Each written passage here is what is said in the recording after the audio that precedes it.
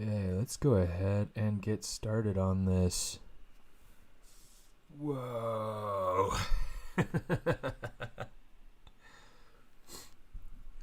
Good morning. Okay. So, I got my character. I've been able to make some things start to happen with the shoes, getting the shoes kind of coming together a little bit. I've at least got, some laces coming in. That's kind of fun. I need to go ahead and build the knot. I gotta go ahead and take these straps and attach them where they're supposed to go on the on these forward parts of the shoes. I started going through and creating the these bits up here. There needs to be like a little connector on one side so that they can kind of like clasp together in the center. And then I got to figure out some sort of connection points along the end over here. But really, I mean, he's coming along super well. I'm really excited about how he's looking. Good morning, Oscar. Buenos días, señor. Indeed. ¿Cómo te ha ido? Yeah, so what I want to do today is I want to start working on blocking out his vehicle. Let me see if I can. Do I have? Well, so I went ahead and I pulled out some good books for reference in case I wanted to be able to look at certain things. Hey, Chris, how you doing, buddy? I'm doing pretty well. I'm ready to stream some. Give me a second.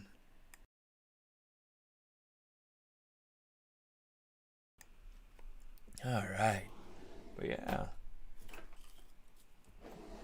Grab a cough drop because that's how we do. All right. So yeah, I just been kind of working on the my piece for the ArtStation challenge, which has been going pretty well so far. Really excited about how it's turning out, and yeah, ready for another 5 to 6 hours. Yeah, we'll see. We'll see how long we go. I really only kind of want to go until about noon today. So we'll see how well we actually do with that. It's never only 3 hours. Although I did have a 2-hour stream the other day, so maybe. I'll have to see. Okay, let me see. So texture. Oh, here's what we'll do. We'll go in first. Let's open up Photoshop so I can get my sketch prepared. And in fact, let's go ahead. I'm going to grab a couple of images. I'll put them up onto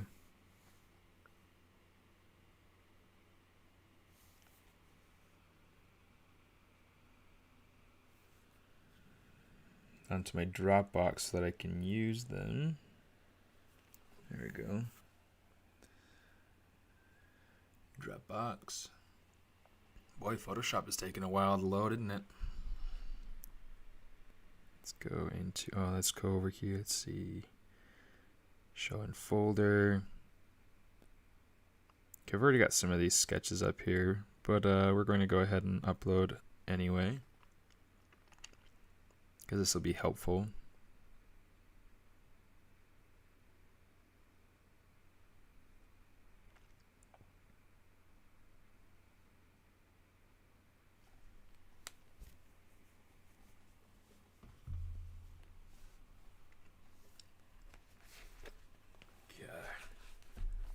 Now I can move that out of the way.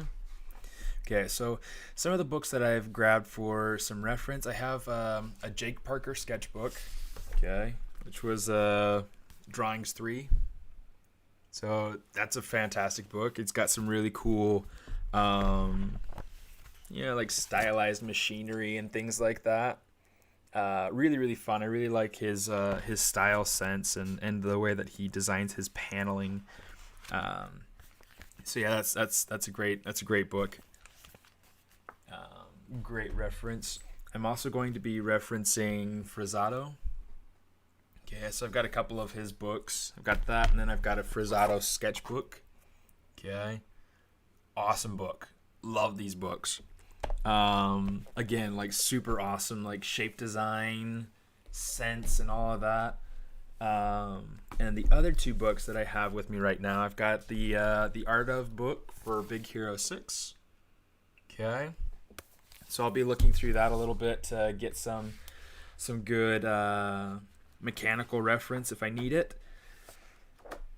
We'll just see kind of how far we get on our block in. I want to get the block in done in a way that I have final topology to work with. So I'll show you some of my hard surface methods. And the other Art of book that I have out right now is Peabody and Sherman. They have some awesome like shape design sense, and at the very back of the book there are a couple of planes that have some really cool shape design. So I thought I'd look at that as kind of a little bit of a reference. But yeah, so that's what we got there. Cool. So let's do this. Let us dig in. Okay, so those images are up now, or should be up. So I'm going to go ahead and say open.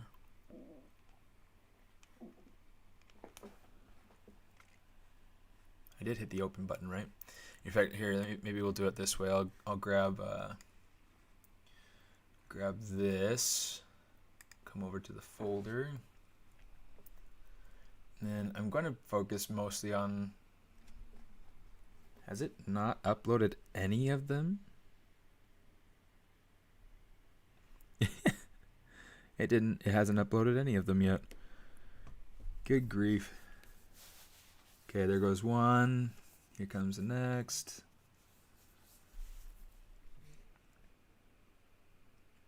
Here comes the next. Okay, now they're starting to come in. Yes.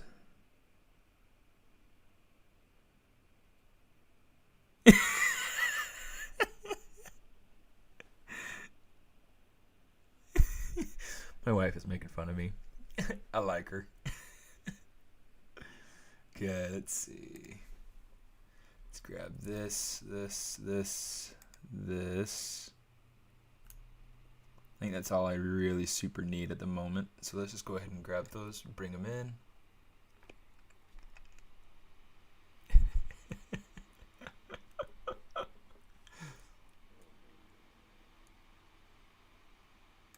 Let's see, image rotation, 90 degrees. Oh, 90 degrees the other way. Let's say image rotation 180. Boom. There we go. That's a bit better. Okay, I'm just going to kind of cut this guy out. Control J.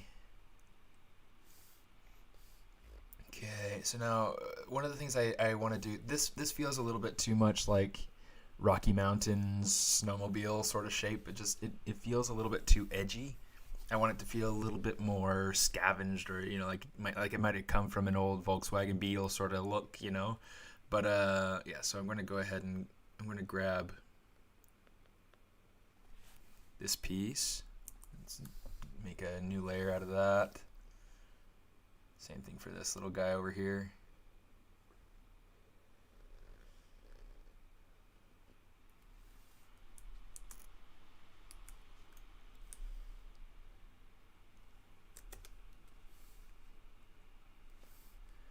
And then we got to get this.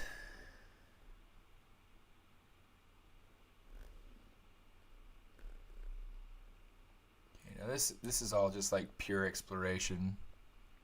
But ooh, okay, so for posing, I do actually want to rig. So what I'm going to do is it might even just be like this super rudimentary rig, but enough to be able to like move the arm, pose the body, things like that. But then for the face, I'm going to do actual like facial blend shapes so that I can, tweak the pose, pretty close inside of Maya. And then, yeah, that's really kind of the main hope for that.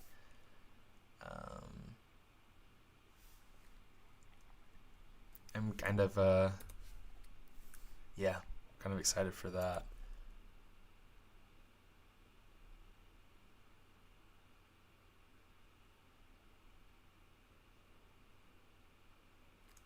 Let's see, let's grab this. Boom, boom, boom, boom, boom, boom, boom, boom, boom, boom, boom, boom, boom.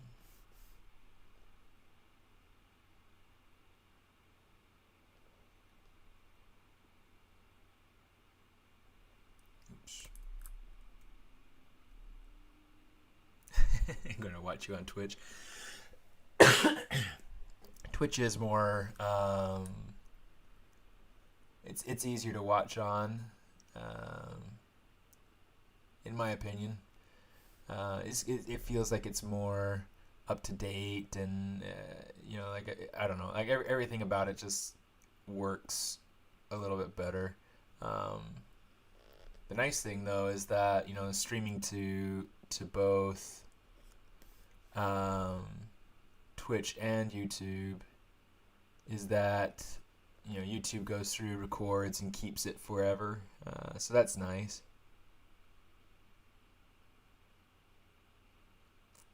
Whereas Twitch, it's nicer for live interaction, and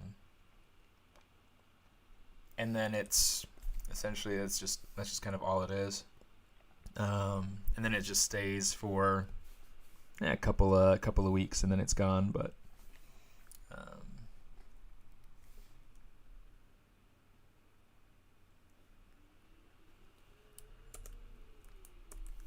yeah.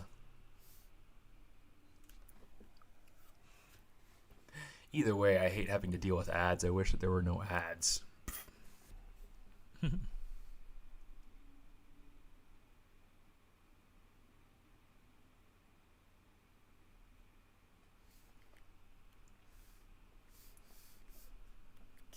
me see. I'm gonna say let's apply that layer mask, and let's say speeder top view. Just kind of like name it like that. We'll go ahead and we'll say quick export as a PNG. Speeder top. Great. Do something similar over here. We kind of cut it out.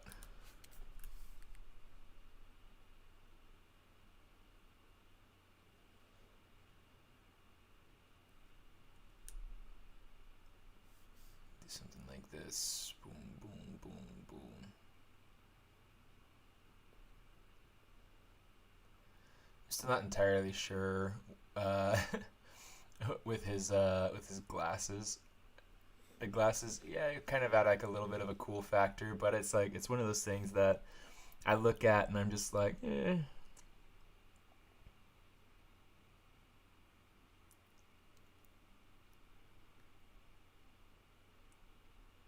Still trying to figure out how all those little things kind of fit in.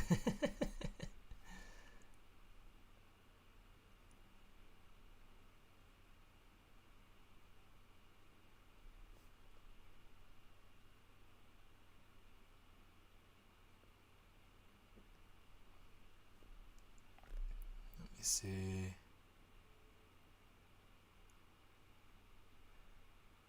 I was kind of sketching a little bit on the just trying to get different ideas for the way that the vehicle could look.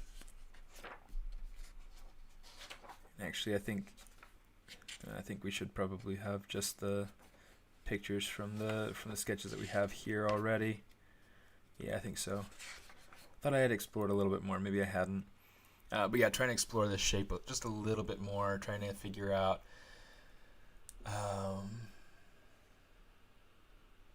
just different ideas about how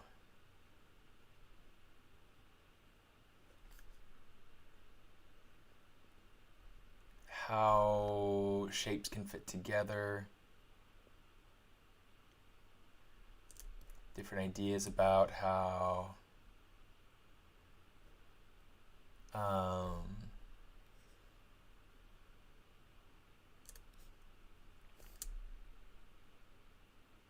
I guess just exploring, more than anything, just exploring kind of how these front pieces, this front shape could be. I know pretty much what I want to have happen for this back piece, and I think that this is working pretty well. And I think that relationships wise, it's not quite working. Let's go ahead and rename this. Speeder side.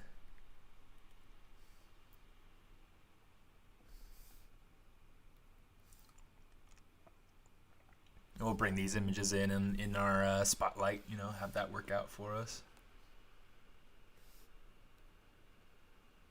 Let's see, we don't need to save. Oh, cancel. It was this one that we had. Okay, let's go say no. Okay, I think for this, I'm just gonna cut this one out. Oops.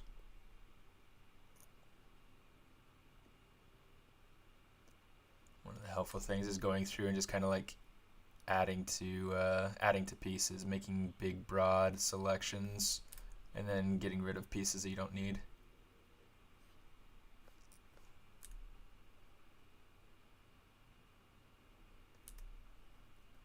I should go and get on Quentin. How are you, brother?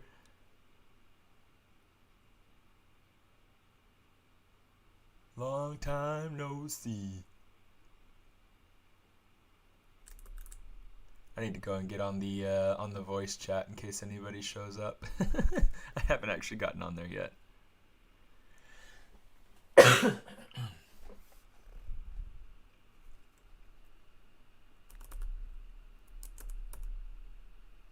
15-minute break at work? Okay.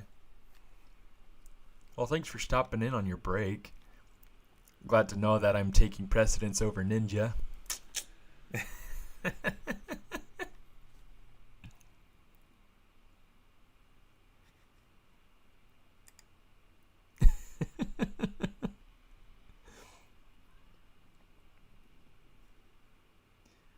Yeah, on the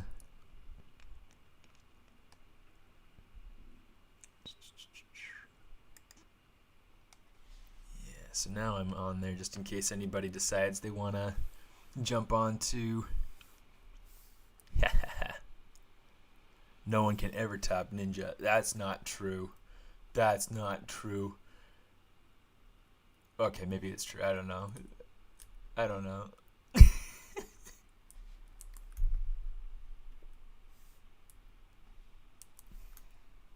so we got that.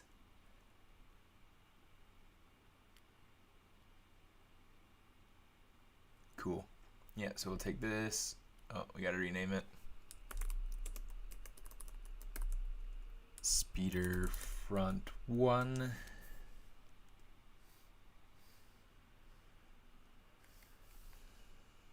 Yeah, I know. There's a little bit of like upfront work, but this will be cool when it's done. So, and then this one. Yeah, let's just get rid of some of this. I am liking some of the shapes in this one better. Oh shoot.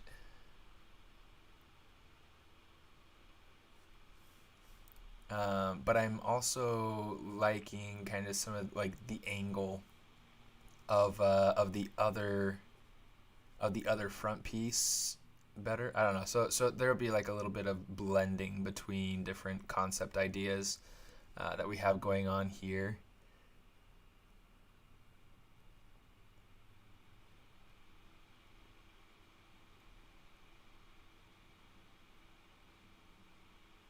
Shave that off just a little bit.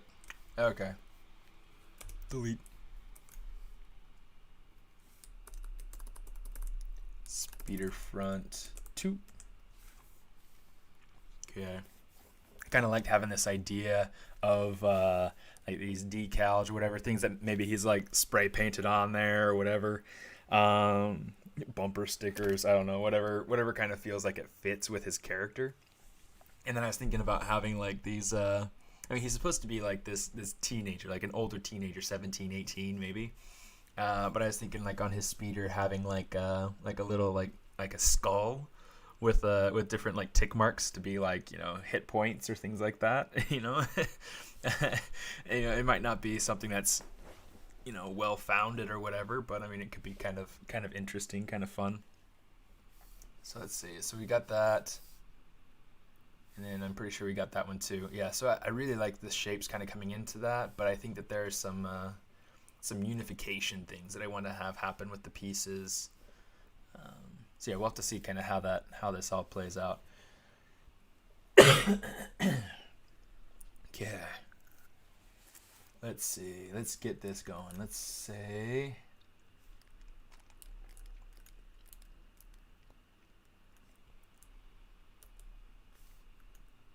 Let's see. I haven't done anything with him yet, so let's go ahead and let's do this. We're gonna say, let's say merge visible.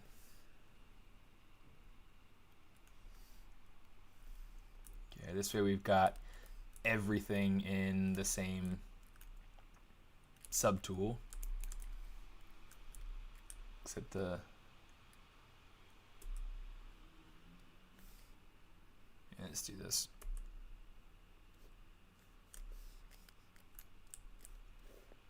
Go like, oops, turn on symmetry, select that. You're liking that, Quentin? Yeah, he's pretty exciting. I really like him so far. I'm really excited for making him.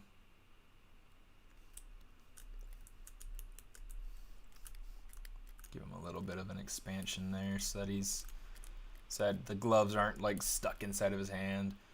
Let me see. But yeah, I mean he's been an absolute blast so far. I do really like how he's turning out. Definitely very different from anything else I've ever made. And then he's got these he's got his teeth. So he got like these really kind of gnarly teeth, and I gave him like a gold tooth in there. So it should be kind of fun when he's you know, emoting when he's got his mouth open, you know, kind of like grinning or whatever. I've got a couple ideas of different poses and things that I want to do with him, so yeah, I'll have to play with some blend shapes to make that work. Okay, so now that I've got this, what I want to do.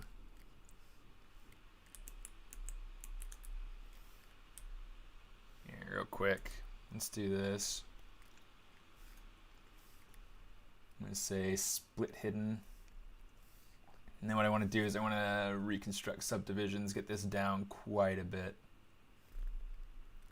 Because that's like a ton of geometry for a stand-in, just a... Okay, delete higher, merge back down. Okay, that should be a lot better. This piece needs to do the same thing.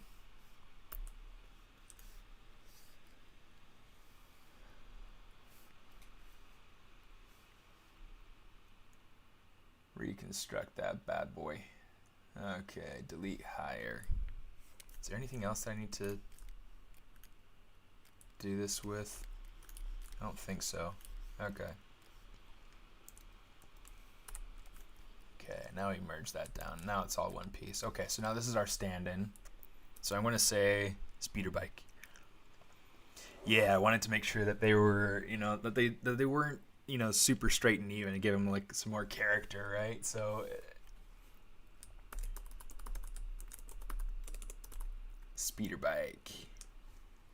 Okay.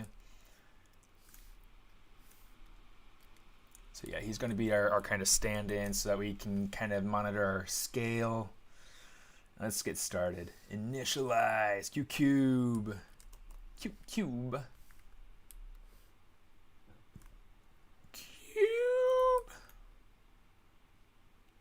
Oh, come here, you. There we go. Cube. Okay.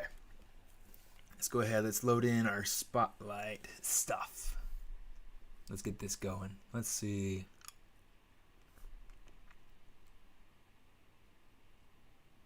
Oh, I didn't save the other speeder image. I'm glad I didn't close them. Let's see. Quick export as PNG. Okay. Oh, gotta get my other window. There we go. Okay, so let's go ahead and we'll grab this. We will grab speeder front 2. Or sorry, speeder front 1, speeder front 2.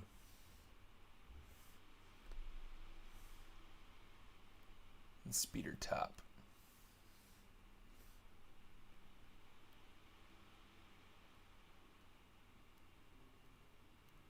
Okay, get all those in there. We'll tile uniform. And now we can start to kind of reorganize things, get this thing working for us. Let's make this one nice and big so we can see it nicely. Put it down maybe about right there, something like that.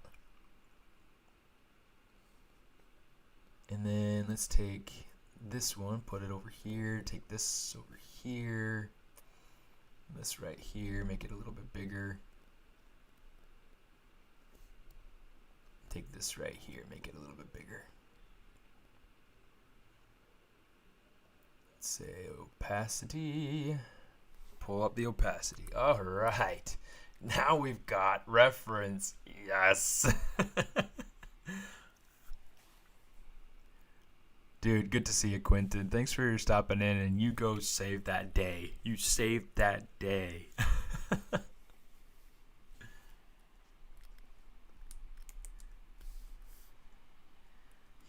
It's nice. It's nice having good people around.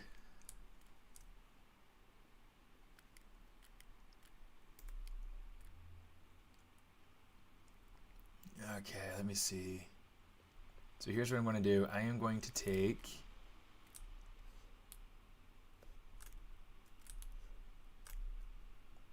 those. I'm going to say Control W, and then I'm going to say geometry, crease, PG.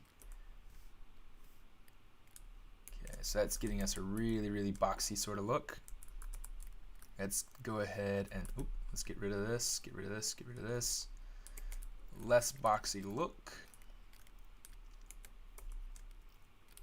Okay, so here's what we want to do. We want to take this top. Oh, we got to turn off our spotlight samples, spotlight projection there.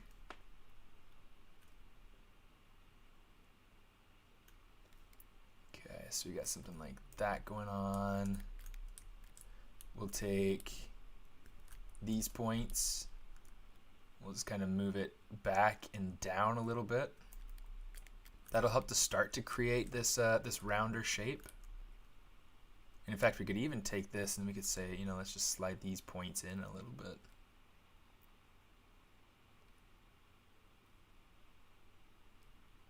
This will help to create a little bit more of that that rounder shape on the front. Okay. Now a lot of this is just going to be like blocking in main shapes.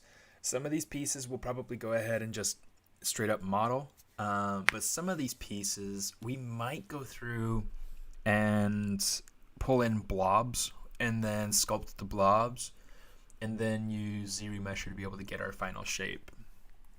It kind of depends on how we feel like things are going, but yeah, for right now not too bad. It's not too bad.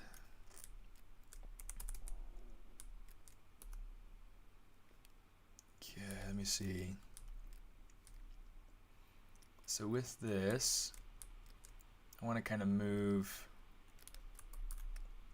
Oh, I didn't want that to be there still. Let's go ahead and get rid of that piece there. Delete lower, delete hidden.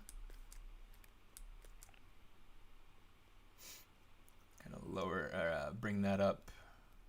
Kind of play with that shape a little bit.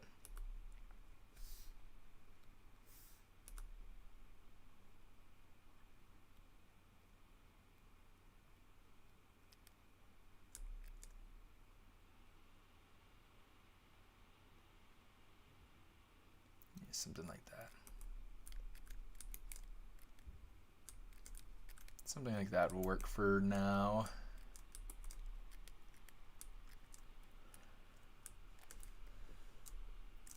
let's go ahead and take this.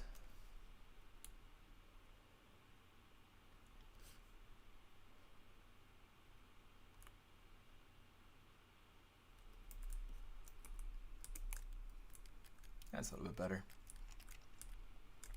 Although one of the things that I do feel like I want to try to play around with is getting these points to sit a little bit further down, because I feel like they're creating a little bit too much of a peak right there. So we'll have to play with that once we get to that point of you're really refining that shape. Let me see. So we've got this first piece kind of blocked in a little bit. And I think it's a little bit too tall. I'm just going to kind of use the transpose line, just kind of stretch it out just a little bit like that. Okay. Let's try this. And then let's go ahead and break out the IMM primitives.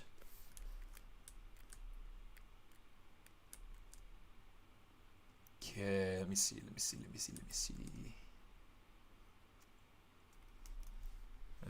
Let's make sure that our gizmo is centered nicely.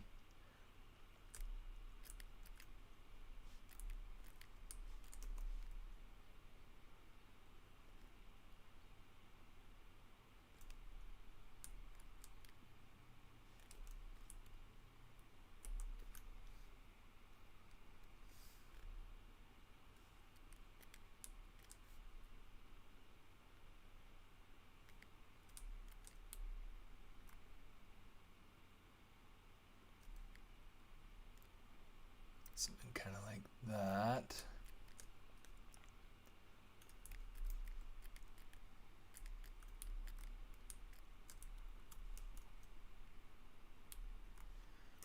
Here's something I want to do. I want to use my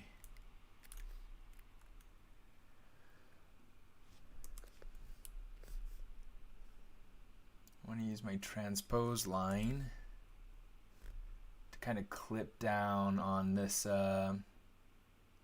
headlight piece here.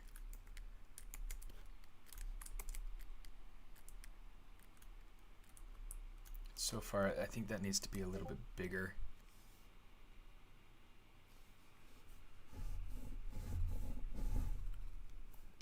It's funny. I always get the little chime, the little chirp from Discord whenever somebody jumps on and sends a message in Discord, but it could be from a different server. It's just like, quiet you.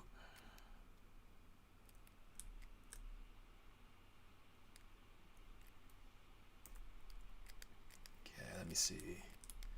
So right here, one of the things I want to do, let's go ahead and say, skip this until next restart. We'll say delete flat island.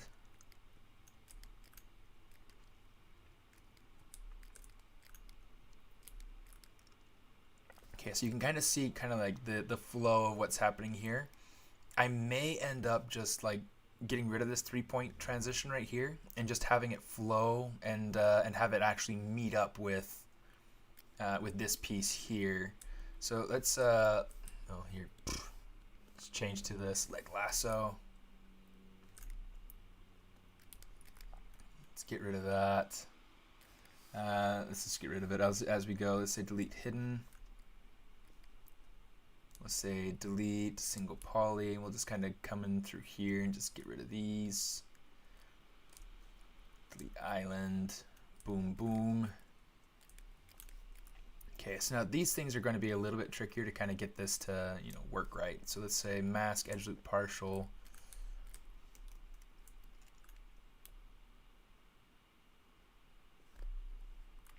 And we'll just have this, oops, local symmetry, please. Okay, so from here we can go ahead and we can worry about getting this to fit the arc. In fact, let's do it like this so we can see exactly what we're doing. Just have this, make sure that the topology points are flowing nicely, that they're creating a nice continuity.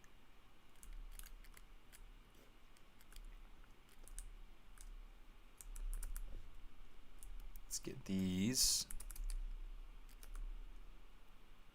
Same thing, just kind of trying to make sure that the flow fits things nicely, fits the shape.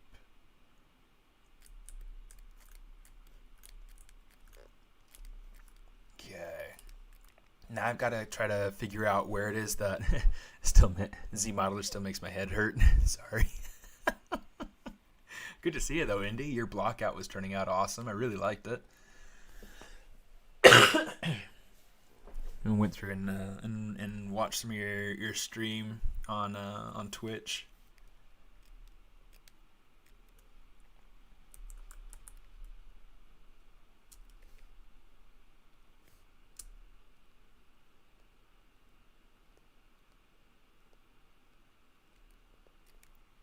Bridge this bad boy together.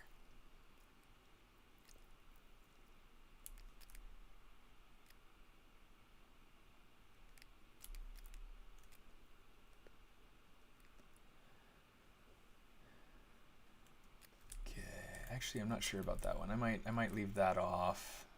And then let's take this off. Delete hidden. And then I want to kind of build this little kind of curve right there. So I'm going to come and say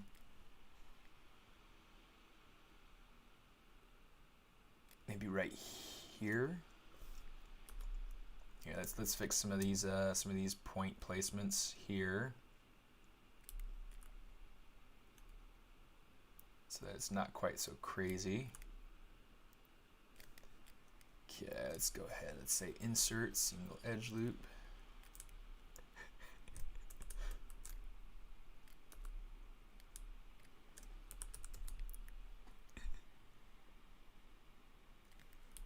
Yeah. So Indy, do you have any specific plans with that particular character mesh? Is that something that you're working on for yourself? Is it part of a challenge? Is it part of something official, or is it just something you kind of messing around, playing with ideas in your head? Or I do that all the time, or it's like I'll just play around with whatever ideas are in my head.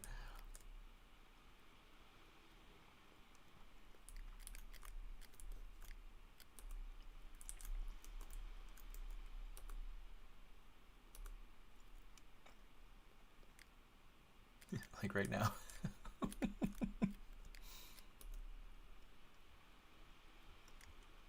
But in the very least, I was able to put these ideas on paper a little bit, explore it some. It'll be interesting to go through, and as I continue to push and pull on this idea, on this particular sculpt, to see kind of proportion-wise how I change things to really make it so that it works for the character and whatnot.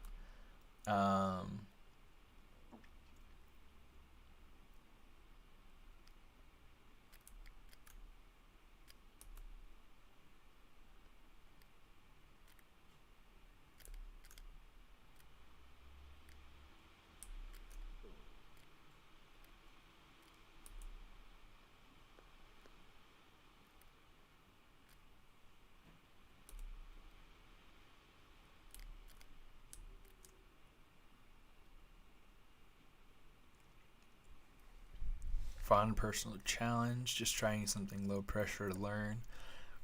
Want to make something fun for my portfolio too. Yeah, just for fun. Trying to break through an art funk. I totally know that. I totally get it.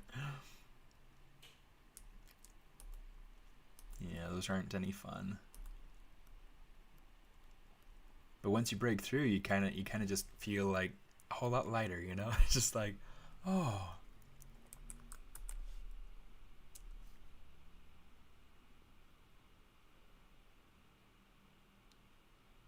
Let me see. I want to split.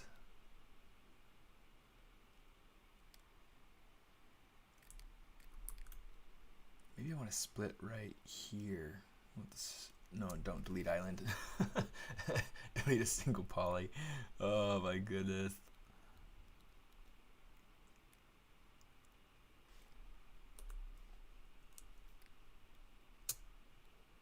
Go ahead and slide that up, slide that up, slide that down. And we'll say stitch to end point. And then we'll pull this down. And then we'll get rid of this.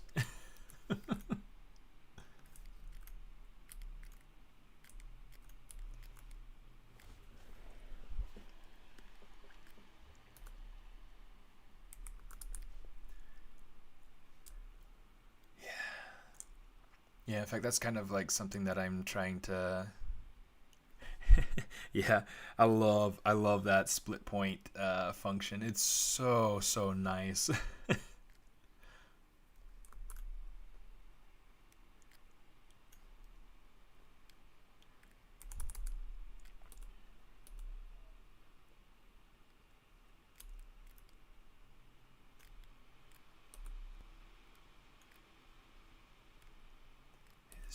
So nice. Let's smooth that down actually. Get a sleeker shape here. Let's lower the intensity on this smooth brush too. Otherwise it's just too strong. It's too strong. One more pass.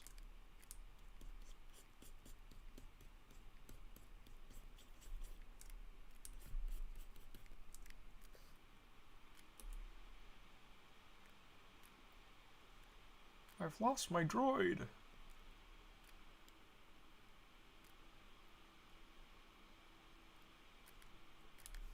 I've been hit. Sorry, I don't know why I'm going through like random like Star Wars battle scene exclamations, but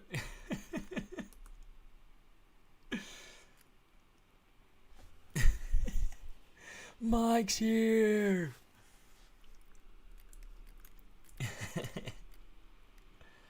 How you doing, buddy?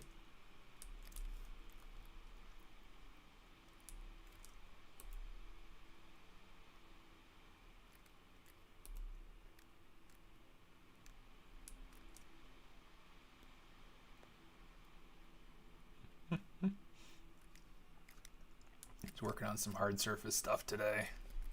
Trying to get the vehicle blocked in and whatnot. It's okay, I do mouth explosions when I 3D model. That could be considered a Star Wars battle exclamation. Like the Death Star blowing up. I'm always watching. Oh, okay. Illuminati. Roger. It's so funny because like the battle droids, I mean, if you consider the battle droids in the Star Wars movies versus the Clone Wars series, it's just so weird to see the difference because I mean, it's like they're there as pure comedic relief in the series, in the Clone Wars series. They're not funny in the movie. I mean, they're kind of, I guess they're kind of funny. They're kind of ridiculous in the movie, but not nearly to that extent. And so it's just kind of funny to see the way that the differences. It makes me wonder kind of what it is that made them choose to go that direction. But yeah, maybe it's just that it was a kids show or intended more at younger audiences, and so they just wanted something zany, something. Roger.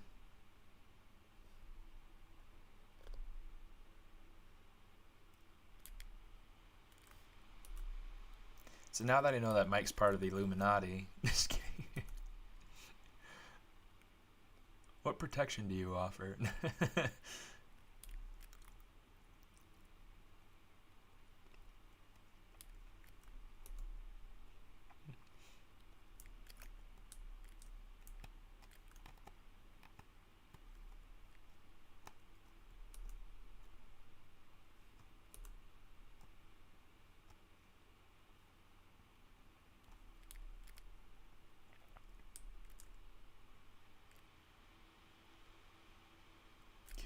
That's looking pretty good. Okay, so let me see. Control Shift X, Control W, Control Shift X, Control W. Okay.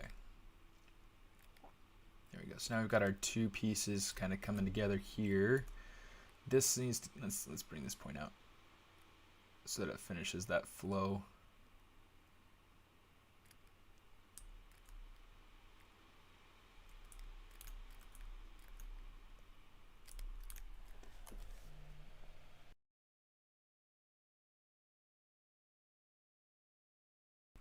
Pablo Munoz just sent out an email.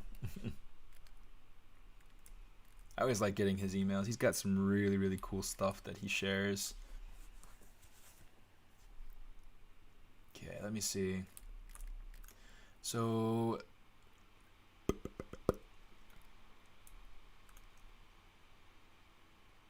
here's what I might try to do. Okay, right now this 5-pointed star is coming out pretty far for what I have here in the concept. I'd like to be able to get this this inset section here, like coming up a little bit closer to this opening here. So what I think I'm going to do, in fact, the nose of this might be a little bit long, but you know, whatever, we'll figure out fixing it and changing it as we go along. Might as well do some of that right now since we're looking at it. What I'm going to want to do is I'm going to want to change these. I'm going to call them the wheel wells. There aren't any wheels, but well, you know, it's kind of the only point of reference that I, you know, if it had wheels, that's where the wheels would be, right? So makes sense. So I want to take this 5-pointed star and actually move it down further. So let's put it about right there. Okay. And let's delete that. Delete that and that.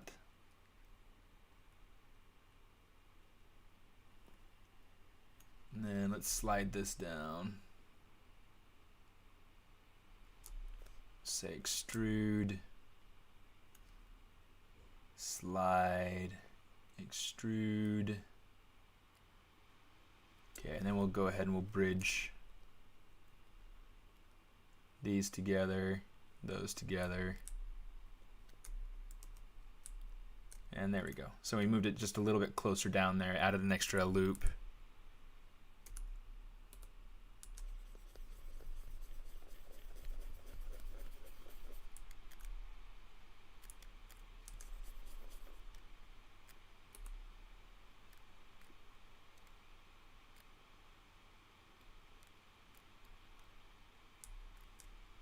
Okay.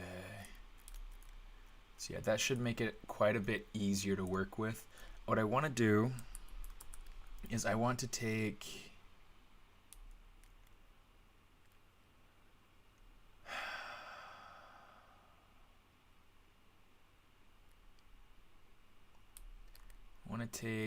this section of faces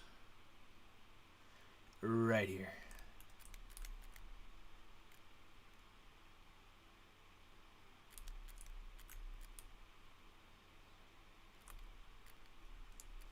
We'll say inset polygroup island.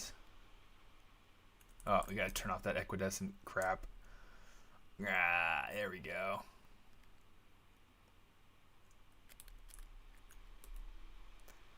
That's so much better.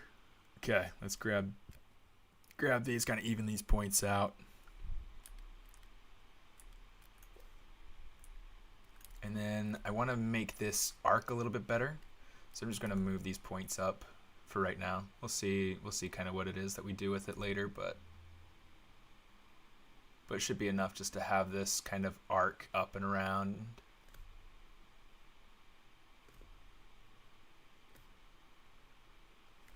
Have it create this nice graceful shape kind of coming down into this other point here.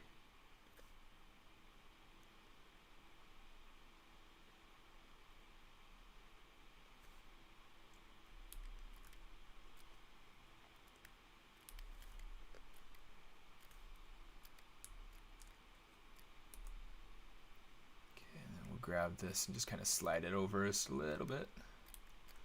Just kind of cozying the points out.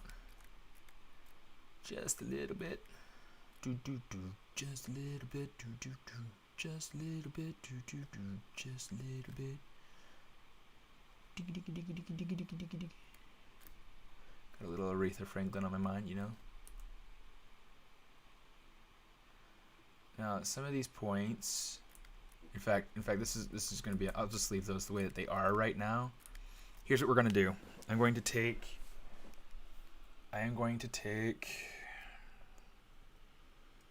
Let's say delete single poly. Let's just kind of come along here and delete this.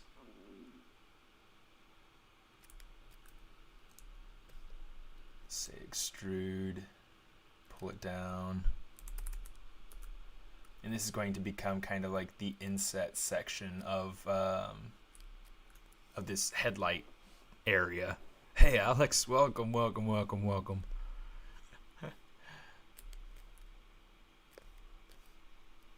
Let's go ahead and hit solo so we can see what we've got. Oh, don't bridge that, don't bridge that. Oh, stop it. Oh, stop. Oh, okay. Stop it.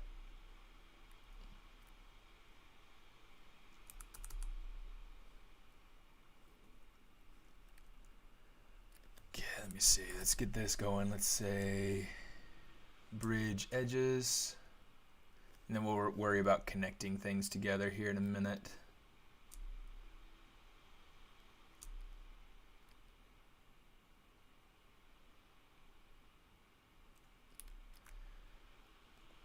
I'm not 100% sure what I'll do with the with this interior shape, but I do know that I'll do this, and then we'll do this and this. Stitch to endpoint, stitch that, stitch that.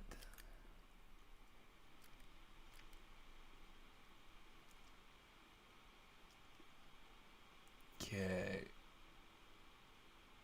So at this moment, I can tell I already need an extra point in here, like an extra edge loop. Let's go ahead and delete those.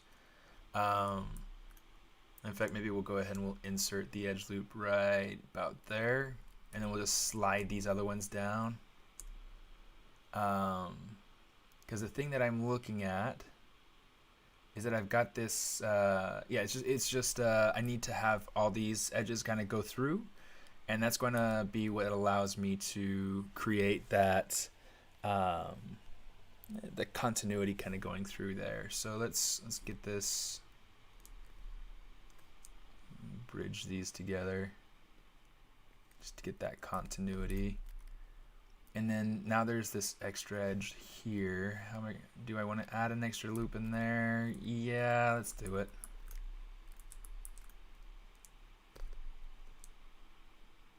Go ahead and insert that there. We'll say bridge, just so that that's connected as much as possible. Okay, Control W just to make sure that's all the same there. Okay, slide these points along. Don't delete things. We don't want to delete things. Not right now.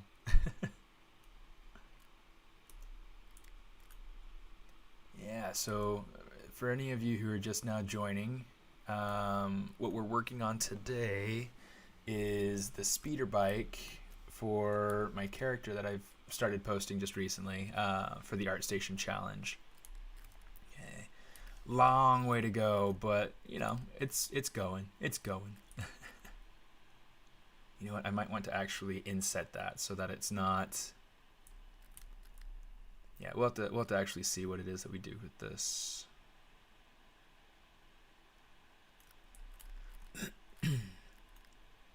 Let me see. So I think one of the things I want to do is I actually want to, let's delete this. Let's insert single edge loop. We'll bridge these together. Delete that. Extrude this out. And extrude that out. This way, this shape, this edge flow will help to support this corner better. So that's why we're doing that. Okay. Which means we will probably end up going through and doing the same thing down here. Okay, but it's a little bit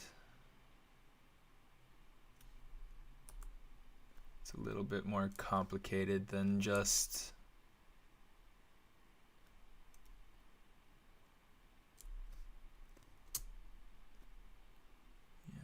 going through and doing kind of exactly what we just did. Let's go ahead and say extrude edge loop. Pull that down. It should have connected. It didn't.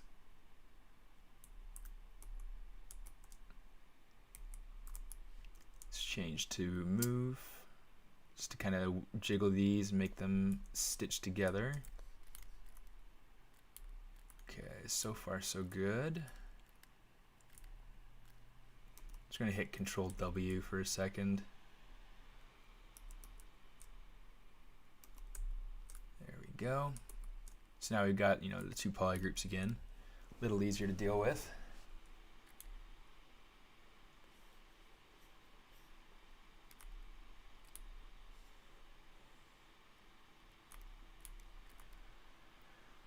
Okay. It's actually, it might be worthwhile to just delete that. Let's do that. Let's just delete this interior section right here. Say delete hidden. So for this particular one, I'll probably actually add in a support edge. And that's gonna probably support that well enough. But the other thing I'll probably actually end up doing is unwelding the group's border, and then adding in, you know, creasing or whatever I need to do to be able to keep these shapes the way that they are. Because one of the things that I want to be able to make sure of is that I have paneling kind of coming in here, and this feels like kind of a natural place to add in paneling. So that's probably the idea of what I'll do there. In fact, thinking about paneling, I'm going to say inset polygroup island. Oops. Say delete. And then let's go ahead and grab this.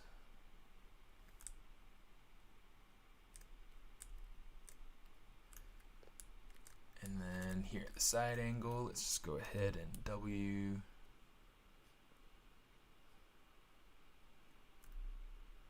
We'll just kind of pull this out until it's the right curvature there.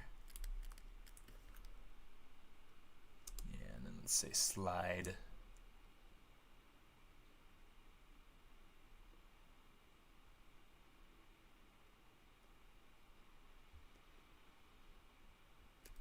Give that kind of a nice little taper there. And then this can become one of my panels as well.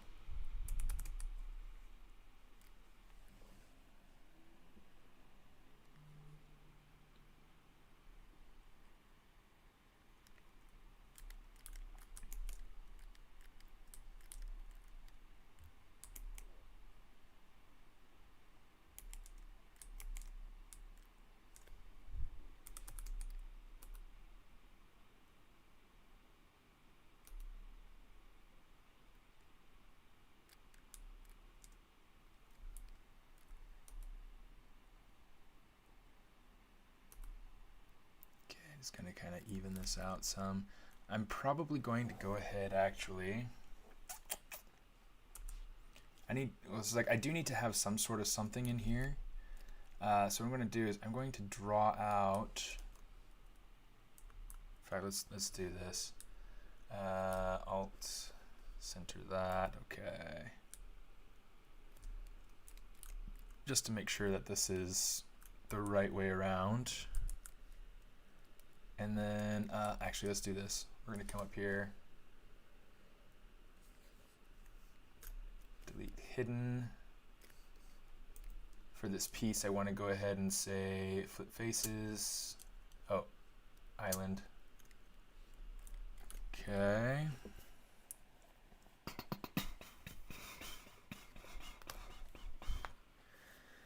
But yeah. Yeah, so a lot of this is going to be probably starting off with creasing. And then eventually, I guess maybe I could pull up my fish bot to kind of show you the idea more or less that I'll be going for panels wise. Actually, I don't know if I have it loaded in here anymore. Oh, here, before I do that, let me go ahead and save this so that I don't lose it.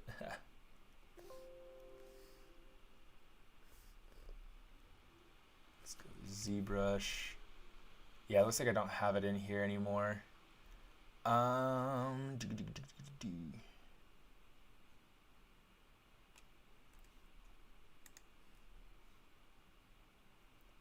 I don't have it. I don't have it in here. I don't have it downloaded.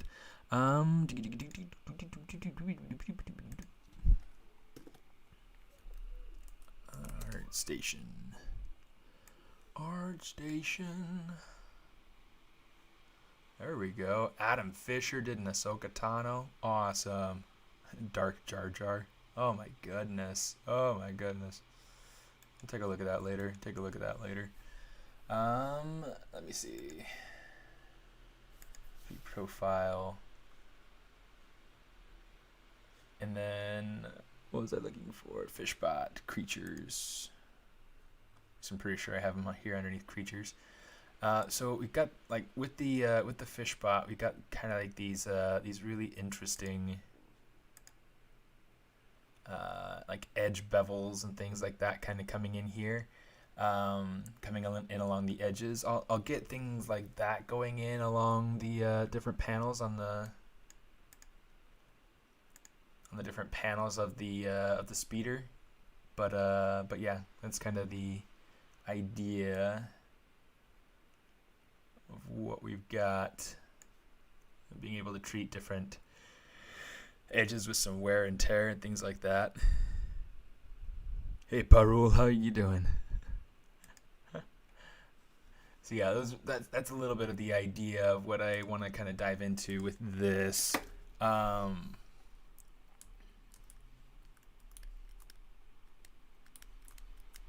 And see if we can get this piece to fit into this area the way that we want.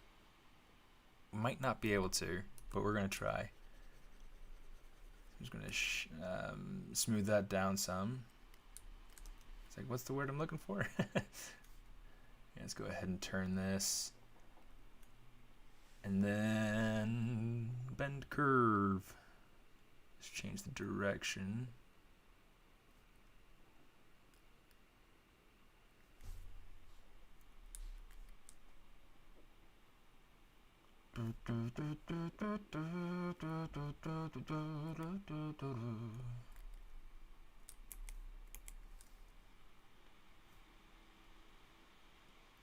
Let's say accept with that for now. You see, what's my edge count going around? I've got, just for the sake of being able to kind of keep track of it, let's go ahead and bridge some things together here.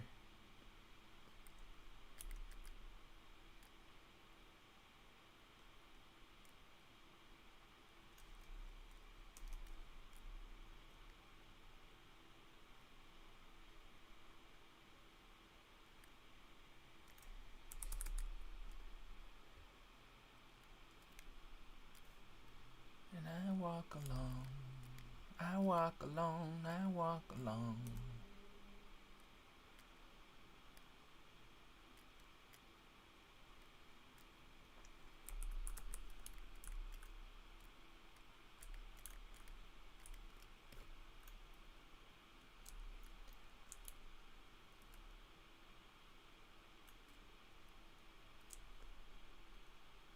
Let me see, I'll have to go through and kind of consider that here in a minute. Yeah, creasing is awesome. I love like a good creasing workflow because it really does. It allows you to do so much. Let's see, I'm going to need one more edge loop in here. This is going to be super messy at first, but that's totally okay because I'll smooth it out and then reshape it to be what I need it to be. That's just kind of how it goes, right? Bridge there to there, there to there. I looked out the window and what did I see? Bridging points across the geometry. It's one of those primary songs that I learned when I was in church, you know, like when I was a kid. One of those songs that you would sing as a primary child. I looked out the window and what did I see? Popcorn popping on the apricot tree. It's fun. It's a good song. Probably my favorite.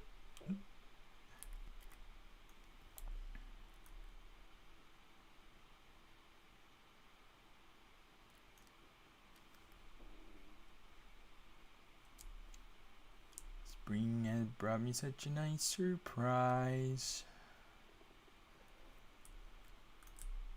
Popcorn popping right before my eyes.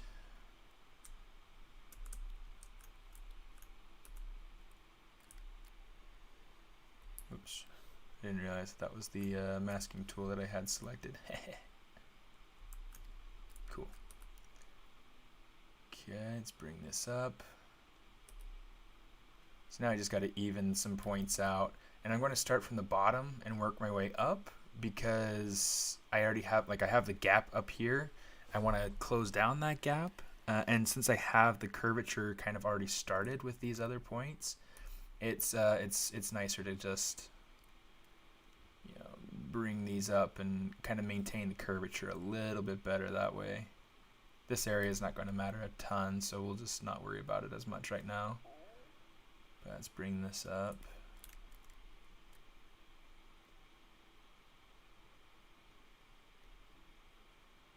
Bring this up. I'm interested to see how this turns out.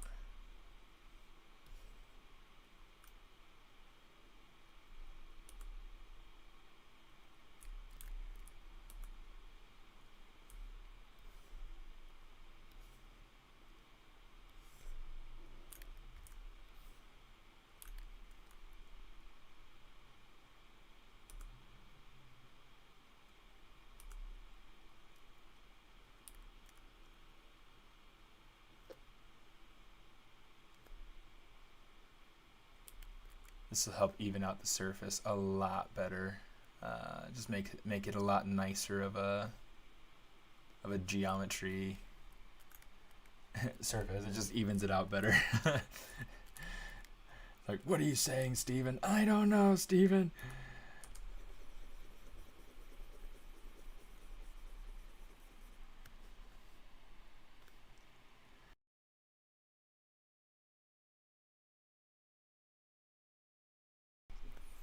Yeah, I love the creasing workflows.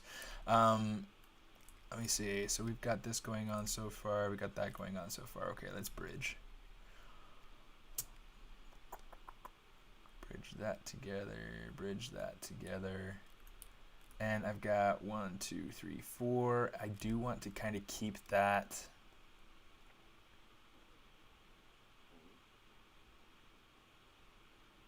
So what I need is I need to add another 2 edge loops. And then I need to even these out. So let's do that. I'll say insert. Put one in about right there maybe. The other one really, really close to the other side here. It's going to take some finessing. Here, let's do it like this. Kind of even them out that way. And then these ones I can't really get around. I need to actually move things now. But yeah, whenever you have like a simple trick to do something, you know, there's no point in doing it the hard way, right? The easy way gets you the right result quicker than, you know, knowing the hard way, I guess, can be helpful from the standpoint that if the simple way doesn't work, you know.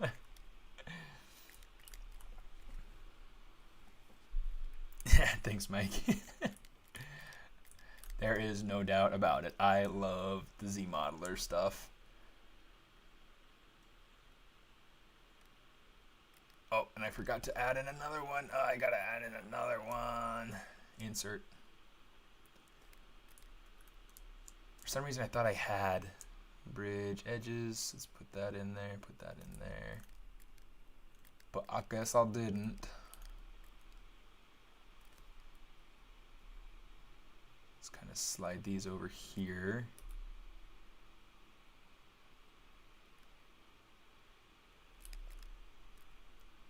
Yeah, ZModeler is great. I can't recommend it enough. It has been such a helpful tool to me. It's truly changed like the way that I do hard surface. Well, any kind of modeling really. I mean, I use it for characters, I use it for vehicles and props and all that jazz, right? Yeah, so it's a lot of fun. It's a really nice tool.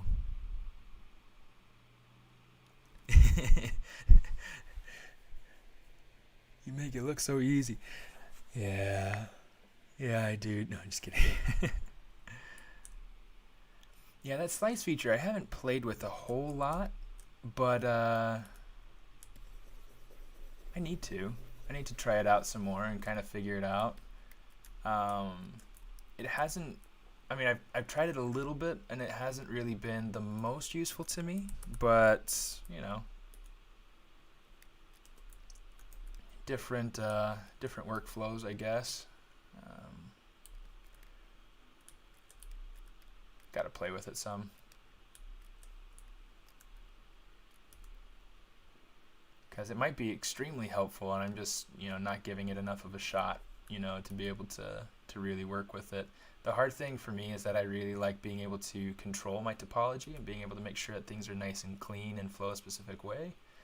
And the slice, so far to me, I mean, from what I've seen, it feels a little bit more like a conceptual slice, like a controlled slice instead of using the slice curve brush. And so it's like I'm trying to figure out exactly how it fits into my workflow.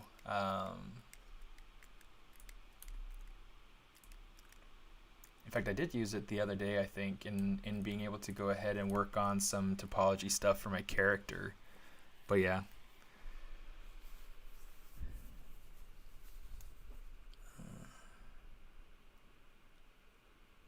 In 3ds Max, you used cut a lot. Slice gets the job done also. Yeah, in Maya, I used to use that 3D the cut tool. The what's it called? It looks like a X-Acto knife. I don't think it's called that anymore. I think it's called something slightly different, but yeah, I mean, great tools.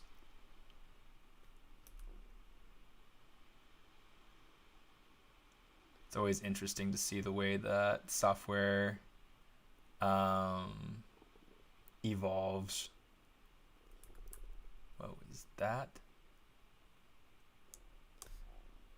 Do nothing. Stop it. Do nothing on faces too. Okay, that's better. It's like, good grief, why isn't it? Just obey.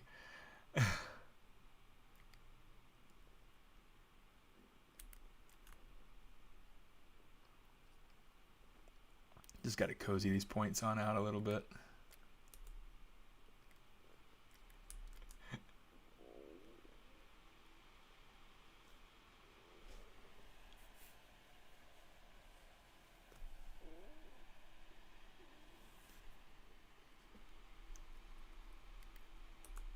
You guys ever seen the movie Rango?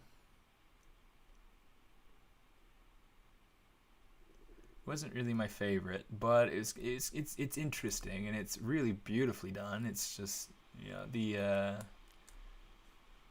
don't know what about it. I just really didn't jive with me. Some of the characters are kind of weird, but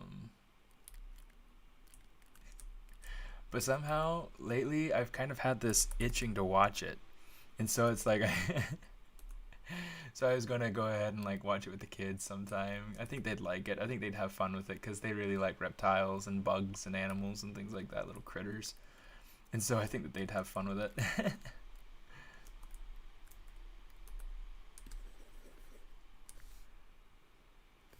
Oh, I gotta even out these points up top, or else that's not gonna get me a good representation of that surface. Let's see.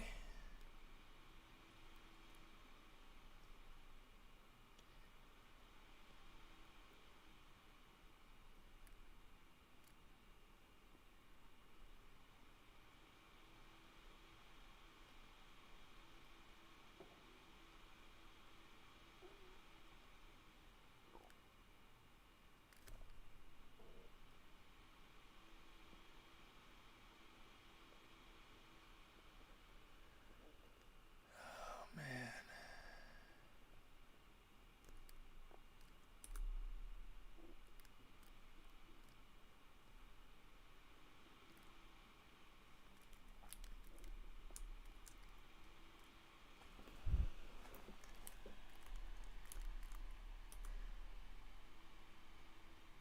Mike, what's your favorite part about Rango?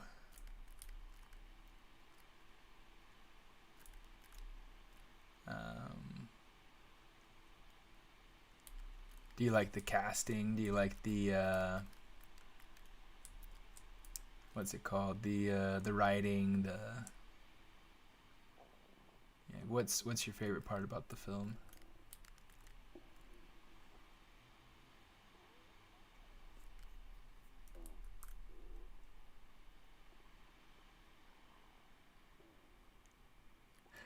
Yeah.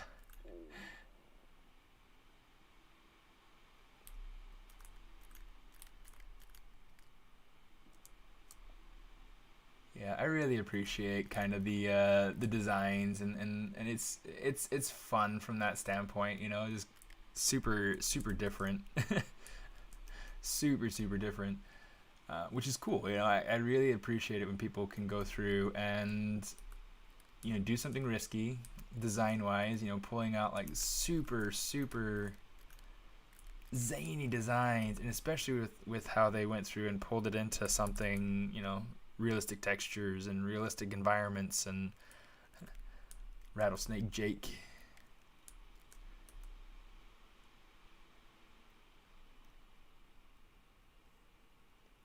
I don't remember much about the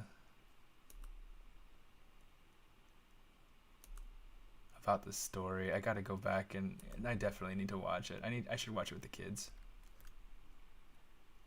because I think they'd enjoy it. Oh, I just got something dinging.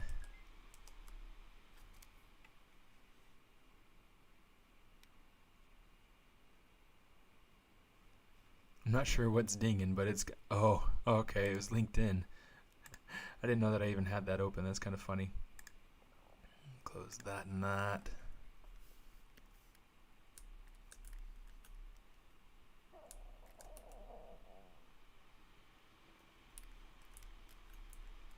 It's always kind of funny when like you're moving along and and then all of a sudden notifications happen. It's like, what's going on?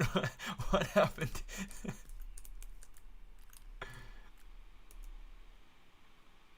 Are we under attack?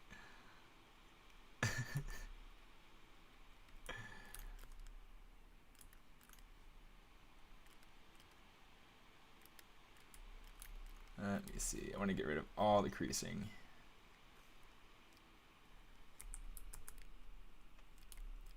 Now let me see. I think I think along here I want to have another loop.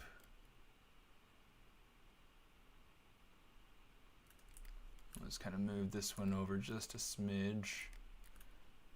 In fact, we might need to move all of them over just a smidge, but we'll see.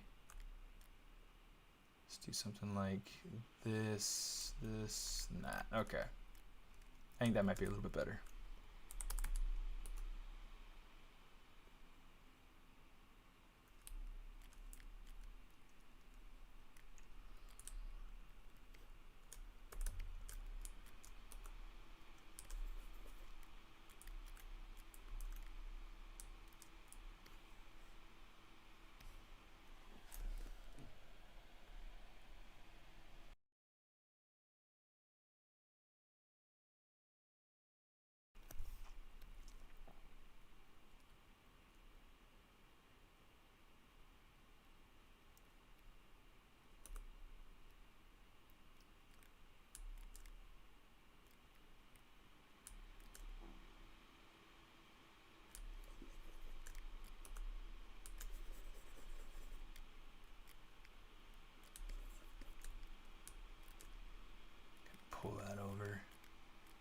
that got a little bit dipped in there. You see that?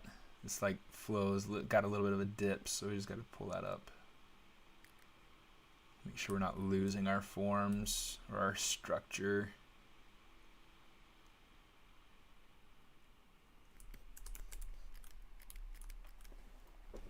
Okay, let's block in some more elements to this speeder. I think this needs to probably be quite a bit bigger. Let's go ahead and let's turn off local symmetry.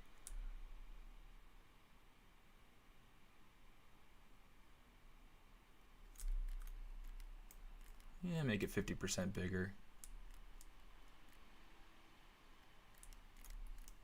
I think it's too big. Something like that for now. I think that could work for now. Let's try it. Okay, let's see.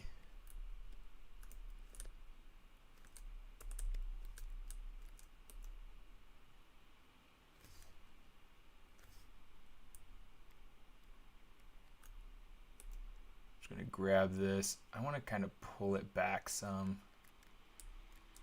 Something that I'm liking from a couple of these sketches is the way that this piece kind of extends back past. It feels like it kind of extends back past. Maybe it doesn't. I don't know. I'm like debating with myself now.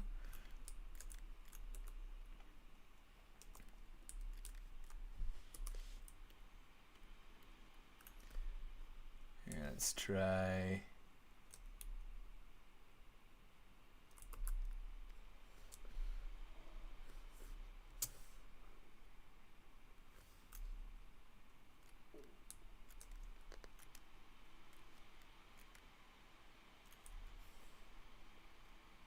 Okay, we already got that. Good. Okay, so what we'll do is we're going to take this and we're just going to kind of crunch this up, hopefully. Crunch it up, just crunch it. Crunch it good. Hey, Michael. Welcome to the stream. Let's see. In fact, I do like that shape a lot better than what I have right now. So maybe what I'll do is I'll take this and I'll kind of curve it down. Let's do that. Oops. Delete single poly. Let's get this. Oh, in fact, we don't need to do that. Let's do something like this for right now. Get rid of that. Move by brush radius. Move that together, move that together, move this up.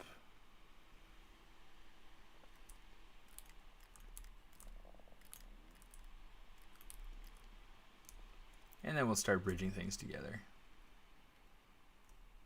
Oh, that's not what I wanted. Oh. Boom, boom. Okay, there we go.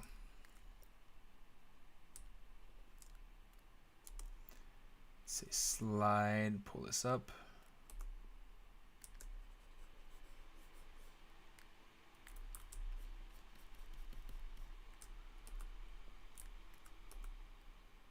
Slide this down.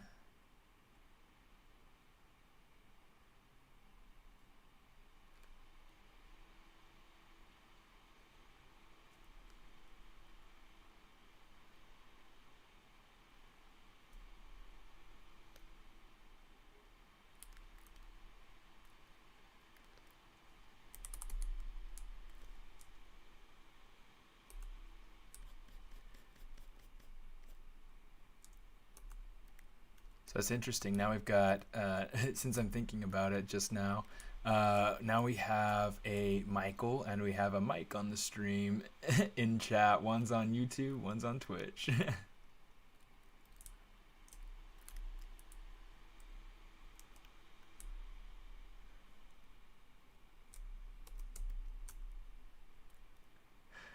It's the best name.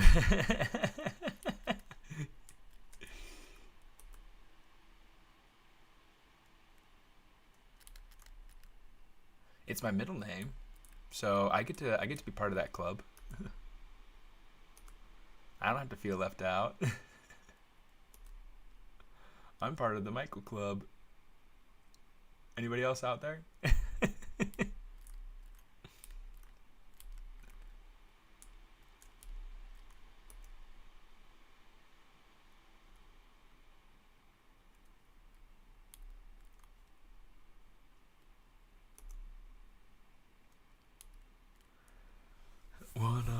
us. One of us.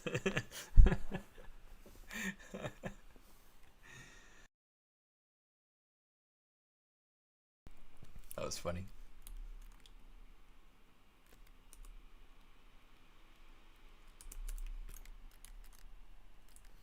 Yeah, this surface is going to have to be worked out a little bit, but yeah, it'll come along. It'll come along eventually.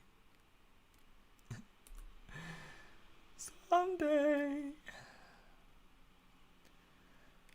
Someday when I'm awfully low. There we go.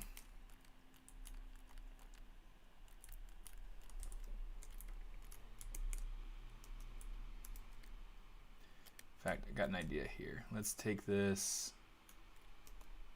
We'll go from this angle, go out, and we'll just kind of flatten it up a little bit.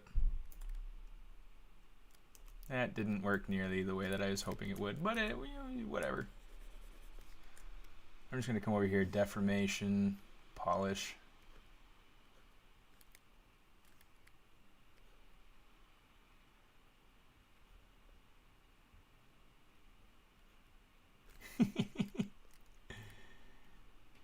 Polish that.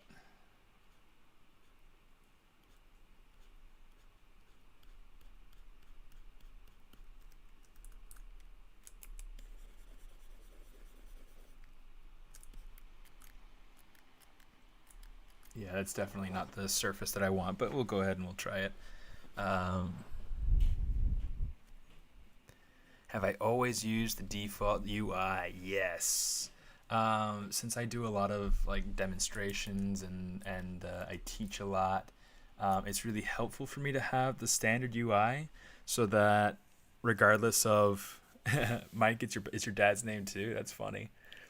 Yeah, so since I teach and do demos a lot, it's a lot easier for me to just kind of keep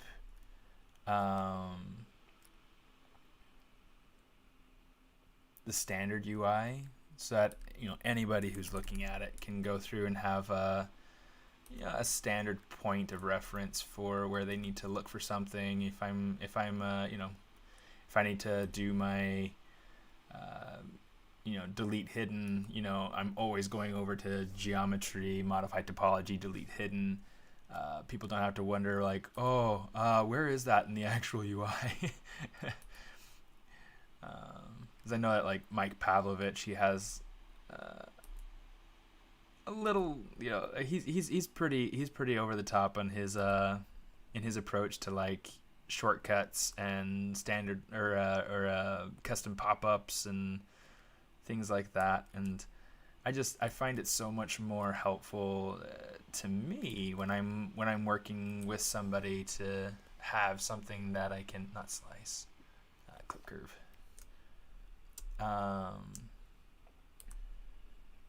To have a standard place to be able to find something.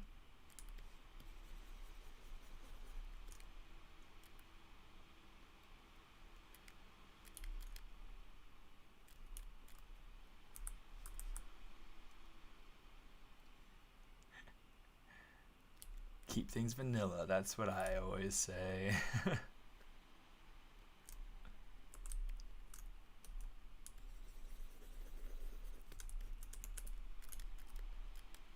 we'll do something like that for right now. Maybe not.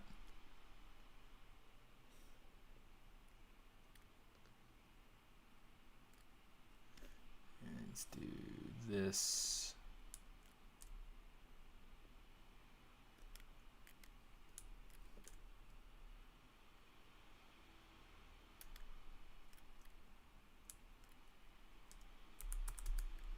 And then I want to take this section and kind of pull it out so it gets that curve kind of going into the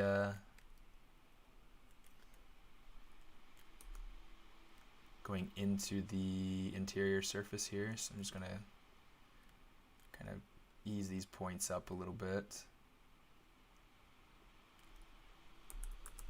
Yeah, let's do this. I'm going to say insert single edge loop.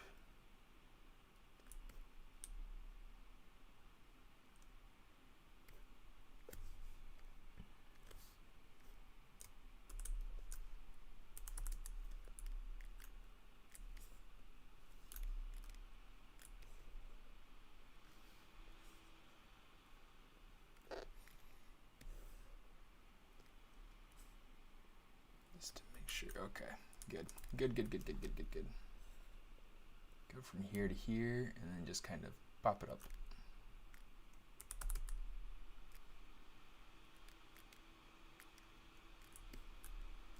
Okay, I gotta play with things like widths and things like that, but you know, that's coming along. That's getting me kind of more or less what I was intending, so that's nice. Yeah, still some tweaking to do, but whatever. It'll work. It'll work.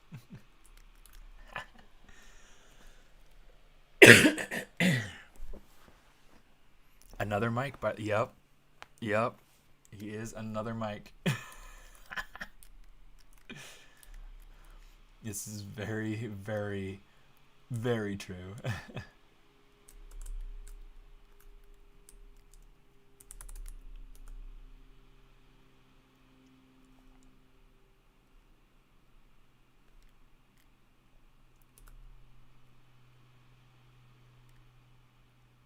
Yeah.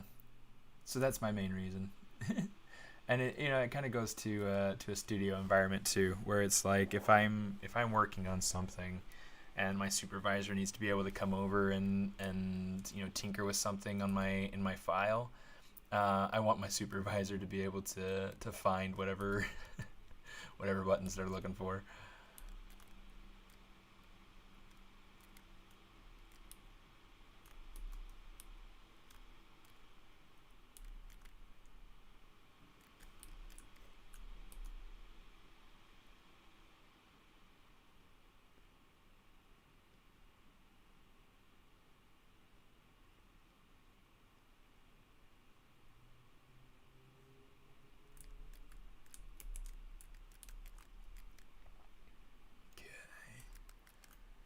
So that's creating kind of a cool look. Okay, let's block in more of this vehicle. Let's see if we can get some stuff going on here. All right, let me see. I do actually have some hotkeys that I create, custom. So like Control S, instead of that being, to be able to save a project, I have that set to be able to save your tool. Control O, I have that set for loading a tool. I have Control Shift E to be able to save or export the document. So like if I wanted to be able to save a screenshot of my progress, Control Shift E, that'll let me go through and save out. Let's say progress 03, just because for the sake of demonstrations, so save, and then that'll save out a JPEG of that of the document space. Underneath subtool for merge down has the Control M set to it, but then really like I think everything else is pretty basic. I think everything else should be just about the same default key hotkeys that come with ZBrush. Yeah.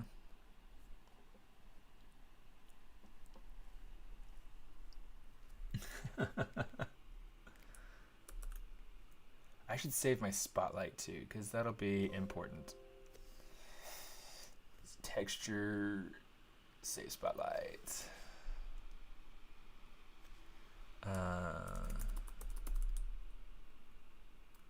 Say speeder spotlight.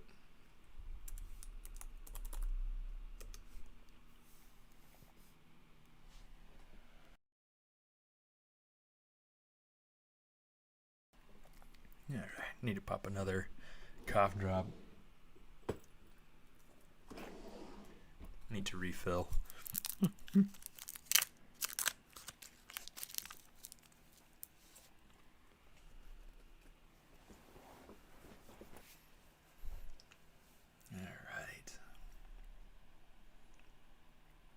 So we've got that going in. Let's get more of this going in. Okay, that's what we're gonna do.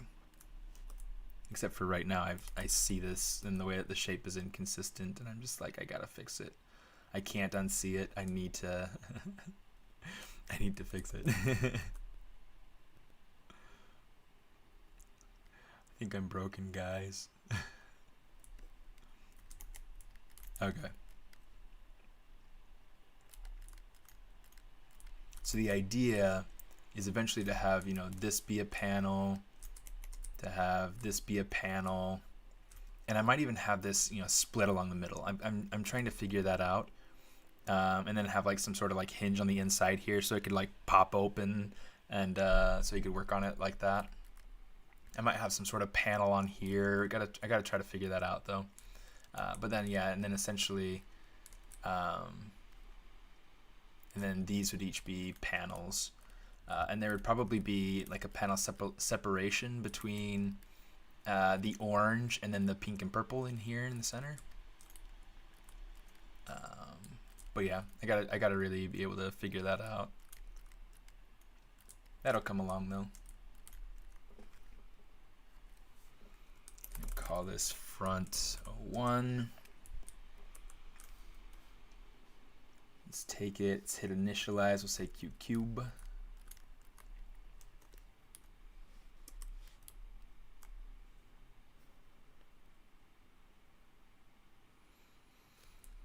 Okay, so let me see, just for the sake, kind of blocking in more or less the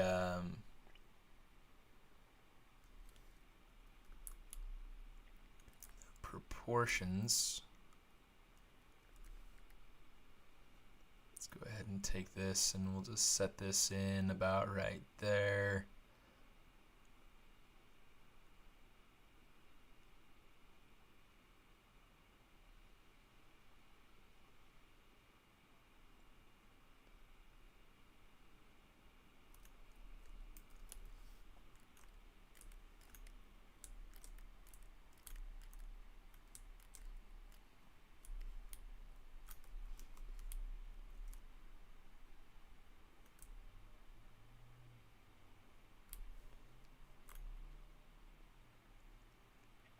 Just gonna kind of scale this out just a little bit.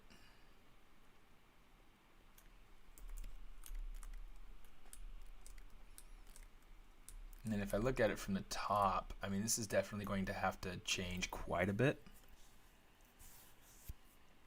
But if I let's kind of start sort of blocking this in. Width-wise, need it to be maybe a little bit wider than the than this front section here. Will that change later? Most likely. Get the top to be more narrow than the bottom. Pull that out.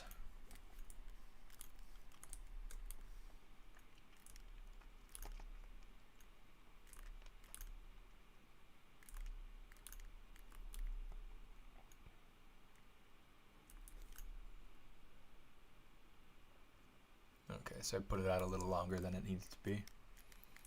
Okay, this piece, I mean, it feels like it's a little bit too close to everything, just judging by what I feel and what I'm seeing. So I'm going to pull it back some.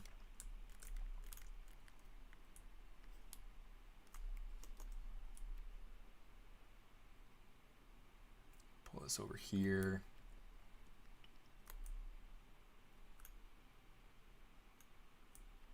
Just hold control and kind of pull it up some. And this is like, it's going to get like a lot more narrow through here, so we can just kind of narrow that out quite a bit. We can come through here and we can say insert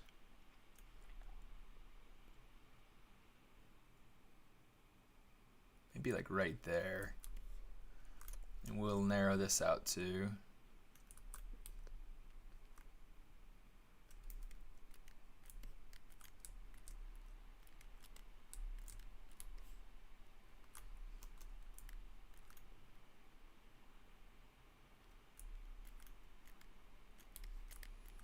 So what I'm trying to think about, in particular with these specific pieces here, I need these to get narrow enough so that it's comfortable for him to be, you know, sitting around them and whatnot. It's like if your legs are too far apart, it's just a little bit uncomfortable.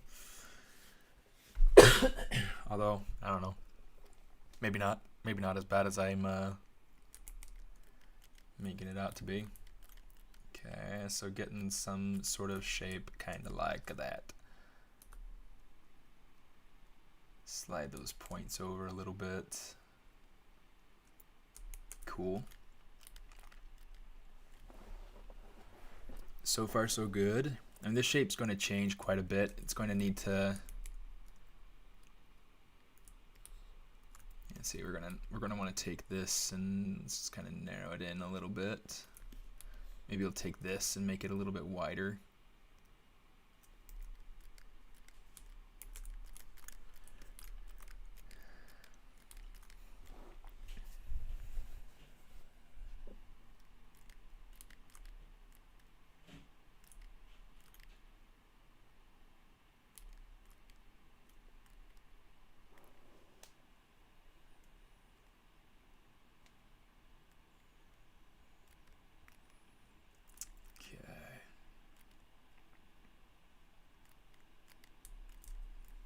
At the moment,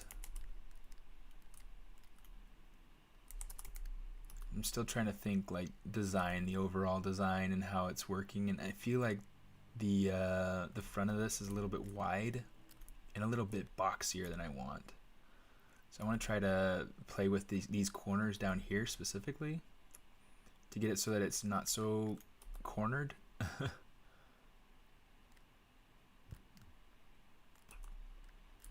It'll be kind of an interesting thing to play with.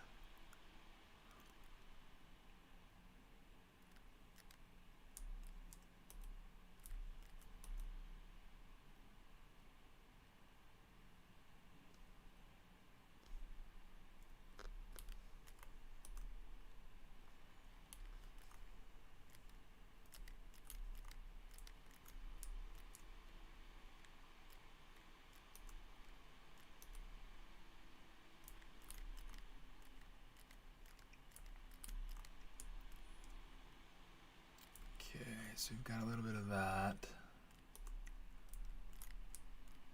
I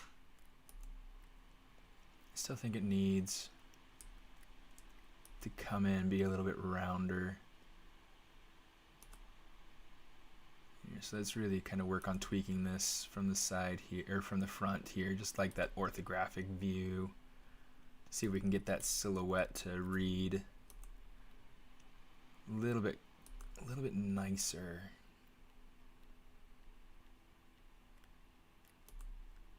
It's going to be kind of a tricky shape to play with because it is so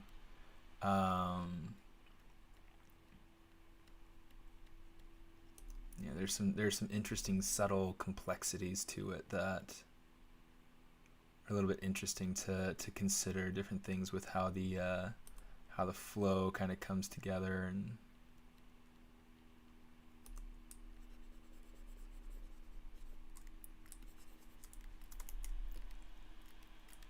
yeah, and in trying to keep different profiles, make different profiles work together. You know, round shapes with the round shapes with the round shapes, and trying to figure out, okay, I want a corner here, but I want it to read as round from here.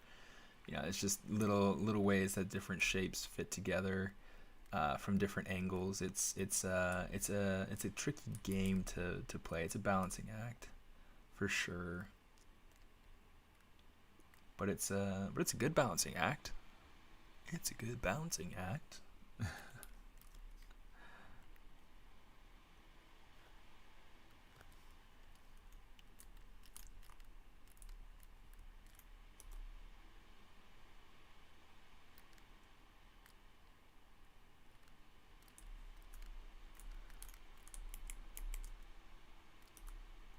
I need to make like cool videos for my YouTube page.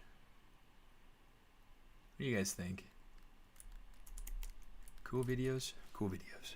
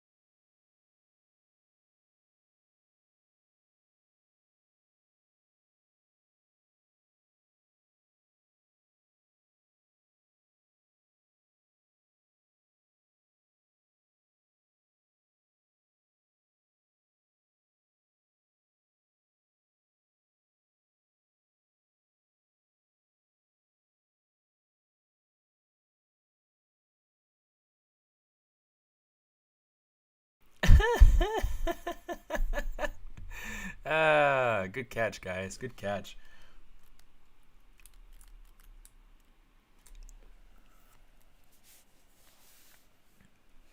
One of those YouTube vacuums. Oh my goodness. Yeah, it probably just sucked my button into submission.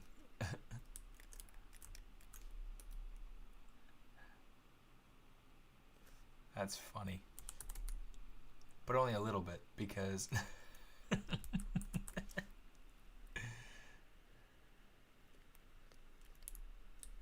yeah, I mean sometimes I go through and I turn the sound off in case I had to the sound just rushed back into my ears. Yeah, hopefully you weren't like going through and trying to turn the volume up so that you could hear better. And all of a sudden the sound starts again. You're like, turn it back down, turn it back down.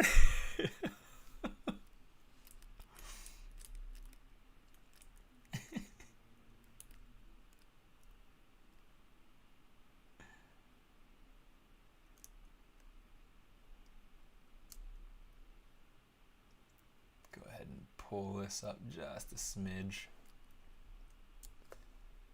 Delete this.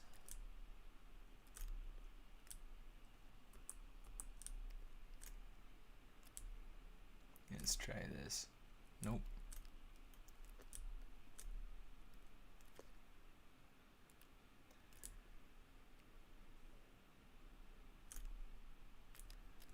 There we go.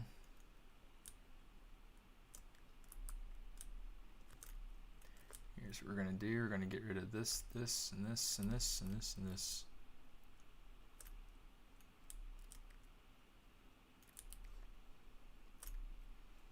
Okay, that should hopefully be it. Yeah, it looks like that's it. Okay, so let's invert it, geometry, delete hidden.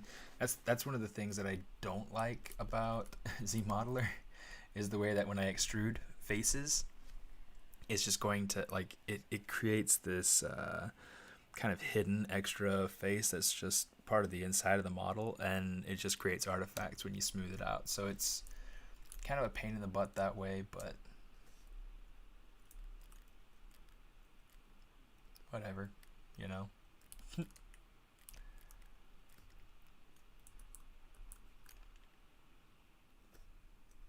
Let's bridge those together.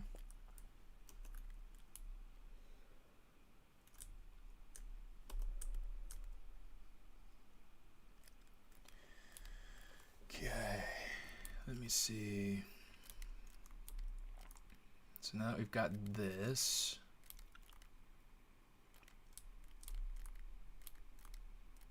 Okay, this is starting to become something, and it's starting to read pretty all right.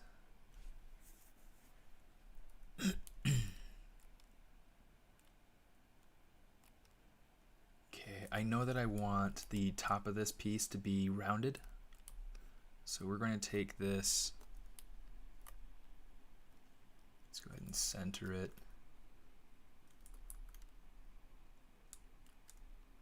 Yeah, we'll just kind of pull it up like that.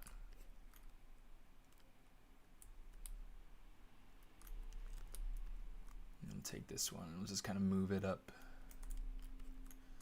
So that should create kind of that rounded surface on the outside here that we're looking for, at least a little bit. Let's move it. Let's move some points around just a little bit, but yeah, pretty much it's pretty much working for us.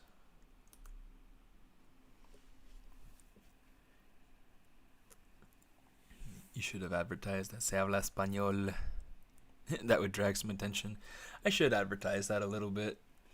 In fact, I thought about doing streams purely in Spanish from time to time, just because I do have a lot of friends and a lot of people who come and watch my streams who do speak, you know, just Spanish, or from Mexico or from Spain or from whatever other country, and you know, so it's nice to be able to connect with people who with people who speak Spanish and whatnot. I feel like there's kind of an underservice to people who speak other languages. So yeah, it could be good. I think it's a good suggestion. Okay, let me see.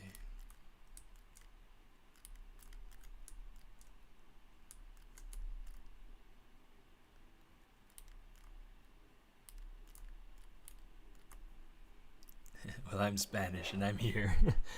Well, it's good to have you.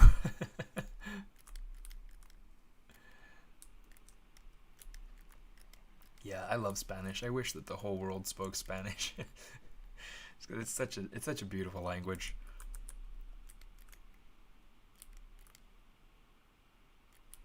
You know what? Let's see. Let's go in. Let's say something like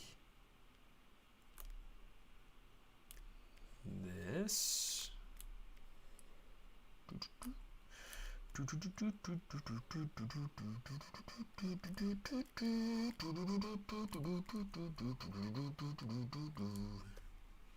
Say inset standard suite.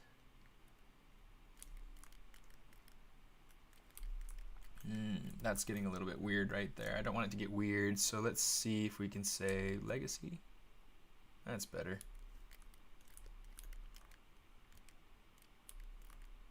That gave me a much better result. Okay, so that'll both support the edges, and it'll get me that that inset sort of loop going up and around the top that I want.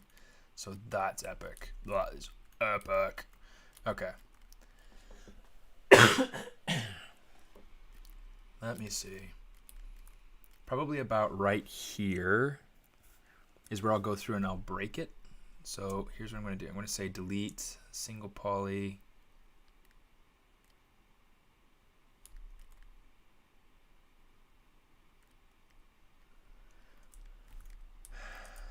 Let's see if we can figure out how we want to do this. I'm going to say extrude edge.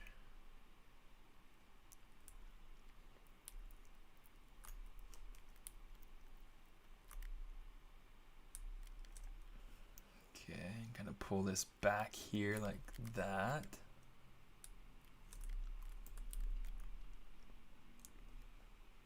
Say bridge edges.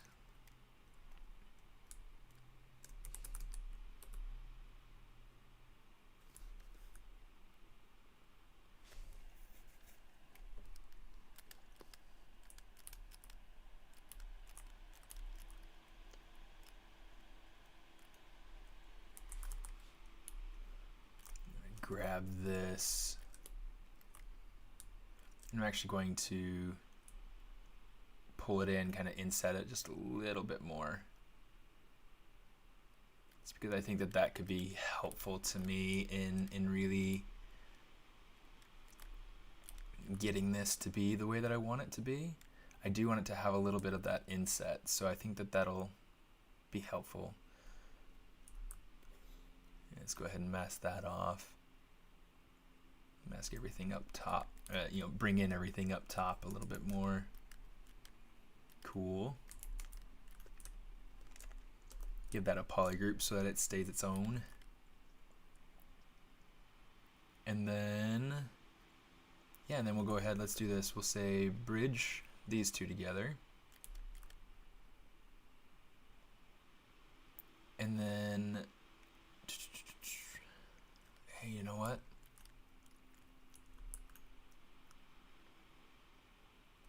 Not bridge, let's say insert single edge loop right there. So we've got that and we've got that.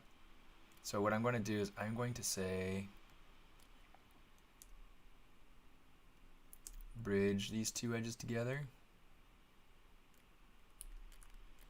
And then here's what we're going to do. We're going to say insert single edge loop right here. We're going to say bridge these edges together. Okay, and then we're going to have insert, and these 2 points, not split, we're going to say stitch to midpoint, so we can get that 5-pointed star, but it's not right on that edge. If we had it right on that edge, it creates kind of an artifact when you smooth it out. So yeah, it's really, really handy. Go ahead and take that, offset that 5-pointed star, and that way you don't have to worry about it messing with your with your mesh at all.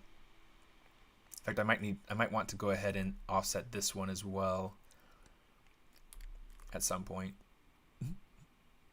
At some point. Okay, cool. So let's go ahead. We've got 1, 2, buckle my shoe. 3, 4, shut the door. I'm gonna go ahead and insert some of those. We'll say bridge. Insert and bridge.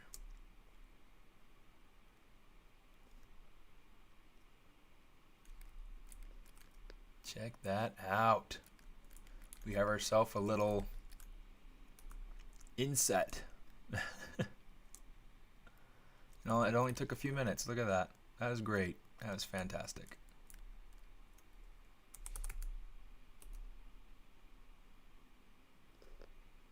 Let's kind of pull this out just a little bit.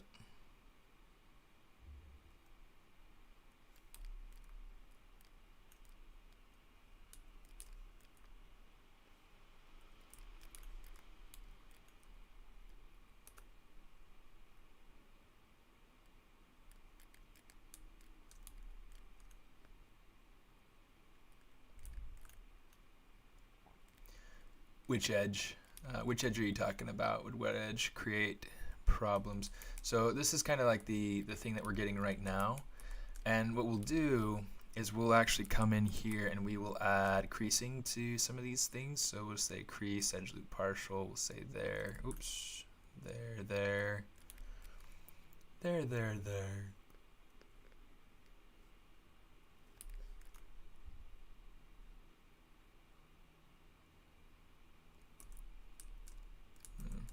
Let's get that one down there too. So we're getting this sort of effect here. Now with the creasing, I don't like having it that creased. Let me see. Let's take it to maybe 3 or 4.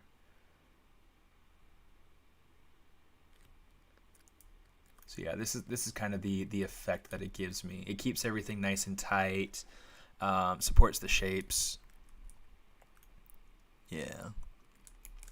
So yeah, because this is all in shape and in order here, it's actually creating an opportunity for more resolution going in here, and it's not bugging the shape at all. So that becomes really super helpful. I do need to get this offset though. So one thing I was thinking about doing is going through and creating,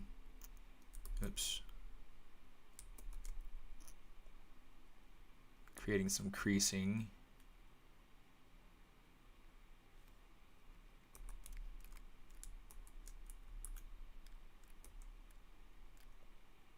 Yeah, I think that needs to be creased too. Let's see.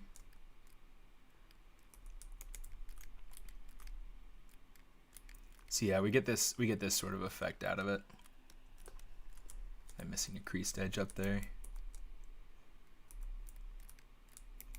But yeah, I mean, it turns out really nicely. So I think I might just go ahead and leave this the way that it is. I mean, it's creating a little bit of an artifact. You can see kind of like the way that the point kind of raises right here, kind of gets like a little bit of like a bump right there. But I mean, it's not so bad. I think once I go through and add a subdivision level or something like that, it'll allow me to kind of even that out some.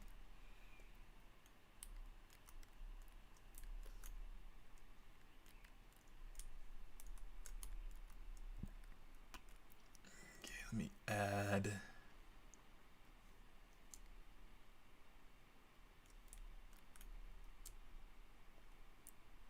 Say crease. Let's uncrease that. Cool.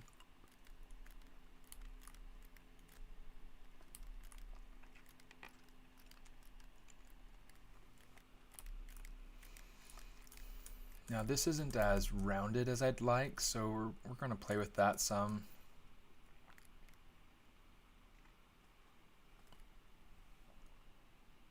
Yeah, I got to figure out. I do want to take this this 5-pointed star and move it up some. So let's do this. we're going to say delete that poly, delete that poly. Maybe not that poly.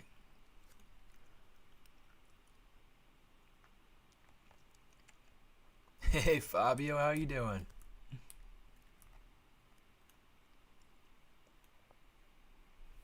Things are going pretty well. They're going pretty well. How about yourself?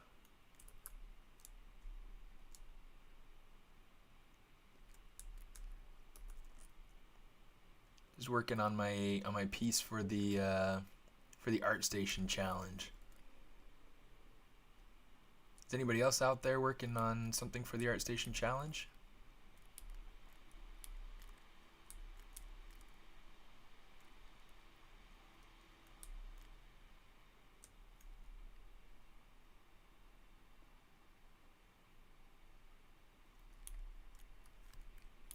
Okay, I'm going to want to take these points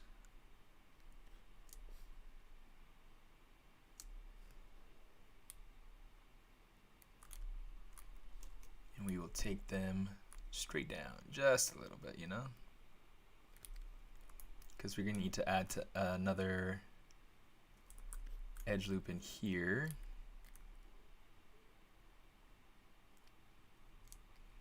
And we'll say stitch to midpoint. So it's not completely lined up with that other one, but you know, it'll work. It'll do its job. Bridge these edges. Come on. There we go. I knew you could do it. I knew you could do it. Let's see. Let's go Control W, but then let's say, let's go Auto Polygroups. Something like that. That way it's the same. Let's get rid of that loop. What else do we have? Do we have anything else visible? It looks like we're good. Okay, Control W. That way we have the different faces with different polygroups attached to them.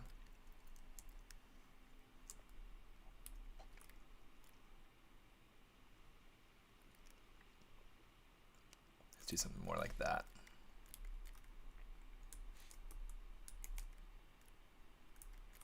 Okay.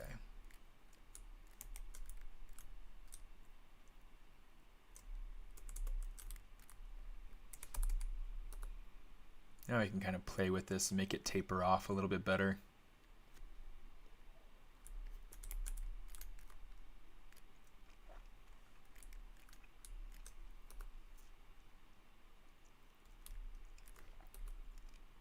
We'll give this a little bit more curve or something, you know, just trying to play with these shapes.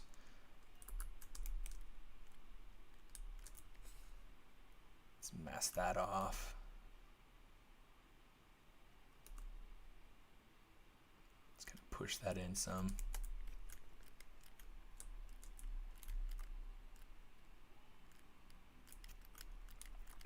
Cool. Okay.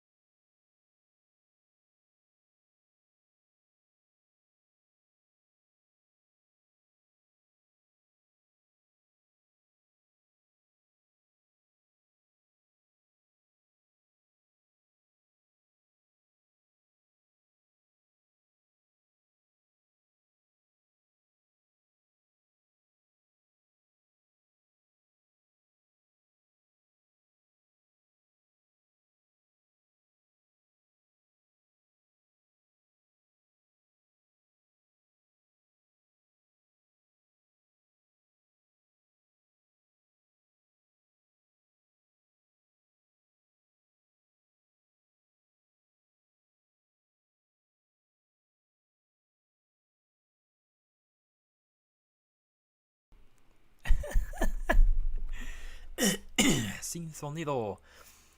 But now we're back. Hemos vuelto de un pequeño break.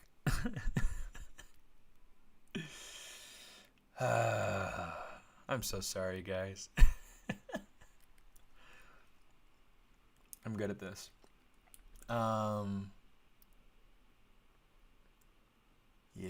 So sonido, that's my big challenge. But yeah, I find it super helpful to to get those challenges in, because it's something that allows me to think based off of um, somebody else's idea. It really just gets me to think outside of the box in a few different ways, and to combine different thoughts and ideas that I might not have in the first place. Like right now, like the whole prompt of the what's it called, um, the whole challenge in and of itself just kind of sparked different ideas. And I eventually got to this point of wanting to try something extremely different, style wise, than I usually do.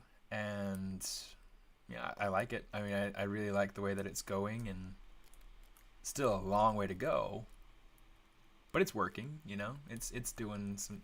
There's some cool things coming about with it.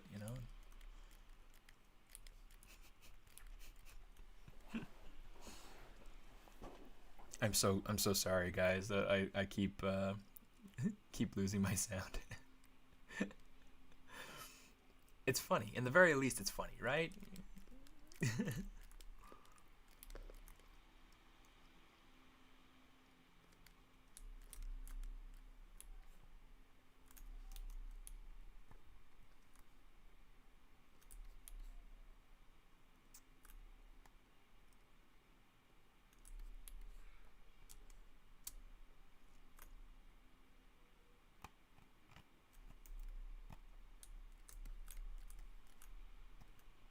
Uh oh. Something got a little bit messed up. Yeah, it looks like it's easy enough to clean up.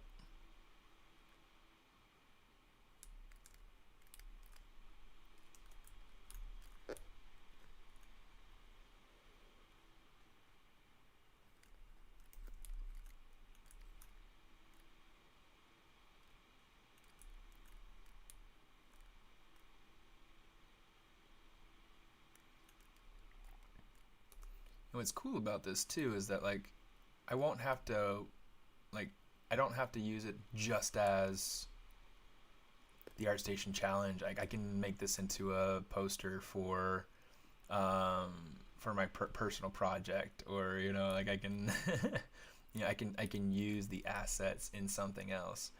So that's one of the big things is, like, when you make personal projects, or when you do things like that, you want to try to think about ways um, that you can kind of reuse assets from that project and other things, and then build a library off of it. So, for instance, like with my fauna bots, with my fish bot, and with my hog bot, and any other animal bot that I've done, or will do, um, they are they are made. I was able to take the bolts and, like, make an IMM brush out of that, and it's super super helpful. Um, there's I did the same thing with an asset that I worked on at Disney, where there was a bolt that I had to make for an asset for the Avengers campus. Uh, can't wait to be able to talk about that one, because that one's so cool. um, and I was able to go ahead and reuse that same bolt on the whole project, and it was awesome.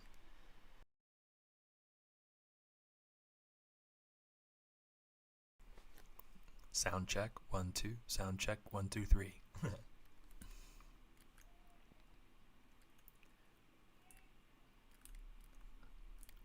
Like, honestly, sometimes when that sound goes out, I'm not entirely sure if it's me or if it's the program that's doing it. So hopefully it's me and it's not the program, because if the program's doing it, then that's going to drive me nuts. because then I have to report a bug, and then I have to wait for the updates, and all that. Yada. Thanks for checking for me, Alex.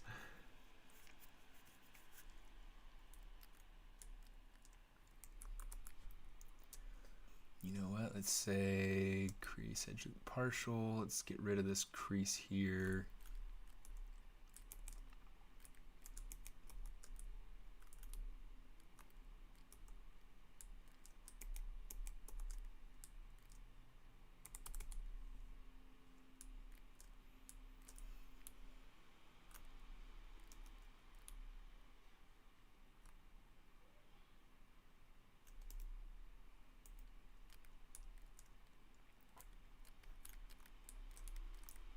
Let me see. Let's get this bottom section here.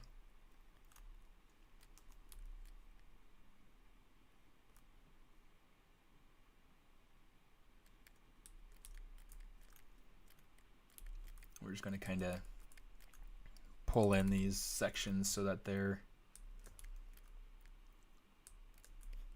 a little bit, not as flat on the bottom. So it's got a little bit of curve in. That'll help to kind of improve some shape things, I hope.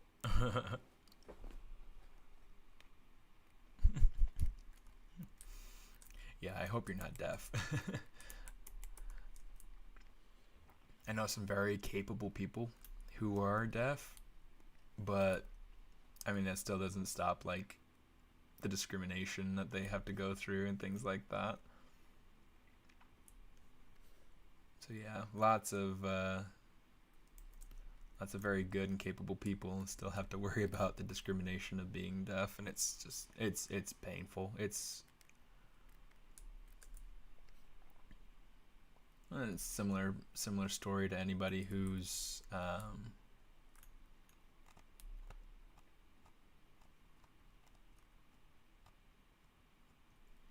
anybody who speaks a second language or who moves into a country without knowing how to speak a language or whatever, even if they're really skilled at what they do. Like I have a friend from Argentina. I mean, he's an old man now, but I mean, in Argentina, he was a lawyer and really good one, and had his practice and things like that down there. He moves up here to the States and has to start over from zero because they didn't accept his they didn't accept his license, and they didn't accept things like that, and so he essentially had to start over from zero.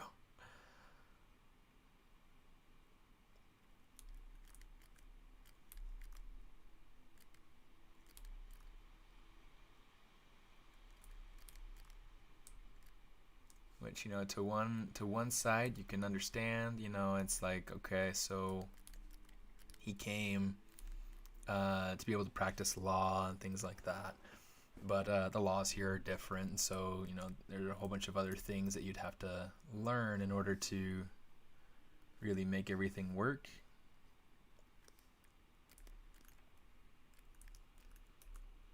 But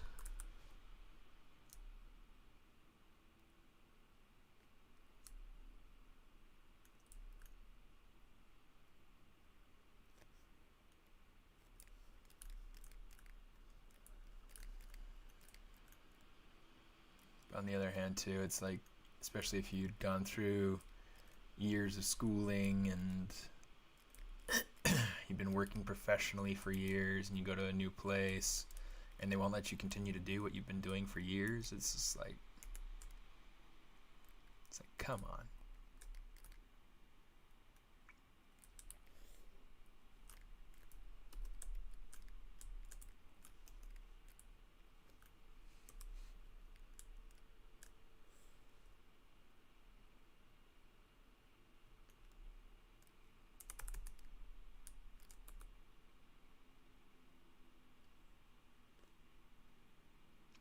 And I suspect it's better now than it was in the past, but there's still issues with like immigration, discrimination, things like that. Discrimination in the workplace, all that.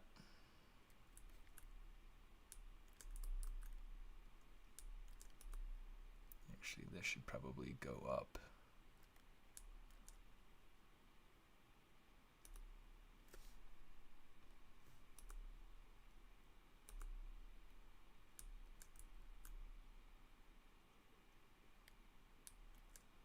Let's do something like that.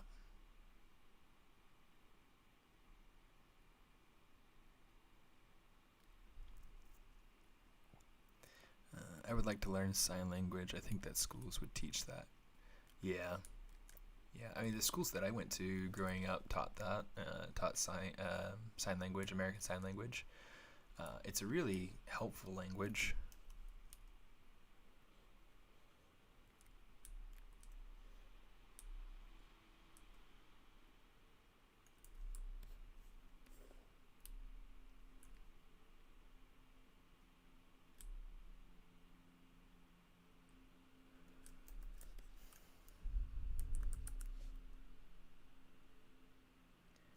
You know, what I might do...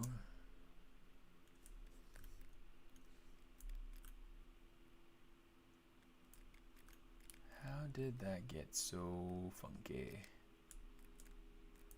Is that off of my... That's totally off. How did that get so far off?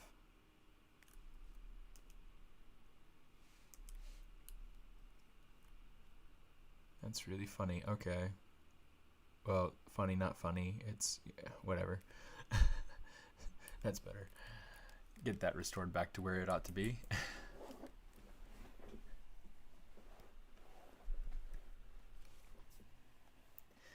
Have I witnessed discrimination while working on a studio? Yeah. Yeah, I won't name any places. I won't name any people. But yeah, I mean, it happens. It absolutely happens.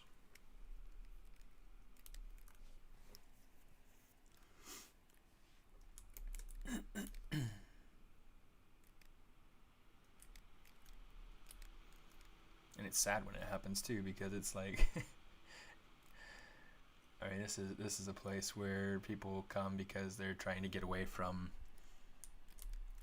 you know, whatever they're running away from. I mean, my in-laws came, you know, to try to escape the communism that was happening down in Nicaragua, and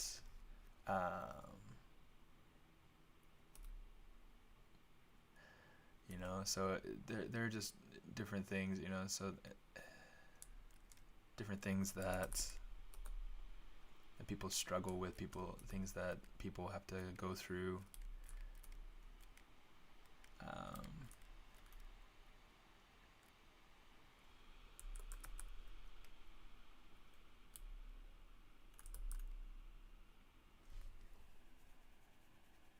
It's just a pain.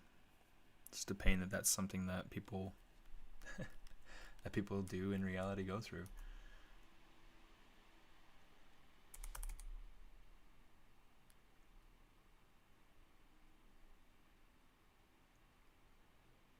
Take that and kind of angle it back some.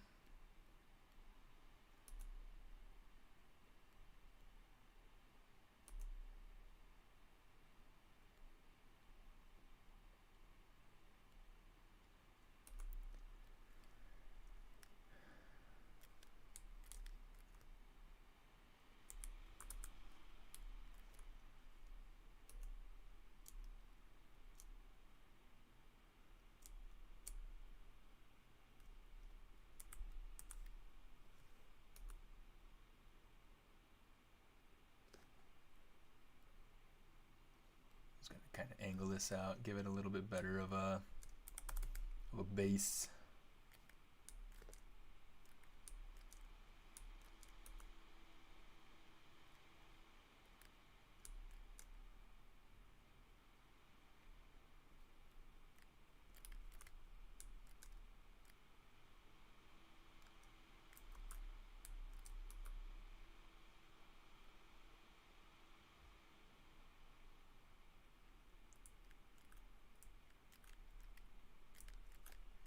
My hope someday is that discrimination can be can become something that's dealt with properly, you know, that people can go through and, you know, have the courage and the sense to report things, the decency to treat others with respect, you know, just different things like that.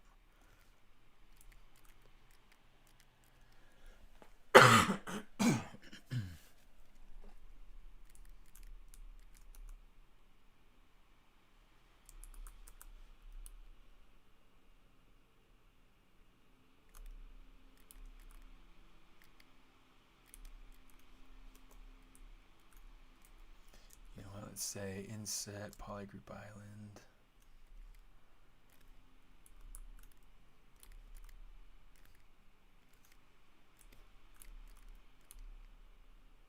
Let's grab this too.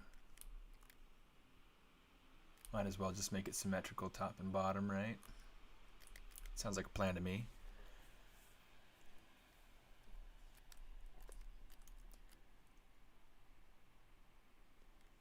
There we go. Now we've got a good inset. We got a couple of pieces here we need to worry about. So let's come over here. Let's say polygroups, auto groups. Get rid of that one.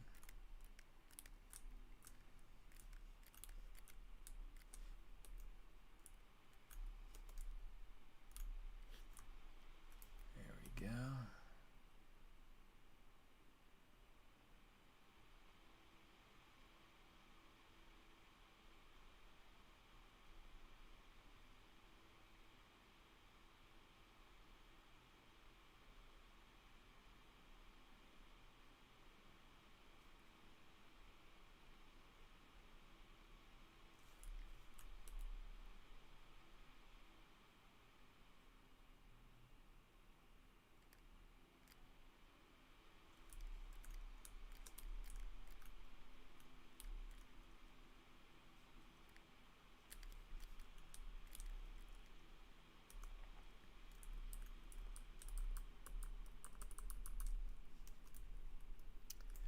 Get this mess back off. I know it's almost like noon. And I said I'd only be on here for about 3 hours. So we'll have to see. We'll have to see how well I can wrap things up here when it's time.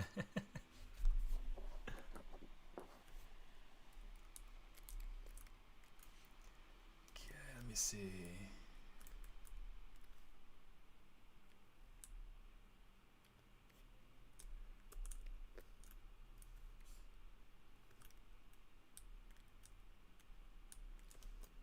Let me come over here to this.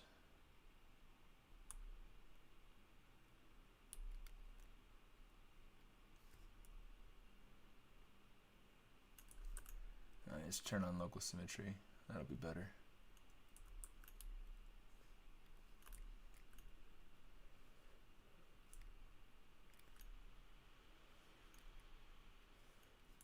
You can see like how different the width is here. That's really kind of crazy. Here, in fact, let's mask out the rest of this because we should be able to just take this. Oops. And then just move it out. Yeah.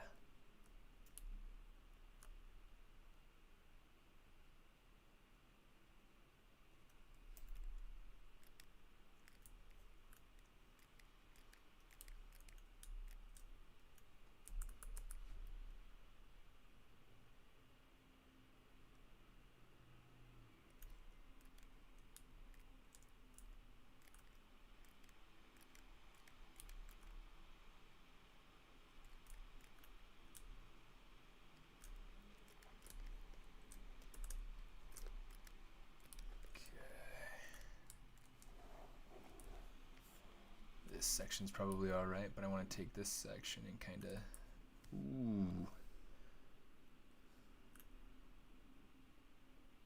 cozy that out a little bit.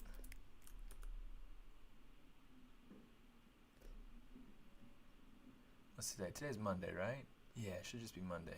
It's like I'm hearing the garbage truck out there, and I was trying to think. It's like, uh, today is Monday or Tuesday? Because I didn't take out the trash last night. Yeah, the funnies.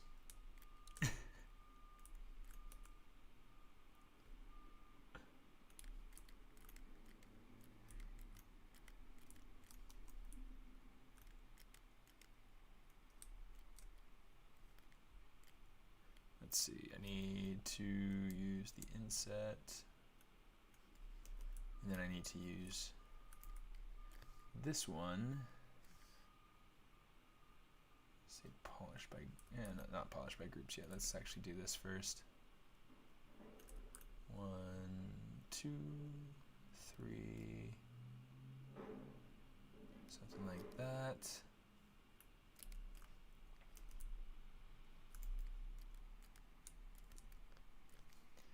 Now we'll go ahead, let's say inflate.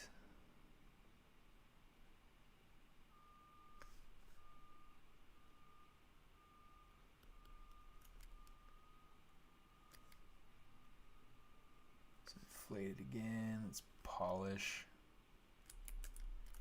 That's working a little bit better. That's getting more what I'm hoping for right here. This is getting me that kind of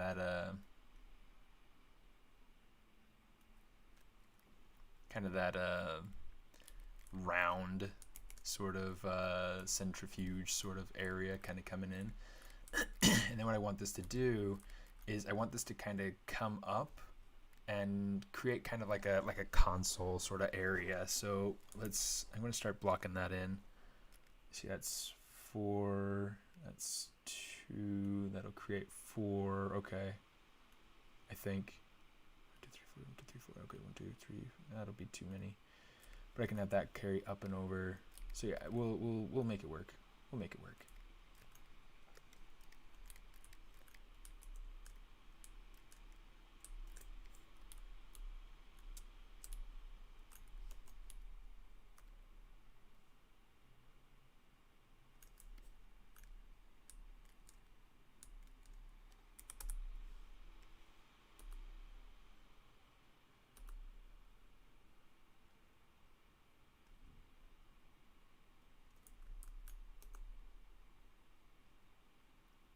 It's my dream someday, though, that discrimination just ceases to exist. Of course, it never will completely exist, or cease to exist, but you can hope. Mondays are better if you start with perfect topo. Haha, yeah, absolutely. Let's see, I'm going to grab, I need my other masking lasso. There we go. Let's kind of grab this and we'll just pull it up.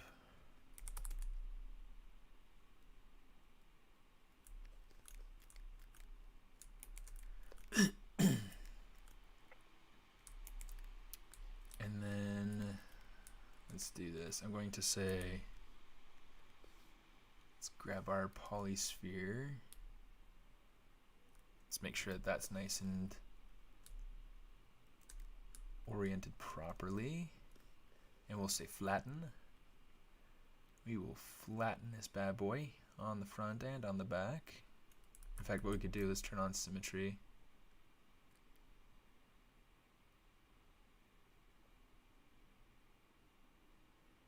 Oh, I actually don't want symmetry in the X direction. I want it in the Z direction. So that way it's the same. Let's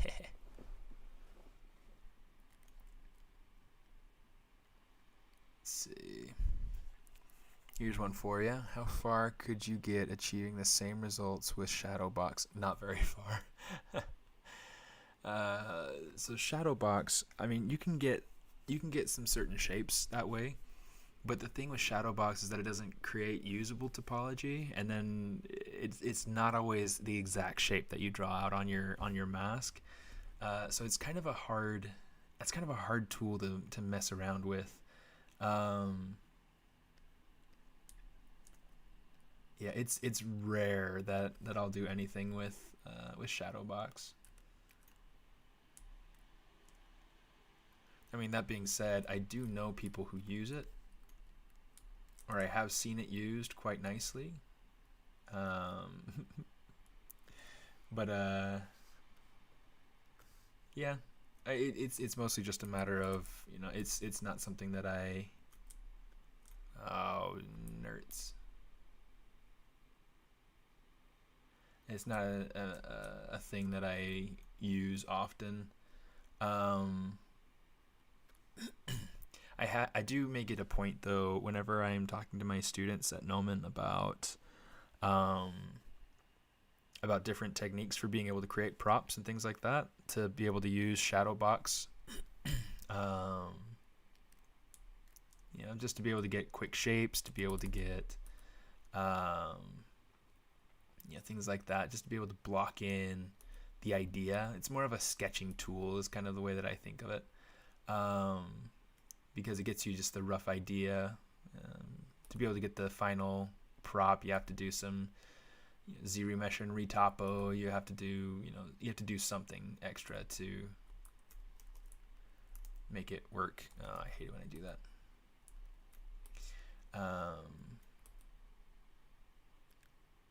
But yeah.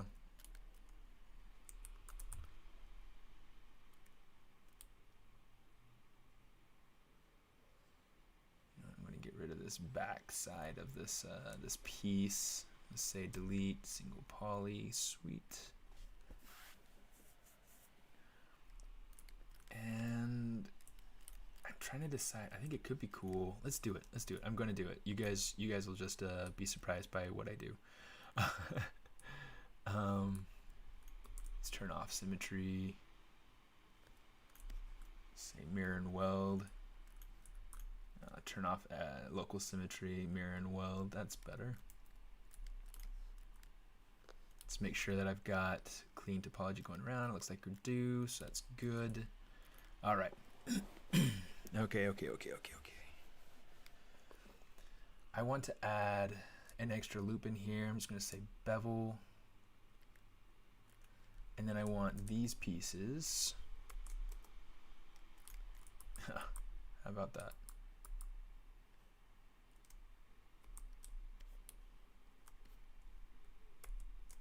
Control W. I want them to be smaller. Oops.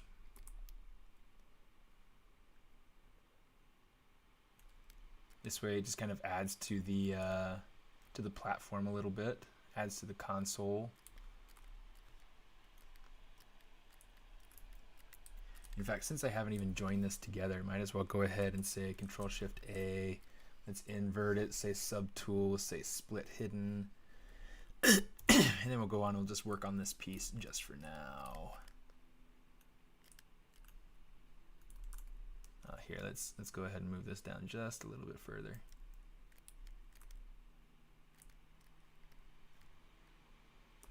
Control D, we'll say deformation, polish. And then we'll get rid of some of these pieces in here, these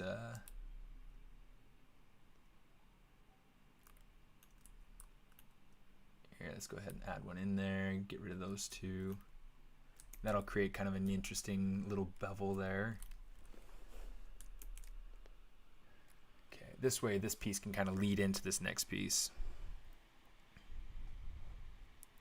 Let me see. How did you center the move gizmo on the item and orient it with just a click? So that's a badly worded sentence I just made. So if you hold Alt and click, it'll align with whatever you click on. So what's nice is that it's aligned to the normal of that piece. Now if I want to, I can just hold Alt and click on the orient button there, and that'll center the rotation with the world. So that's super helpful. Another tool, another trick that I learned actually from Matt Thorup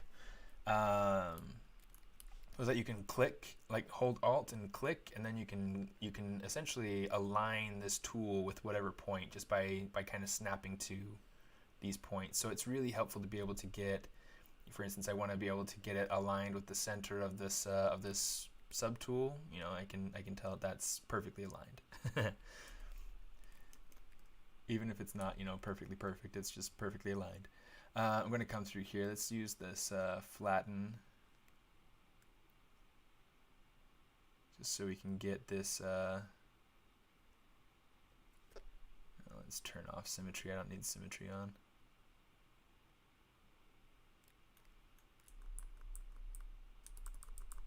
Okay. Yeah, that works. That works. Let's say accept.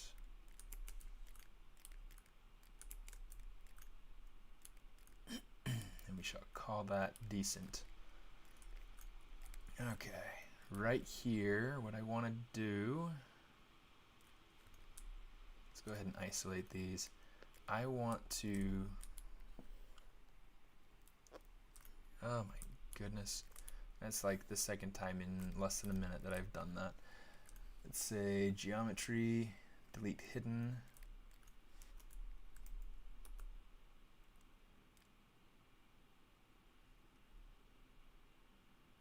Let's say slide.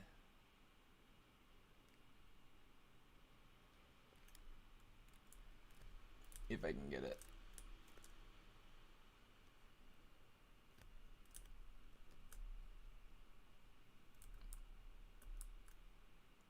A little bit less than that point there.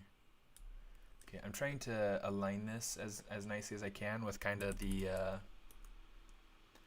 with this outer surface here.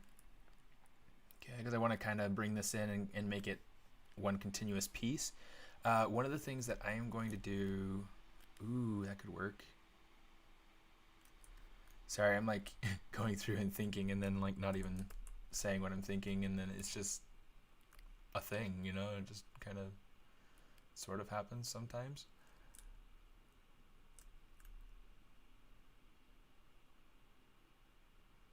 Okay, so let's see, let's take,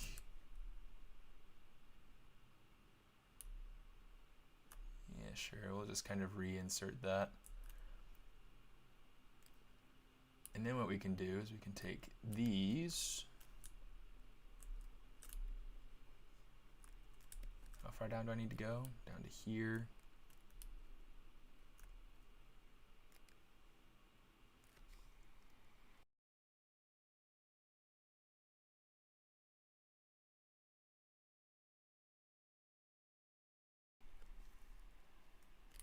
Try to make sure that I remember to. Okay, so I have two different ideas for how I can kind of bring these things together. Either I can get rid of that and then go ahead and bridge this together. In fact, I think that's just what I'm going to do. I think bridge. Let's just go ahead and bridge.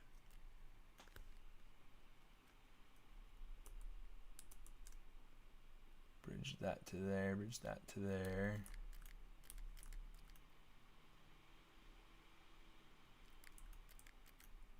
Okay, good. It is working symmetrically, so that's a relief.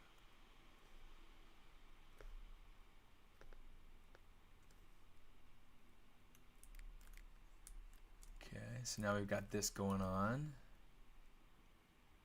And then we can just go ahead and kind of fix the alignment of these points based on what we discover while we're looking at it.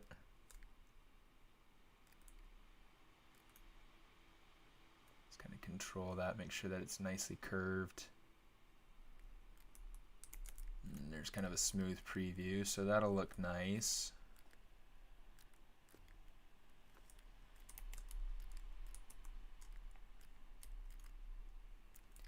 Okay, so right here, let's go ahead and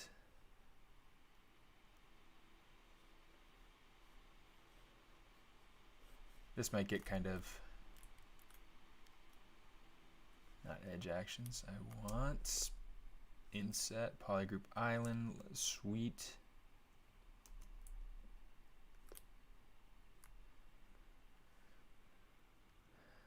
gonna shrink that down. And actually, let's do this because this is interesting. We're gonna say polish by groups.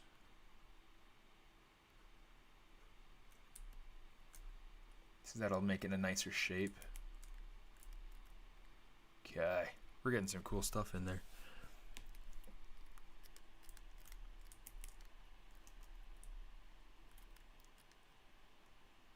Just gonna inset that a little bit.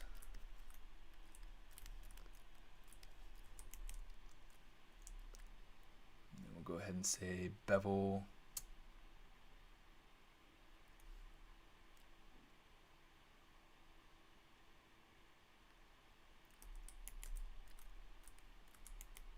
Trying to decide if that's the shape that I want or not.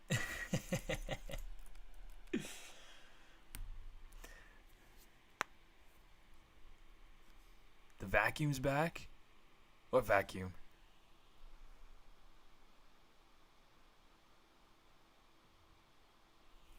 I feel like I was missing some good stuff just then. I'm not sure I follow. Sorry.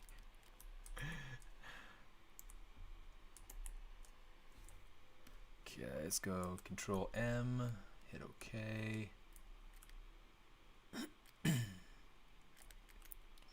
And then for here, you know what? Before I do that, let's go ahead, let's say split hidden. I'm going to say Control D just once. And then we'll go geometry, delete lower, just so that we have,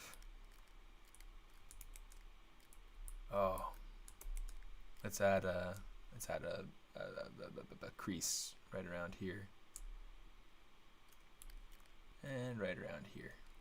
Just so that it holds that shape better.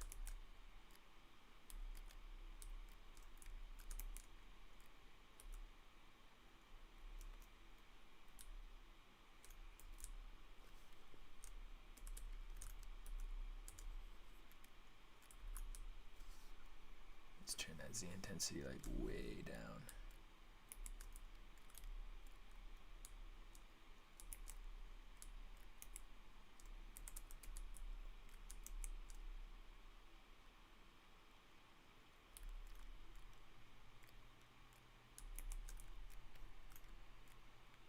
And then some of the idea of what we're going to want to put in, like right through here, we'll probably put some buttons.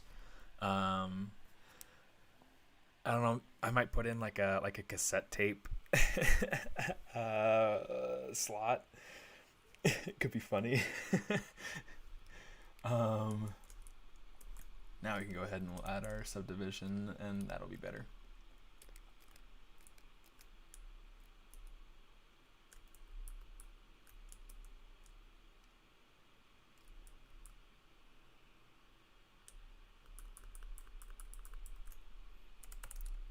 Let's kind of fix some of this alignment here.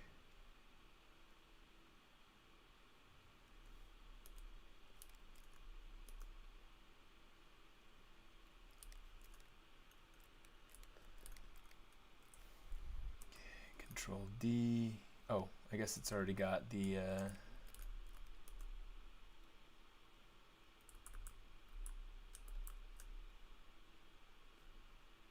already got the subdivision level added to it, so let's just fix it.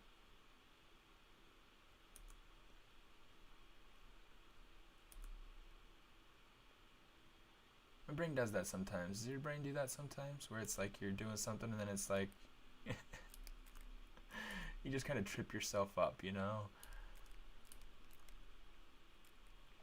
It's like, come on, brain, just get it together.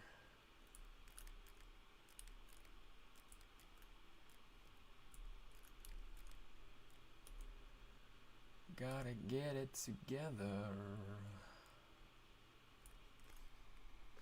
Okay, delete lower.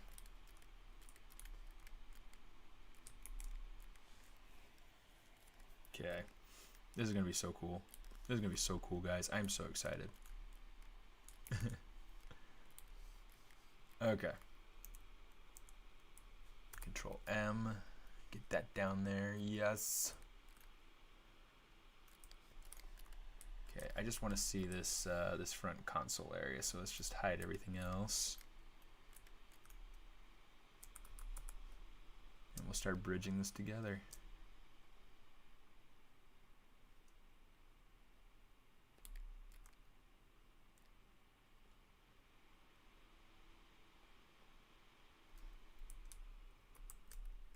Okay, so we got that going.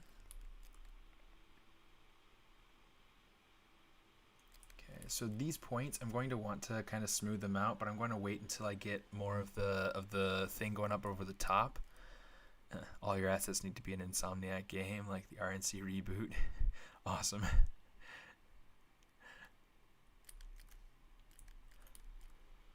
I've tried applying to a job with them a few times. Never got so much as an interview. It's like, what? This kid doesn't even play games.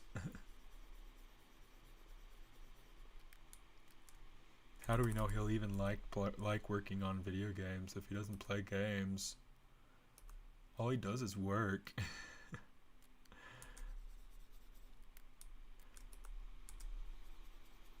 That's what I feel like video game studios say whenever they see my application. They're like, what? All this guy does is work. That's what my kids say. My kids say, all this guy does is work.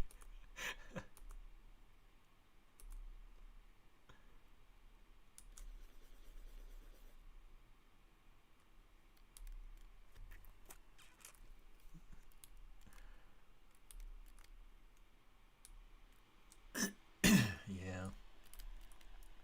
Okay. So what I want to do, I know for sure that I want this to have handlebars kind of coming out the side over here.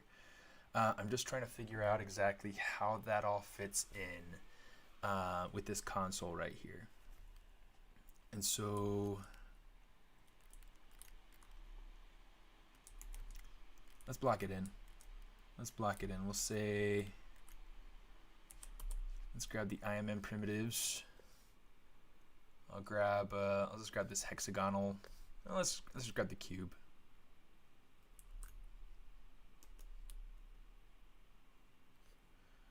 Let's go ahead and make sure that that's aligned specifically.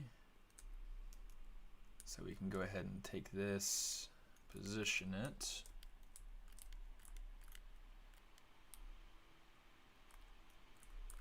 Yeah, let's go ahead and local symmetrize that, center it. We'll shrink it that way, grow it that way. And then, okay, so I'm trying to think like, oh, well, thanks for stopping in, Alex. Appreciate you saying hello. Trying to think, having those handlebars up there, I think that like having them tilted some for sure would be helpful.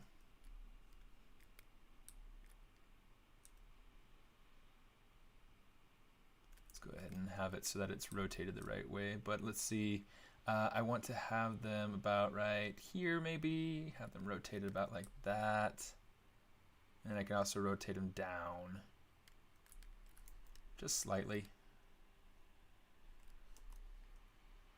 Move them out a little bit further. I want to make sure that I'm gonna have to adjust this this front piece too, but I want to make sure that there's enough to be able to kind of move, right? Or maybe it's a matter of like pulling. Ooh, like a pod racer, So it's like so he's like, pulling to be able to turn. That's kind of interesting.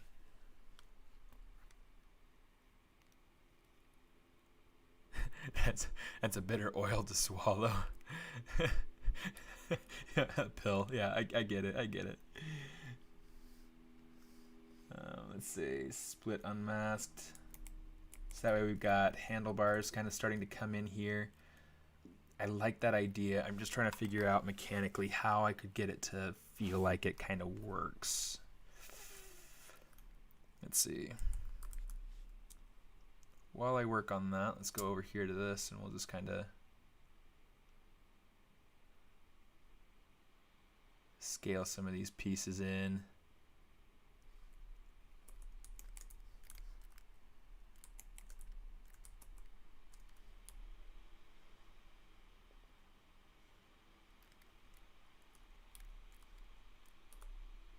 Oh, stop it. Oh, stop it, stop it, stop it. Okay, good.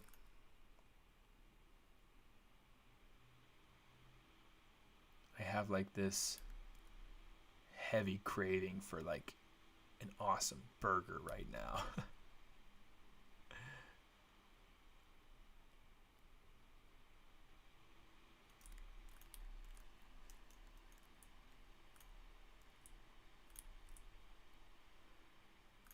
Push that in. And then what I want to do is I want to, you know what, it might be easier to do this. Let's do this. Got an idea. Let's kind of shrink that in from there. Oh, shoot.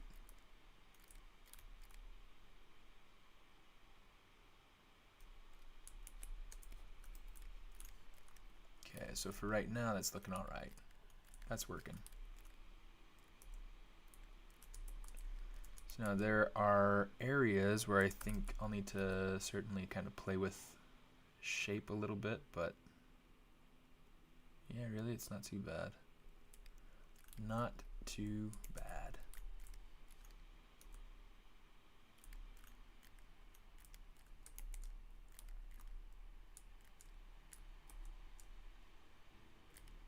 Okay, this is going to be our transition point where it's going to start going this way.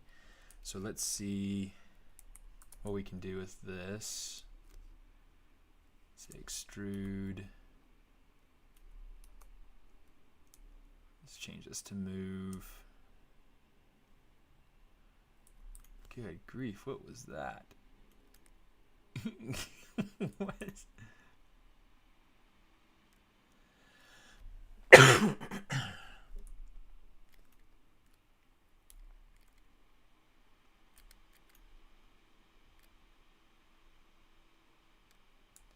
Pull that down, pull this over. Something like this for right now. Okay, so you can see there's our 5-pointed star that we're getting.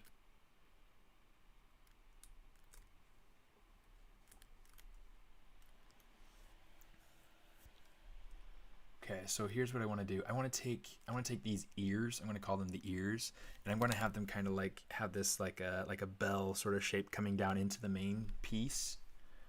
Okay, so what we're going to do, I'm going to take, you know, just kind of bridge across. Oh, snap. And then let's say insert multiple edge loops.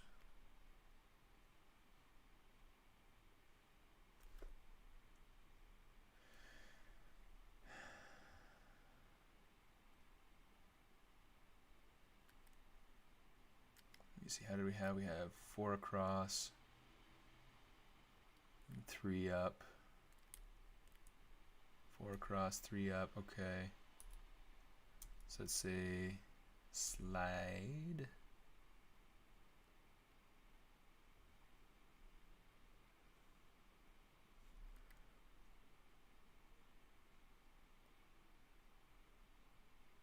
I feel like something is weird, so let me see 3. Okay, so I guess technically this needs to go up and connect to this.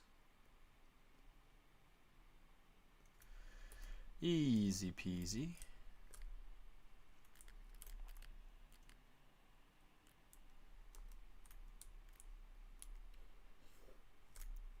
Get rid of that, and then we'll go ahead and select that. Kind of smooth this out. Okay, now we can go ahead and we can actually use this.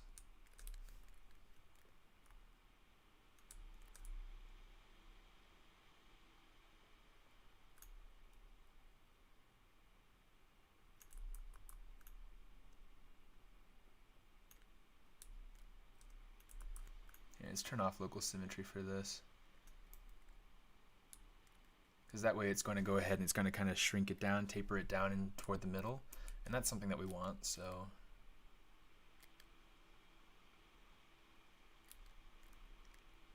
yeah, I want to have this kind of go and just die in down here, which means I probably want to take this whole piece right here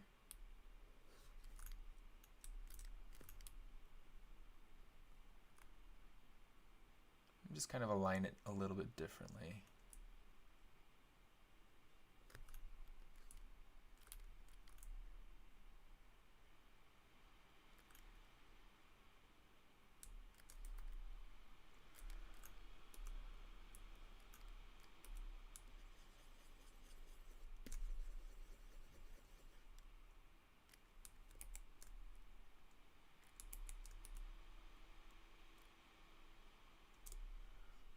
Say slide, get that out of the way a little bit there.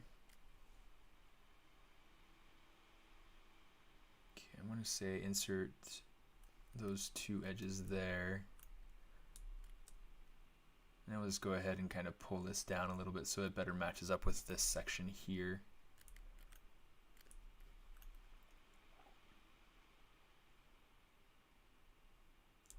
Okay, let's say bridge.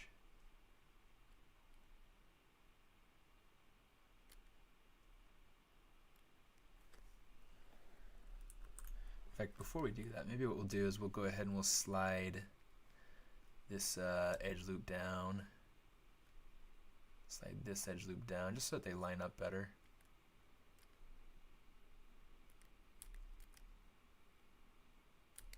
Helps to create a little bit better of a flow, of a silhouette.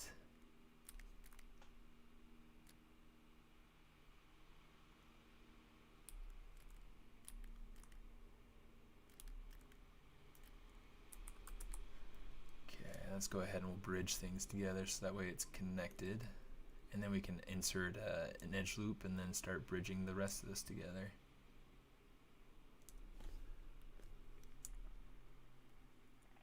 Close that up, bridge that to there, bridge that to there.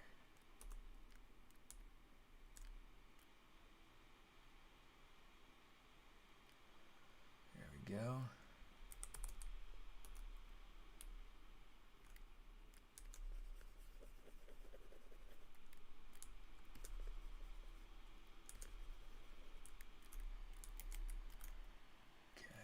That's starting to look nice. I like that. I like how that's going to work.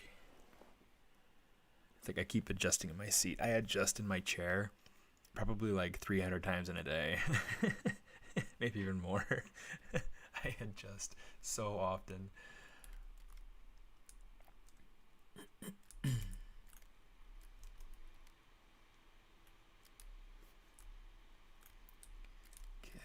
Grab that. I need 1, 2, 3, 4 more.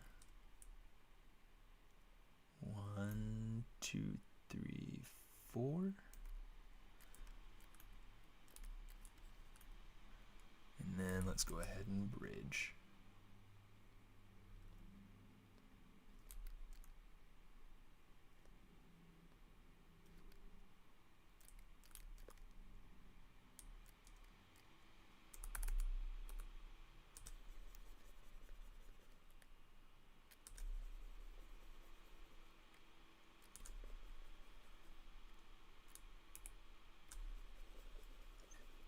I am trying to check periodically on chat just in case there are questions or comments or anything. This makes me feel like I should be practicing using ZModeler a lot more. Absolutely. Absolutely. It is such a useful tool. I use it so much, and I think that it intimidates a lot of people because it has so many options of things that you can do with it.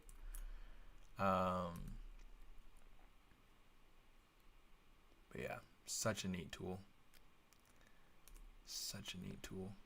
And I use it to build entire characters or props, or now I'm on vehicles, so so yeah, tons that you can do with it.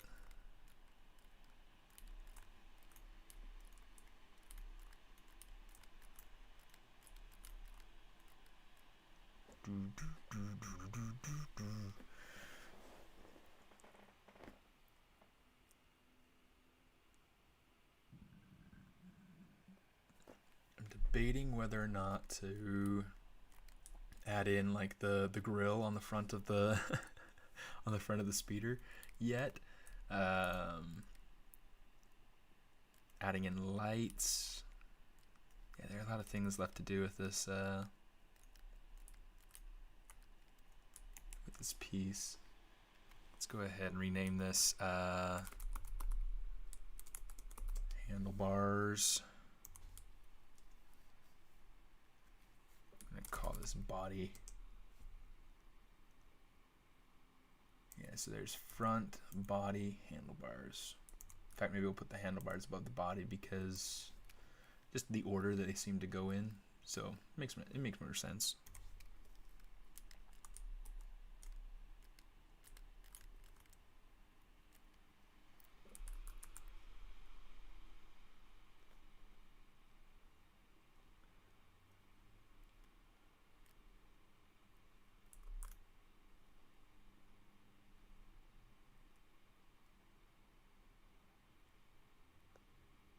Okay, now, hold on.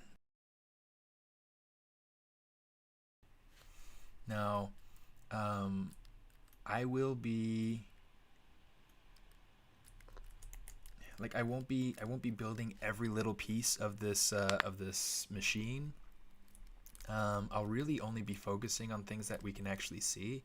So I won't be modeling anything that's, under the hood. I'll just be building kind of like the outer fuselage and the different, anything that's external that you can see. So I'll need to model in like the seat. I'll model in like a gun rack right here, whatever. I'll model in this basket. I'll model a couple of like sleeping bag type things that are just kind of wrapped that I can use and repurpose here on the back for cargo. I want to put some sort of, okay, so like, for instance, right here on the front, I want to put some sort of decal, I don't know, like maybe some sort of spice company or something, I don't know, Spice Enterprise. On the other side, maybe put like a spray painted decal, like my own logo or something like that. Could be kind of fun. Putting in like a couple little, making this feel like the front of a Volkswagen Beetle could be funny. I don't know, lots of little things that I'm kind of toying with, but yeah. So the main idea, I mean, we've got the main bit right there.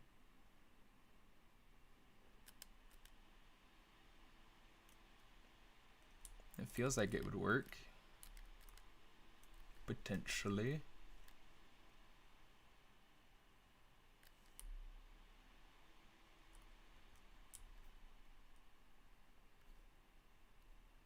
Okay, let's go ahead. I'm just going to shrink this down just a smidge.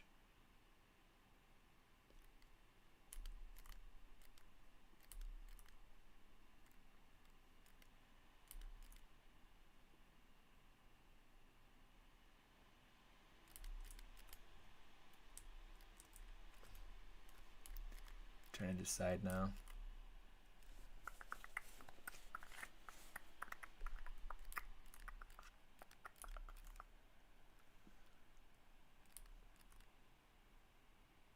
Does that feel like it fits? I feel like it's a little small. No, I'd say that's probably a good size. That feels like it's probably a good size. Let me see, we've been going for about 3 hours now. Lunchtime here on the West United States coast.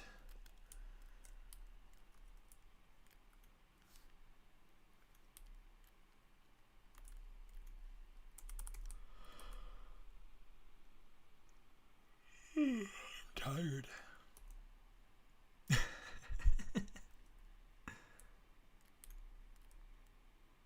You got auto modded? What did you say, Indy? Never mind, don't say it, because if it gets auto modded again.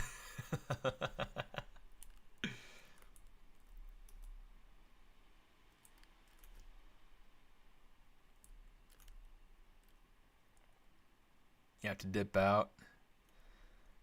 Card carrying member of the COVID vaccine club. Oh, dude, good luck.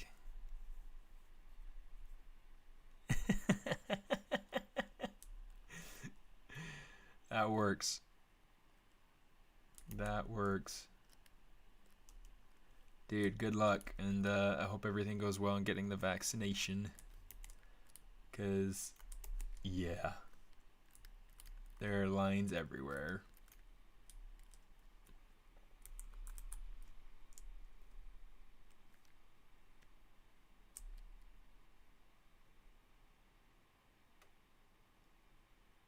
Let me see, 1, 2, 3, 4, 5, 6,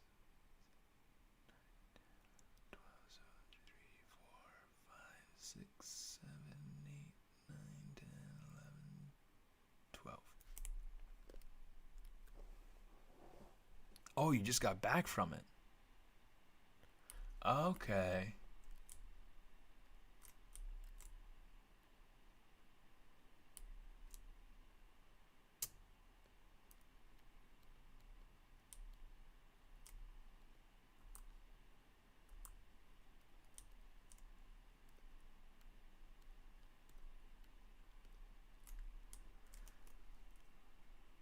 You go pretty well?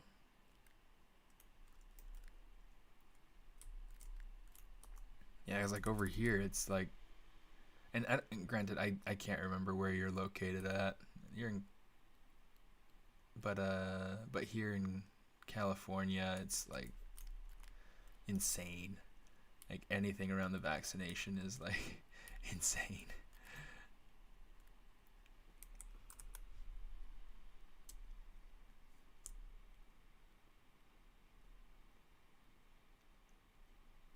Oops.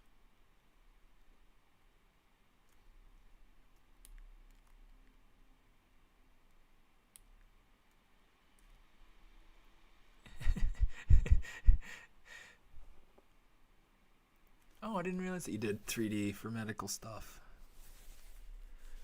They bumped your department up, so obviously all the nurses and doctors got theirs, and today was ours. Cool. Nebraska. Okay. Yeah, I couldn't remember where you were located.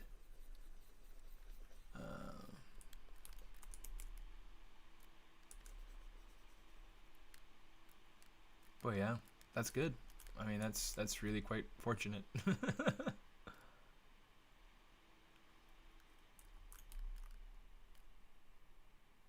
take these points out.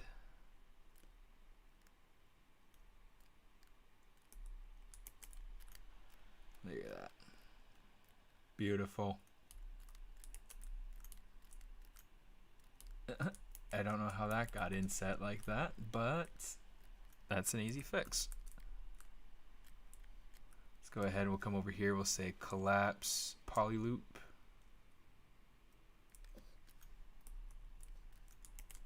It should be just fine now.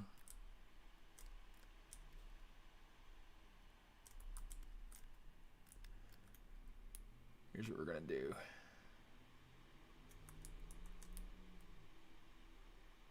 Because I want to make sure that I've got these pieces, yeah, kind of just set together. You know, I want them to make sure that they are unified in polygroups and things like that. And so it's just kind of cleaning things up now.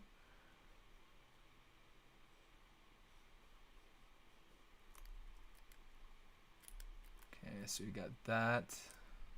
Control W. Those are working. So we'll grab this. We'll grab this. For right now, we'll call it that. Everything wants to be purple. Why does everything want to be purple? Not that it's a bad color, it's just the same as everything else. So can we just have something more unique?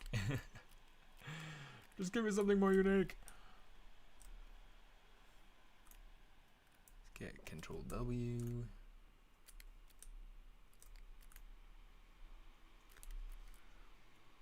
Let's go polygroups, auto groups.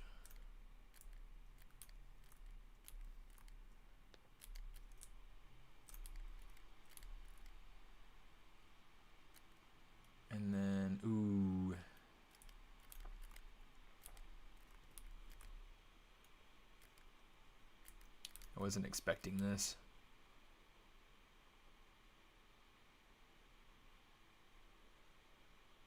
So I'm going to leave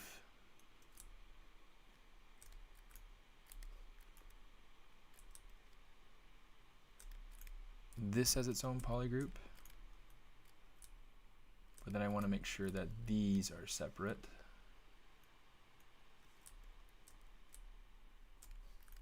So this should be auto groups, and that's going to be its own thing. So now we should be honky dory. I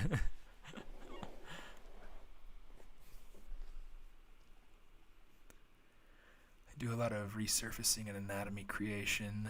The last major project I was on was for women's health projects, and all that things that can go wrong with female bits. I had to take MRI data and create all the bones, like the pelvis and femurs and all that. Wow. I also used MRI data to find the placement for the veins and arteries, and I used a lot of ZBrush for that. Z-spheres are amazing for that. Yeah, Z-spheres will be good for that. Yeah. I don't use Z-spheres a whole heck of a lot. I have used them in the past for creating things like trees, which is, interesting. You might not necessarily think of that as being a but it worked for me. That's what I used it for.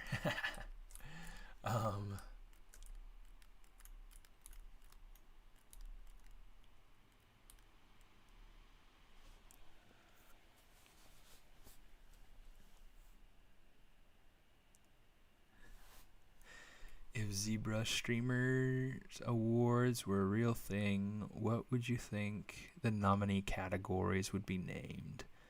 Maybe something like Z Remesher Master or Announce His Topology.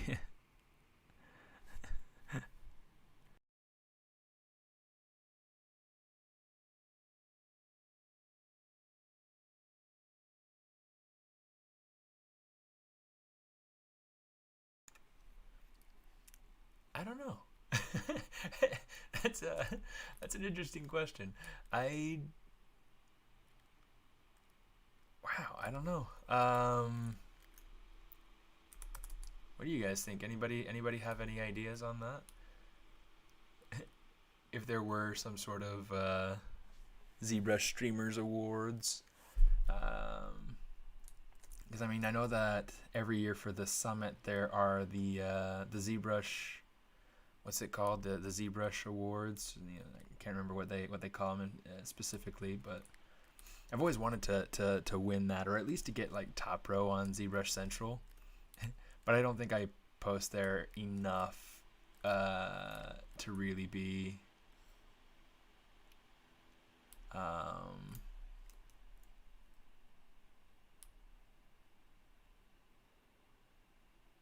to really be kind of taken seriously or voted on or whatever. Someday though.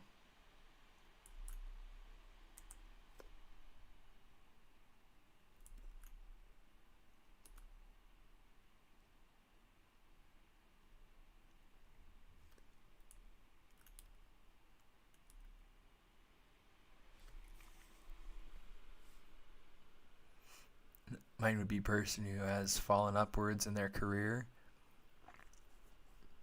That is a really interesting phrase. I like that phrase. I want to fall upwards in my career. Can you teach me how to fall upwards?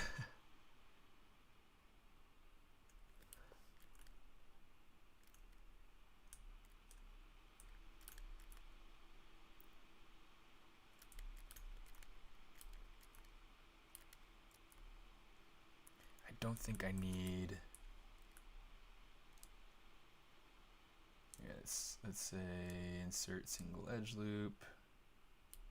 Get rid of this one, and then we'll collapse to this one. Yeah, because I think that'll be a little bit better for me. But yeah, you should totally teach me how to fall upwards in my career.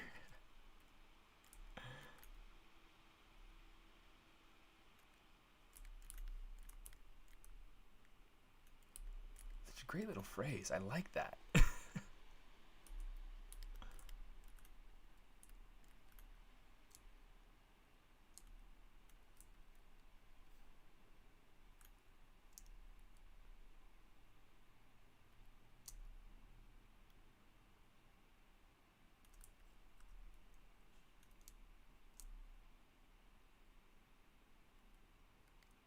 fact, I don't really even need this. At least not at this moment. I'm just going to go ahead and get rid of it. Might as well, right?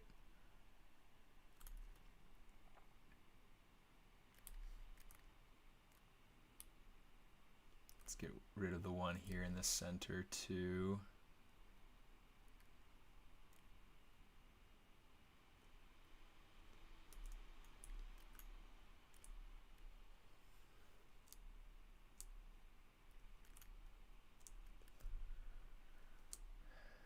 Slide that over so it's more in the middle.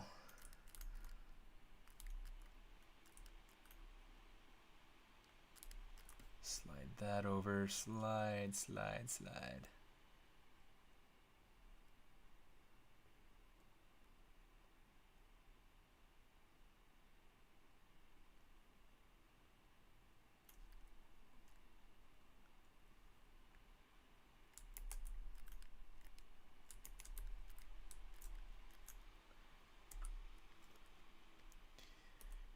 Right here could be an interesting opportunity to kind of change up the shape a little bit so that it's, so instead of like staying like the same thickness all the way through, could have it come down.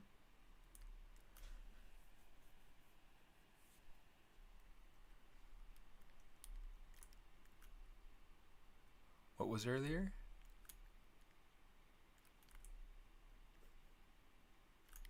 Whoa, what just happened?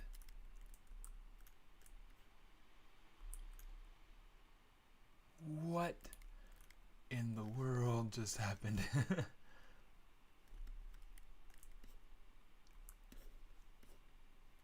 Huh. Wow. Why is it doing that?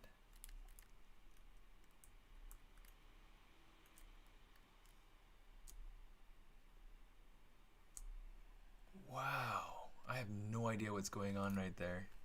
It does it with other masking tricks too. Let's see. I'm gonna do something. Okay, I'm gonna go ahead and say export, turn off groups.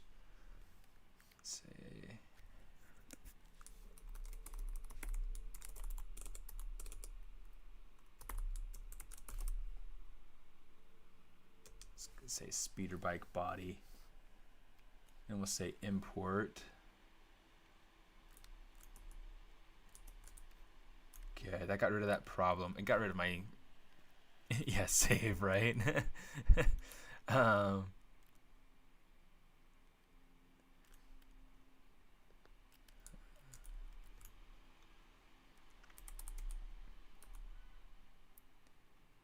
it totally got rid of my polygroups, but that's easy enough to fix, right?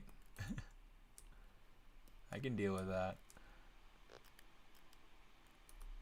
But an issue like that where it's like collapsing on itself, is like, what in the world? Can't be having that.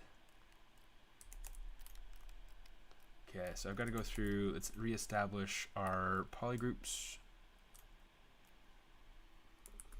Here, let's do this. We're going to say polygroups, group by normals. Let's try the default here just real quick. Got some all right ones.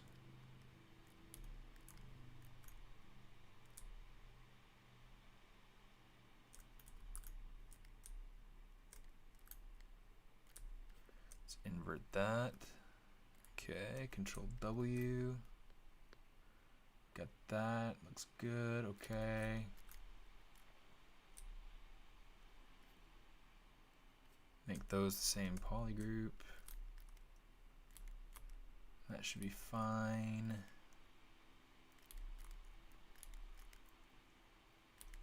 That should be good.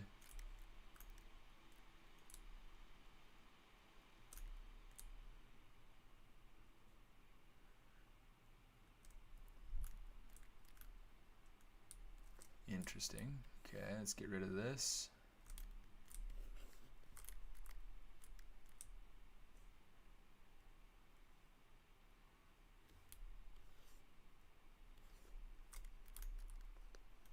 Okay, Control W.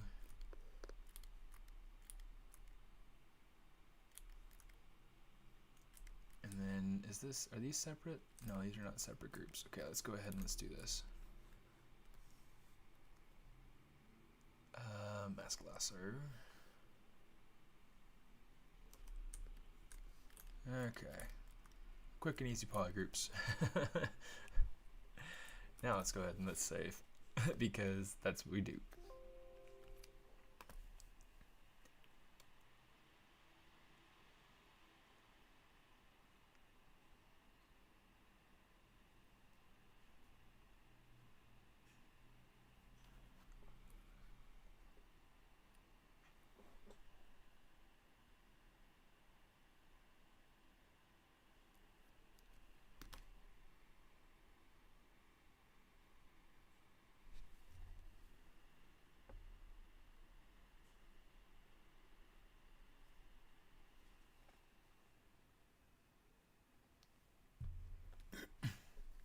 It's always funny, like this time of year.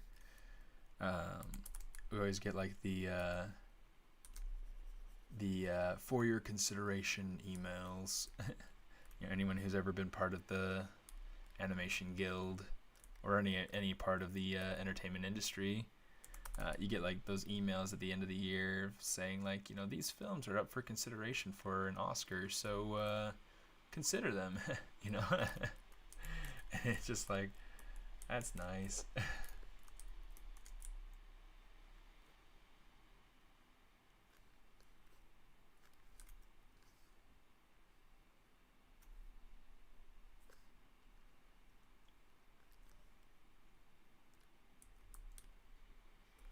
Go up here. Let's do it more like this. We'll say crease PG.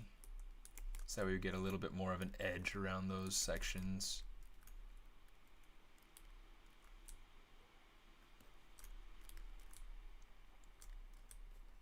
Go ahead and grab these same things. We'll say crease PG. And then let's see. You know what? We should be good to just say crease PG overall.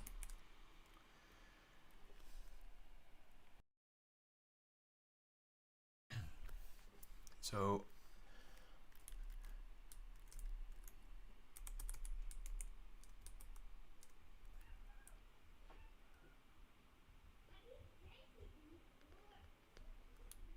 let's grab this.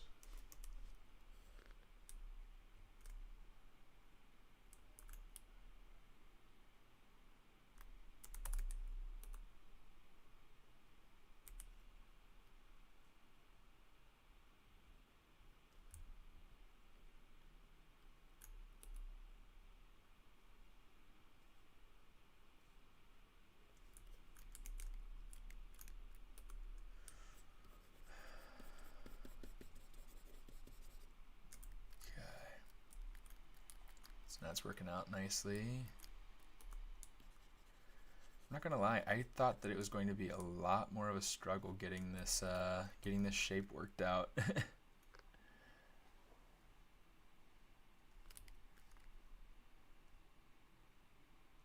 Oh, let's get the dynamic to 3. Let's get the crease down to 2. That's what we wanted.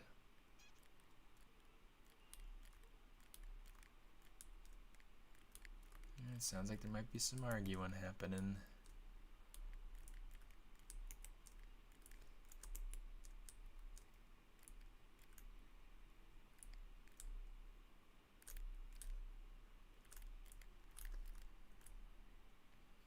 Let's go ahead and we'll mask this off. We'll give that its own thing. Let's give this a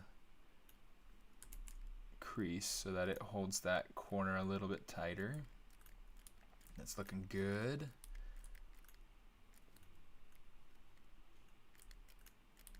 Okay, let's build in the seat. And I'm trying to decide too if I have. Hey Vladimir, how are you doing? I'm trying to decide if I want to put in some sort of windshield, because that could be nice. Yeah, not entirely sure yet. Okay, so we've got that. Here, let me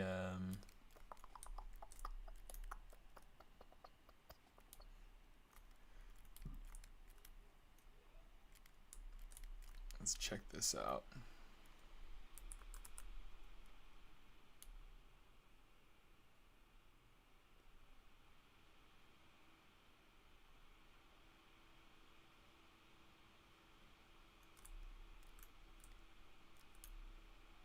Let's make it a little bit bigger. In fact, it could be cool to just include that whole section right there.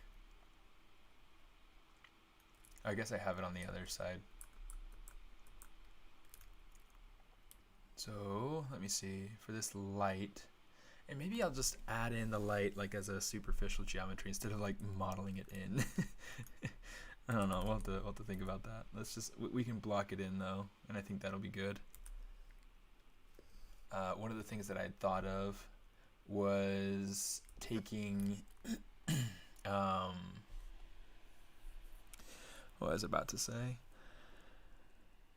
So like having one of these headlights be just totally shattered, just broken. Let's go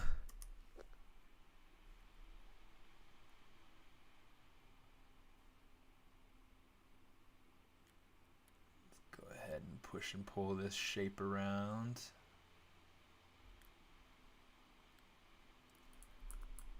Maybe we don't pull it around. Let's see, because this needs to be rounder. I think I do need to actually build in the lights.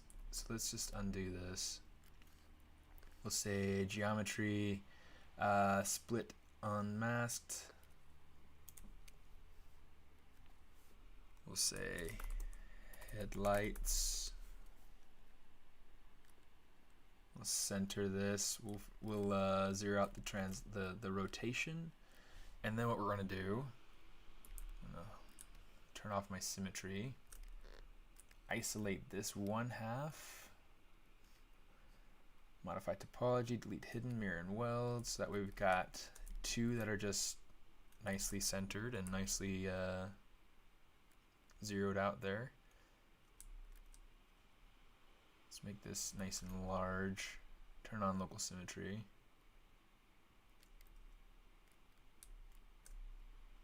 Just kind of pull this in, something like this. And then we need two smaller lights.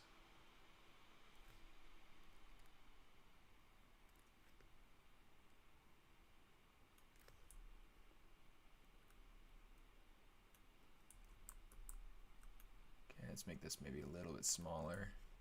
Pull this one out, make it a little bit bigger. So that way we have kind of more of a trio. And that'll look kind of cool. Have them with different colors.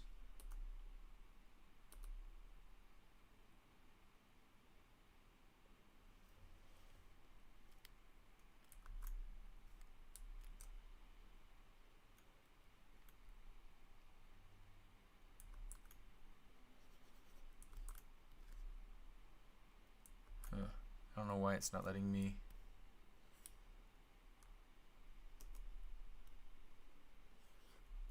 Do this. It's not letting me really control the placement of these pieces with using the move topology brush, which is kind of a pain because it's supposed to work. Yeah,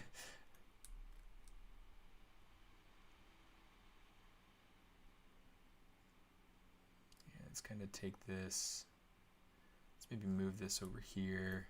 Move this over here just a little bit. I want to make sure that there's enough room for the holes for each of these pieces, for each of these lights. But yeah, I don't know. We'll have to see. We'll have to see kind of how it goes.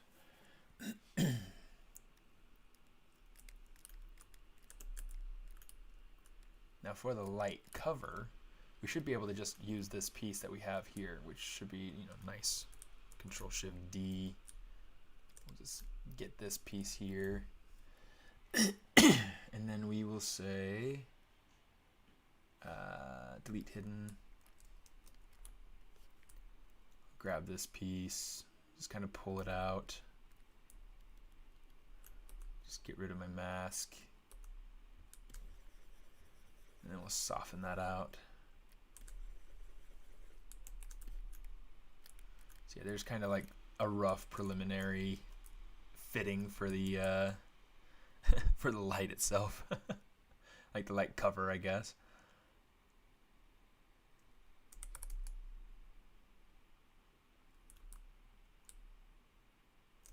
Oops, come on. Control Shift X, Control W, clear the mask, Control W. I hate it when they're the same color.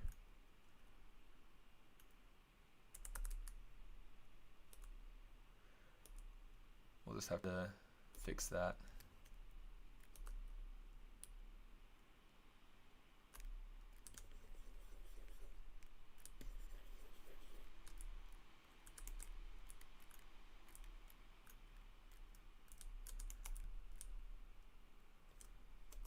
There we go, that's different. That is indeed very, very different. Man, I am so in the mood for empanadas. But more empanadas chilenas. Because like I haven't had good Chilean empanadas for years. They just don't have any good ones here in LA. They have some good Argentine empanadas, which is fun, and we go do that every once in a while.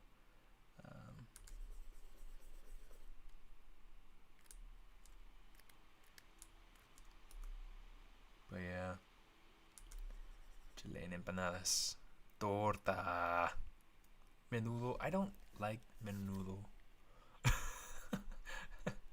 I've never been a fan of tripe.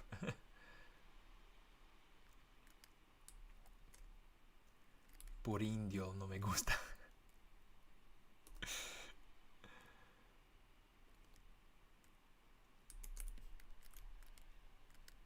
There we go. That's getting a pretty nice shape. It could be a little bit better, but it's getting a pretty good shape. That's better. Okay, so that'll be headlight cover. And we'll just, well, here's what I could do. I could go ahead to display properties. I could hit flip, so that way you can see it from the side. But it's not something that you can. I like it if you don't know what's in it. Yeah, that's true.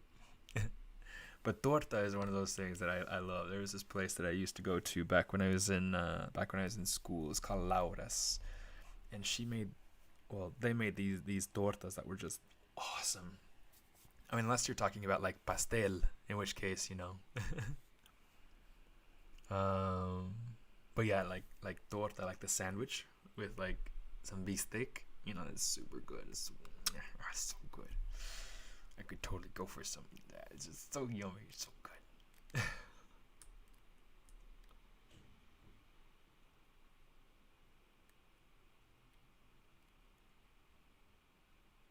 Torta sandwich, yeah.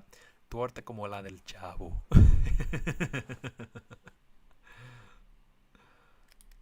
Yeah, it's just like down in South America, torta is pastel. It's a cake, So I always kind of have to check and make sure. I know that with my in-laws are from Central America, and they've been very heavily Mexicanized since coming to the States. And so like torta for them would be, it's like it would be in Mexico. It's a sandwich. Pastel is the cake, right? Down in Chile, pastel can be a few different things, right? But yeah, torta can also be cake. So it's just kind of interesting. Just the differences, different places. It's fun. I really enjoy it. Let me see.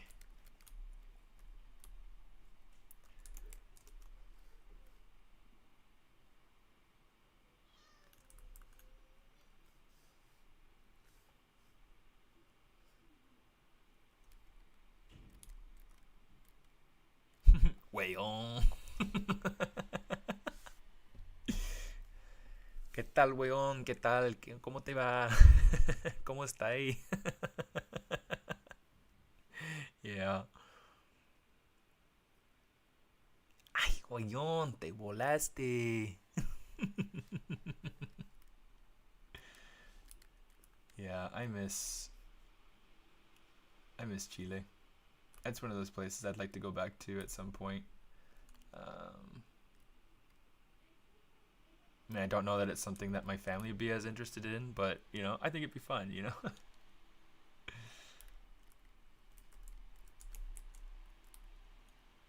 Like, come see the place where Daddy lived, and they'd be like, "That's great, Dad. That's great."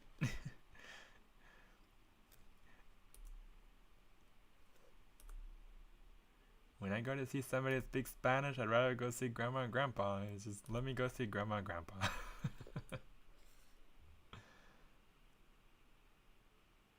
That's totally what my kids would be like.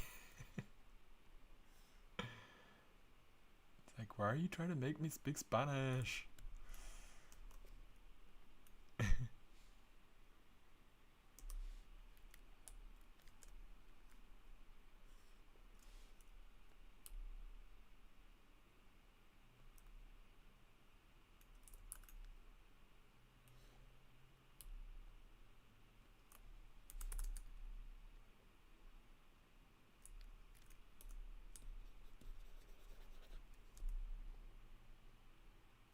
Told you about these cool coastal towns outside of Santiago. He said Easter Island was pretty cool.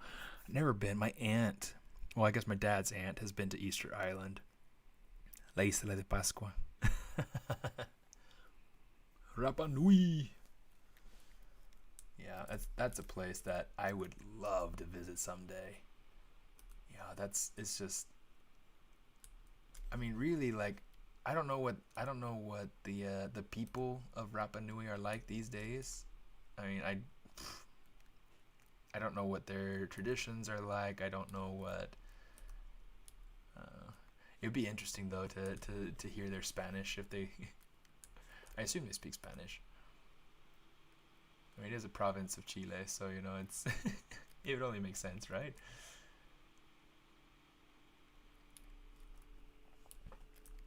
But yeah, there was this area actually when I was living down there that we loved to go to called Lebu. It's south of Concepcion, so it's like it's way further south from Santiago. But that's a coastal town, and they made like there's this place that we used to go to. I can't remember what it was called because I mean it's been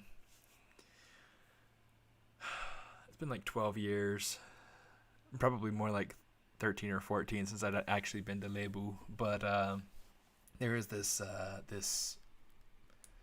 place that makes this sandwich, this churrasco palta that was just amazing. It had all this beautiful, wonderful, awesome food to it, and it's just I miss it.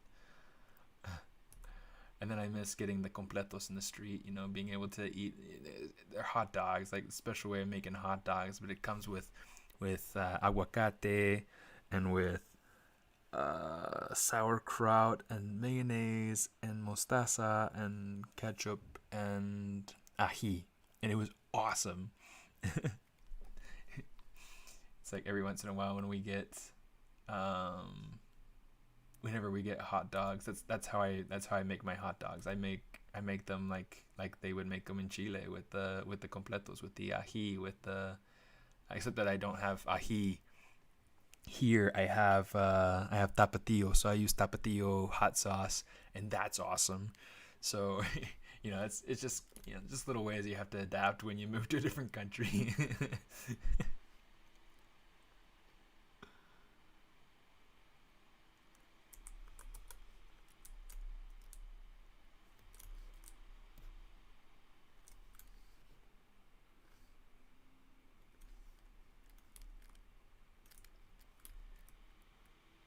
Yeah, tapatio is the stuff. Now you're hungry. De nada. Ooh, just one, please. Okay, there we go.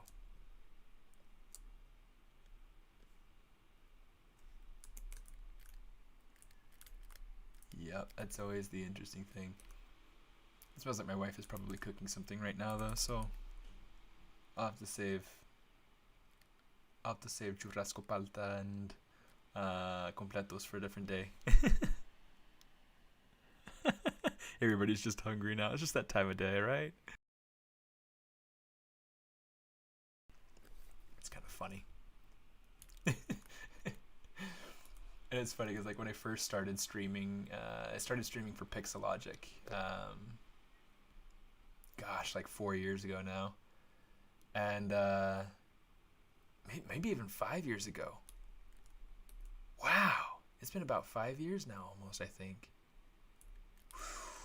Anyway, so when I started streaming for Pixelogic, the very first project I started working on was this Candyland themed scene environment, and it was awesome. It was so cool. Um,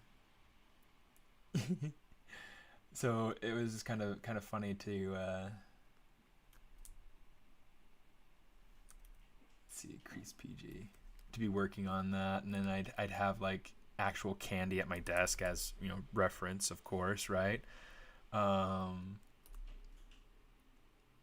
and then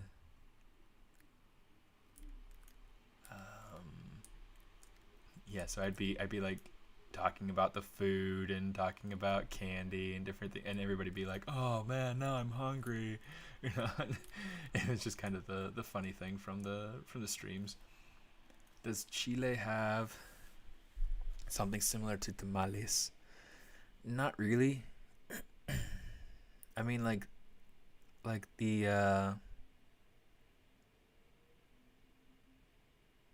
I'm trying to remember what it was called. I mean, the closest thing is like shepherd's pie sort of thing, but it's like it's obviously that's not a tamale. Um, I mean, we did have like empanadas. Um, yeah, empanadas were my favorites. I loved getting empanadas at like corner bakeries and things like that. Um, but really, a lot of the food in Chile was really pretty simple. Um, yeah, really pretty simple.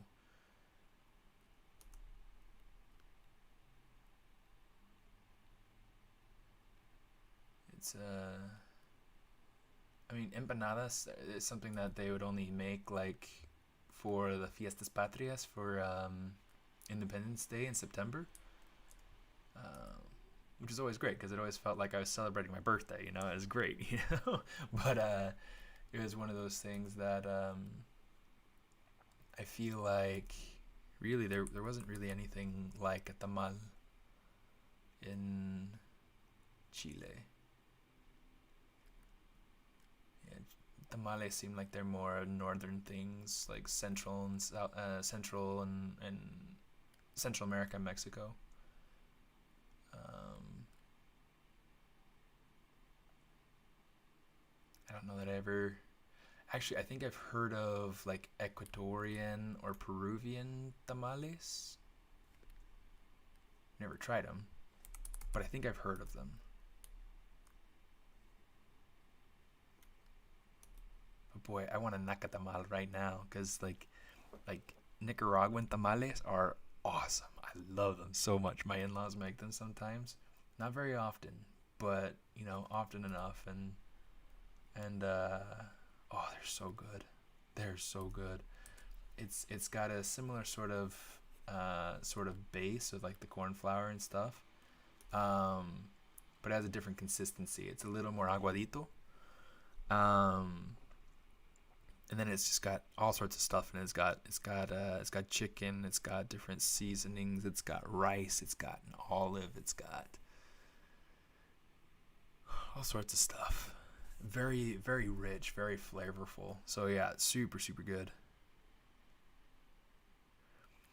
Really, so the ingredients to make empanadas, it's not really too difficult. I mean, they use manteca, which would be like the lard, um, and then water and flour to be able to make the crust, and then to be able to make the relleno, the filling, it would be like I guess it kind of depends on what kind of filling you want to. If you're trying to go for like a fried cheese, then filling like a fried empanada with cheese, then it would be like I actually don't know what kind of cheese they would use. Um, but then there are different things like the carne ones are super good, and they have like there's carne picada, there's cebolla, there's like a raisin, an olive.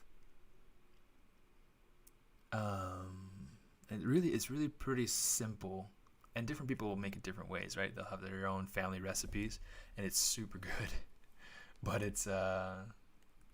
but yeah, more than anything, like empanadas are saved more for like fiestas patrias, for special occasions, Christmas. Um,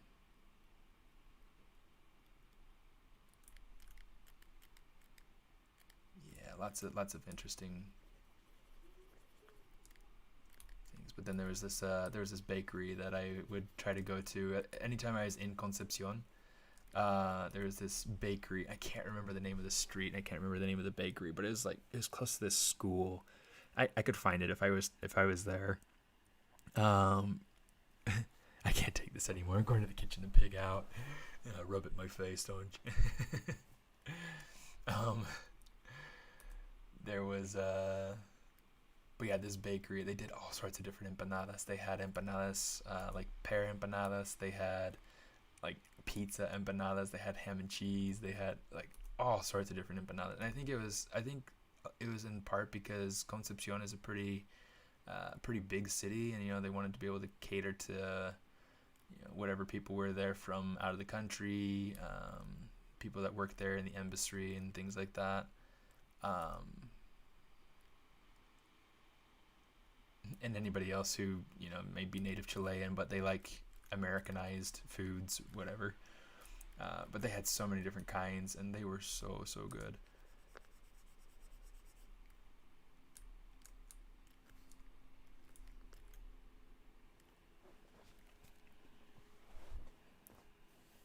Hey, how you doing? Pozole. I love pozole. Yeah, I love pozole. That's one of those things, like getting a good pozole. Like there's some people that make it just a little bit too bland, but I love pozole. I love the little like I don't even know what those are. They're like little the I can't remember what they're called. It's the little. My mind is blanking. What's the name of those little white balls? The little corn ball things that they. Oh my goodness, what's pozole? Mm. But yeah, I love it with like pork or chicken. Doesn't really matter. Yeah, it's not maize though. It's like there's a name for it. Oh my goodness. Hold on. Oh, that smells so good. Oh yeah. Hey Nini, what's the name of that grain inside of pozole? Hominy. I was blanking on the name. Love you.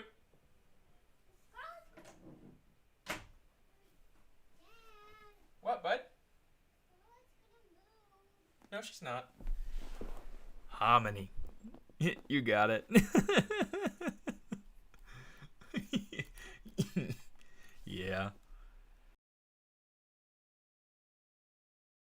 And it's like this chunky it's like this chunky white corn grain, and it's really good, especially the way that it mixes with all the seasoning and everything.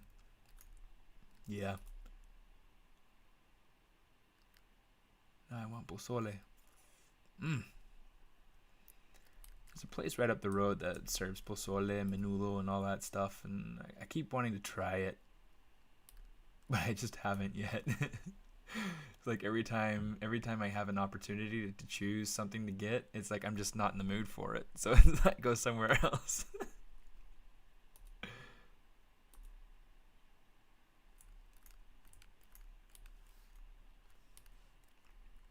Let me see. 1 o'clock. So we've been going for about 4 hours now. Let me me see. Let's turn off our dude because we don't need him in the way right now.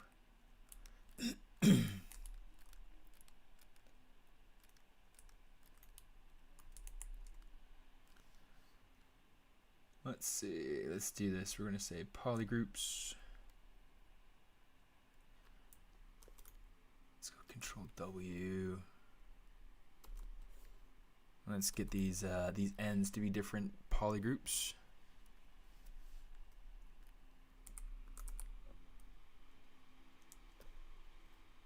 Insert multiple edge loops just to make sure that it stays, pretty much its same shape. Increase PG. Okay, something like that. Cool. Let's go ahead, let's inflate it a little bit. Something like that's a little bit better. There we go. Cool.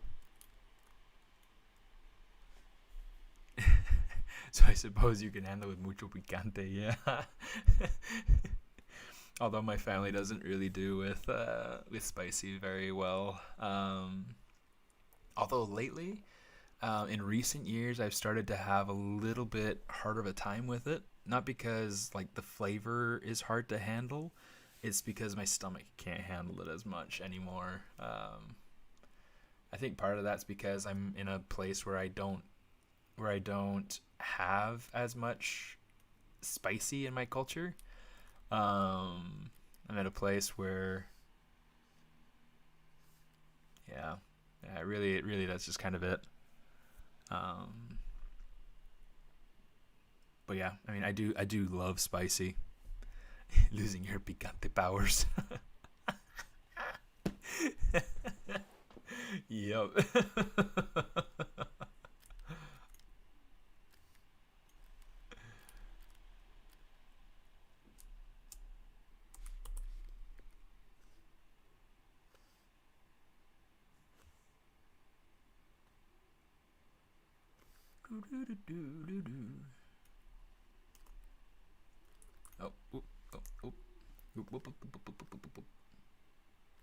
Oh, here, let's go ahead and center that so that it's nice, and we'll say flatten. And then let's make sure that our symmetry is on. And we will flatten that down like a dirty old clown. Oh, turn on local symmetry.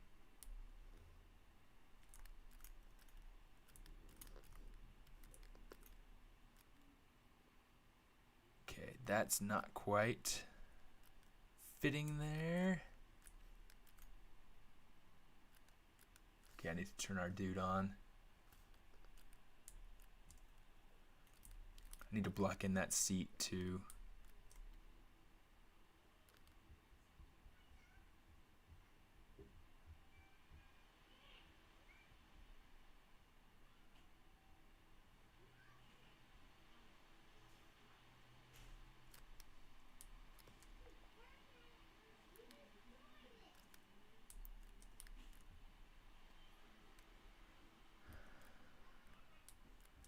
Let's see.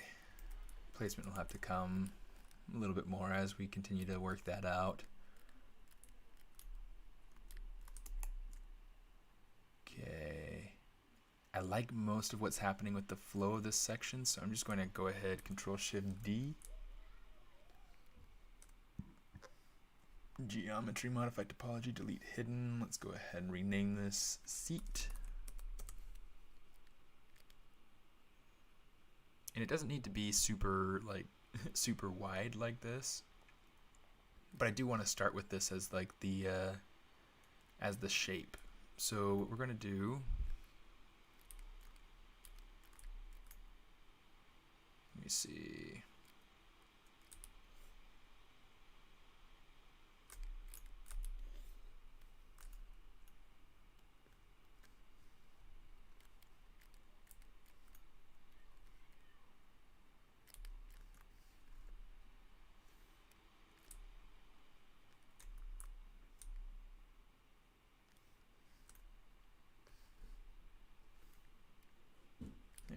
do something like that for right. Yeah, maybe we won't. Let's not do that. That kind of ruins some shapes. Okay. Cool. So let's just do this. We'll go ahead and we'll take this. We'll say bridge that across, mirror and weld, insert single edge loop.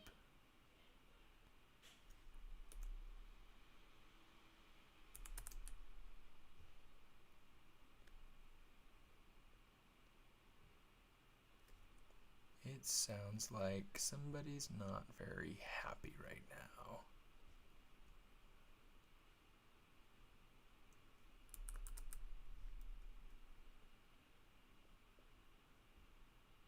Okay, let me see. We're gonna put this about right there. Let's say bridge. How many do we have up top? We have 1, 2, 3, 4. So I need more. Let's see. Let's bridge these together. Might say delete.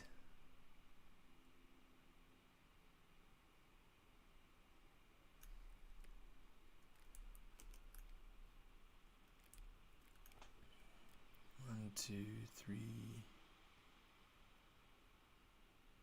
Okay, so here's what we're gonna do. We're gonna say insert a loop here. Oops, get rid of that loop. Say bridge these edges together, bridge these edges together.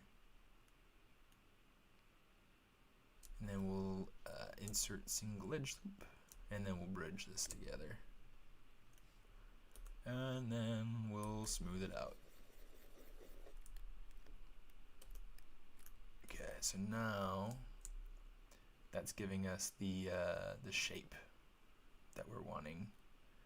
And this way we have, you know, this goes up and flows out, like the points are located along the same edge. So we don't have to worry about any kind of weird consistency issues.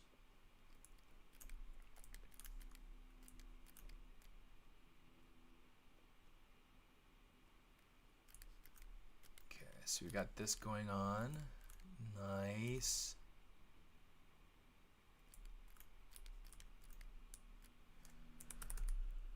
Let's kind of refine the flow here in the front just a little bit. Let's get rid of the creasing. Uncrease all.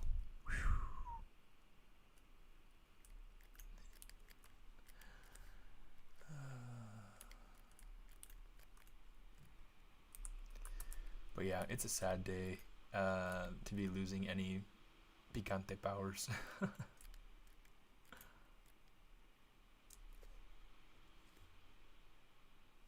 Extrude all polygons. Let's get this to about maybe right there.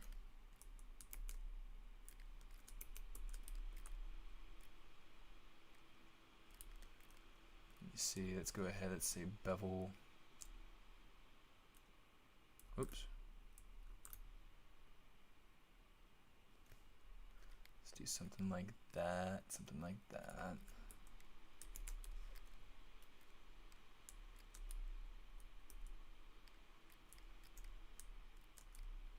And then with this piece, let's go ahead, let's just inflate a little bit.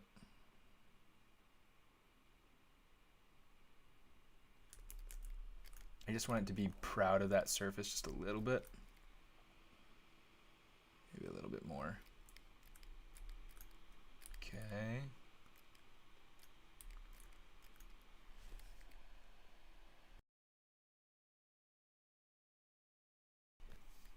Let's see. So now I want to go ahead and create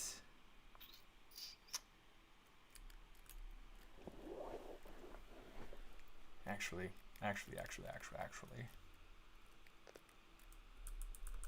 Now that I've done all that beautiful work,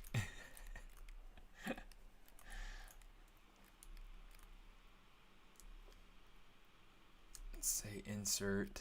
I want to get rid of a couple of these loops. I don't need it to be that wide. I forgot that I was even going to try to do that.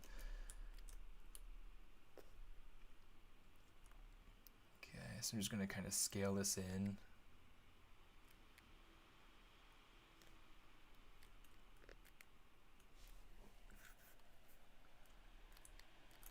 Okay, since he's not a big guy, you know, at least you keep your great topology powers. Yeah, it'd be a shame to lose those.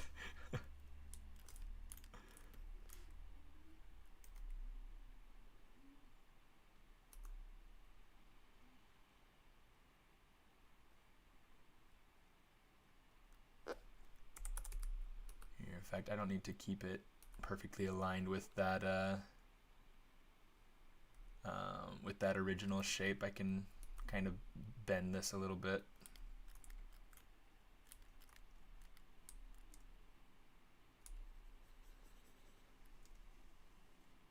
What's wrong? I feel left out. Left out? How so? Hmm? What's wrong? I feel left out. What's wrong? Well, I feel like That's not true. ever since I came from yes, I like them more. That's not true.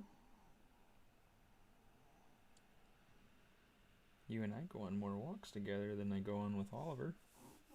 Can we go along together today? Maybe. Okay.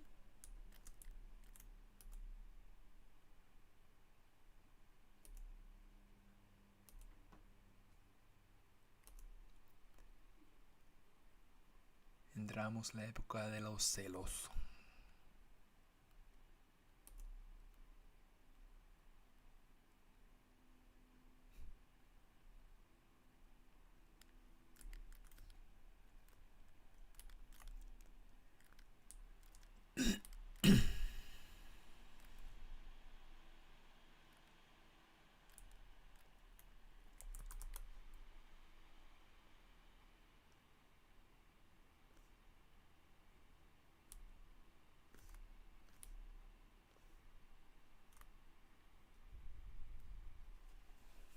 Mi hija tiene casi 8 años y mi hijo va para los 6 años. Yeah, so there's a little bit more than just like 2 years between them.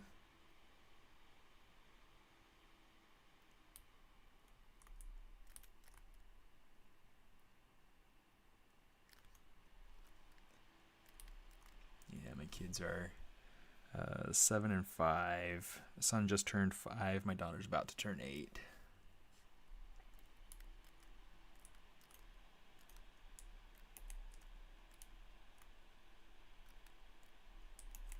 You know what? Oh, I'm curious how I'd work that out. I'm getting this idea of just like a way for this to kind of be kind of carved back a little bit more. But I'm not entirely sure how I would do it. I'm going to go ahead and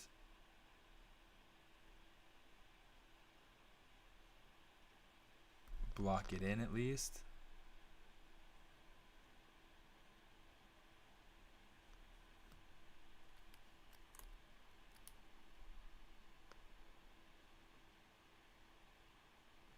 Just so that way it's there, and if I should decide, I can be like, okay, so I wanted this to kind of cut in and, you know, whatever. However I get it to work.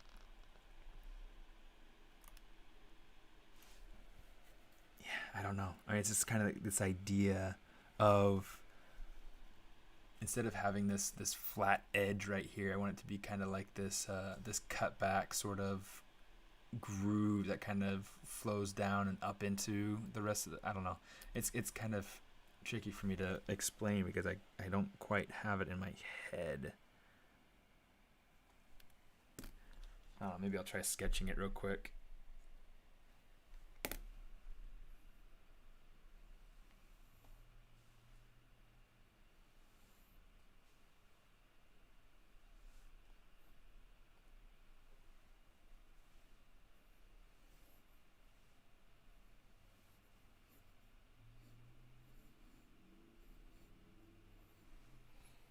I don't know how I would even sketch that, so maybe I'll stop trying to sketch it. It's like I was saying, I have no idea how to even articulate it. The challenge ends at the beginning of March, so that's why I figured like I've got tons of time for this, but well, tons of time, right? You know, it's tons of time until it's the last week, right? Let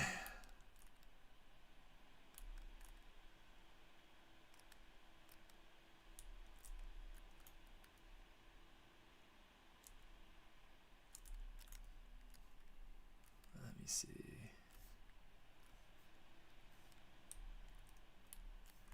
You know what? Let's go back to that to the seat. Extrude that out, which is great now. Same thing we did before. Oh, bevel, I guess is what we did. We did bevel, edge loop complete, right? Or no? What did we do? Yeah, no, we did bevel, right?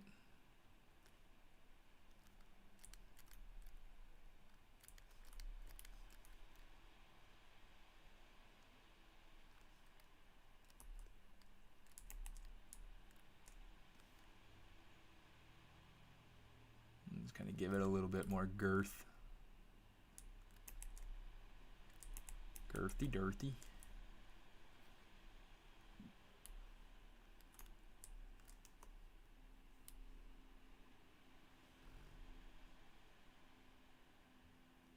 Okay. We'll just kind of pull off one more loop here.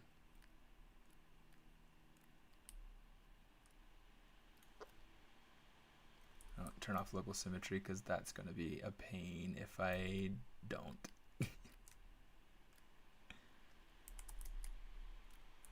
And this high top here, oh shoot. Let's go ahead and pull it down some.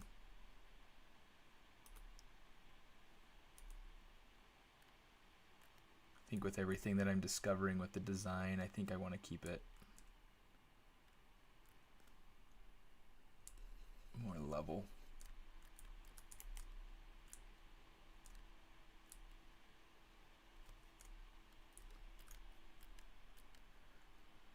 Okay, that'll work.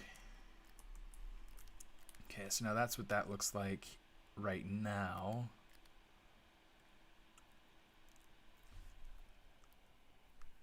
Yeah, let's see. Let's go ahead. I want to add like a trim around it, and then I want to add like ribbing kind of going down, but like chunky ribbing, you know? So let's see. Let's do Control W. It's kind of funny. So I've been reading Harry Potter to the kids, and that's been fun. It's been fun. It's definitely not their favorite. Like you can tell that they'd rather be reading something else or listening to something else, but whatever, right?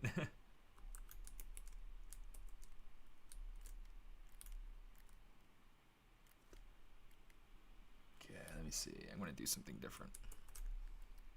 Let's go ahead and say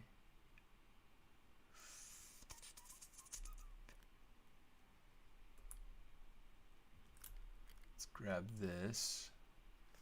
We'll say geometry, modify topology, delete hidden.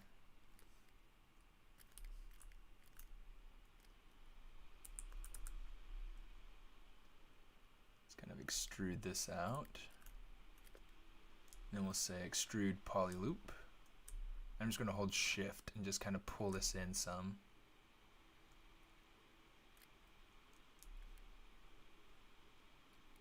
Insert. We'll say keep polygroup, interactive elevation.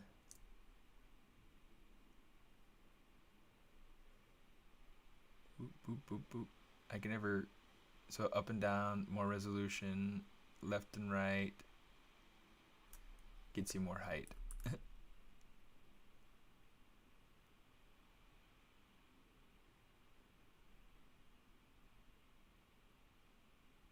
Okay, something like that.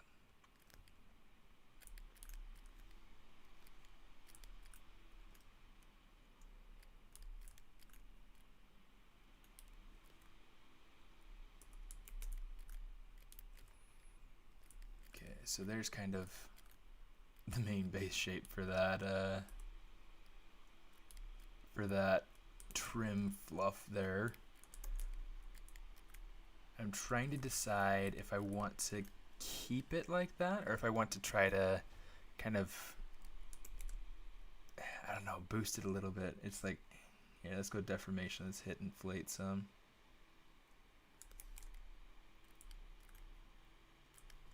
That feels more like it.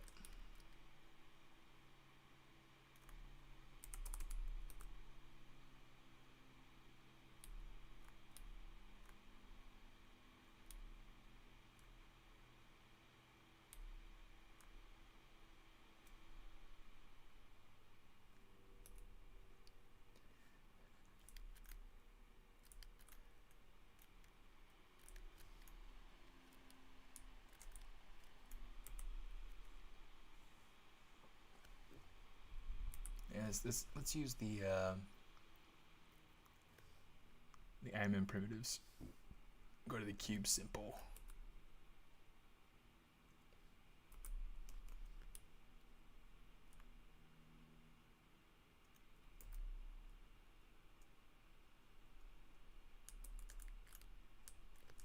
There we go.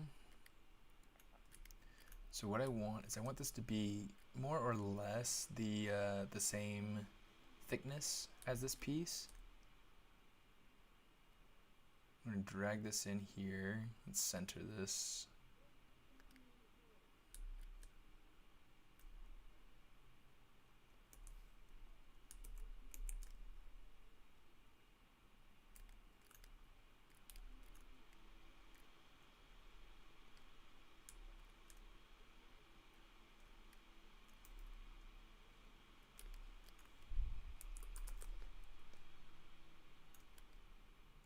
Let's get that.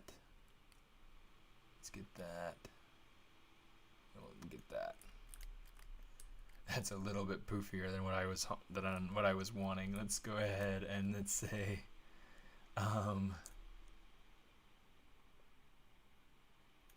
something like that.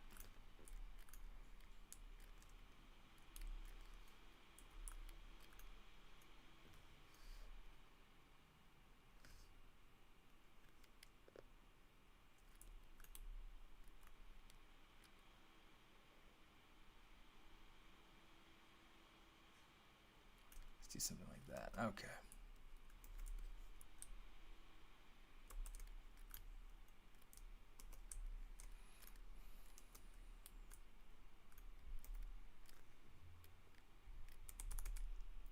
Okay, I want to make sure that the ends are definitely like down in the end of, you know, so that they're not coming out. In fact, maybe I'll worry about that part later. Okay.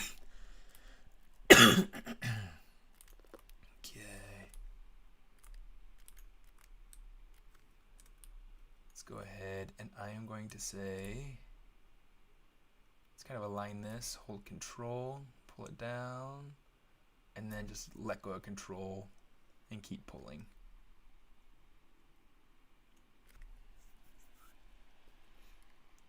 You know what? Let's do it so that it goes even further.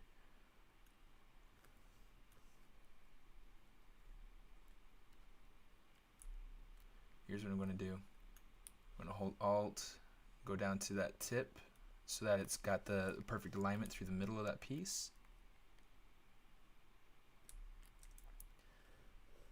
And then let's just go down, we'll bring this so that it's extruded out kind of like this, and then we'll just boom like several times. I don't think that's enough. Let's do it one more time.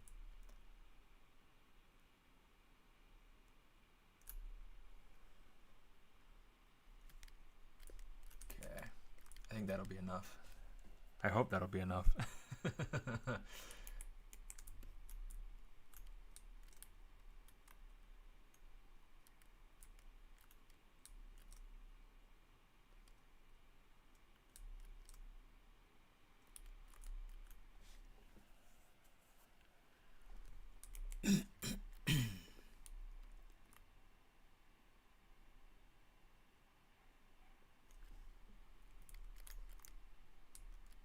Okay, this might be a matter of taking this and okay. So here's what we're gonna do. We're gonna take this. We're going to go into the transpose line. That way I can use my alternative functions to be able to warp and bend these pieces into place.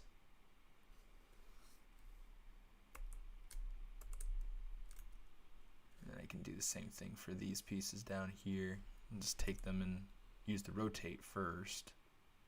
Okay, so you can see like I don't even need these end pieces here. That's great.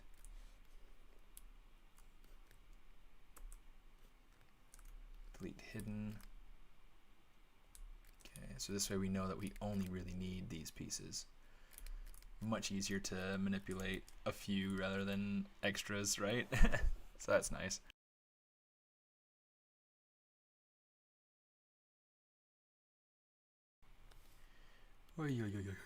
Okay. So now what we've got, turn off symmetry, center that, turn on symmetry, and let's see if we can get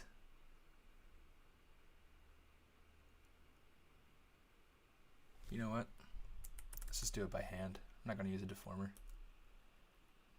I might not even get the right deformation with these that I'm hoping for. You know, so I just want to get these to kind of match up with the ends. And some of these are going to need to be handled more manually anyway. So.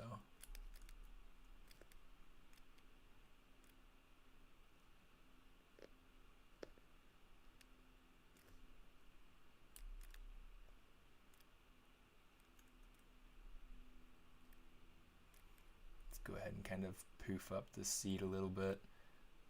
Now, I mean, at some point, like right now I'm modeling it as if it were like more brand new, you know, so it doesn't feel like it's been sat in very much or whatever. Yeah, it just looks kind of new. Okay, so to be able to make this feel more sat in, I'll probably go ahead and take something like mask lasso, select rectangle.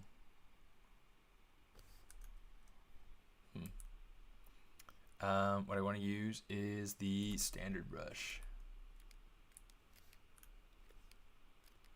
and then I'll probably just draw through it like that, you know, just gets you a good little impression.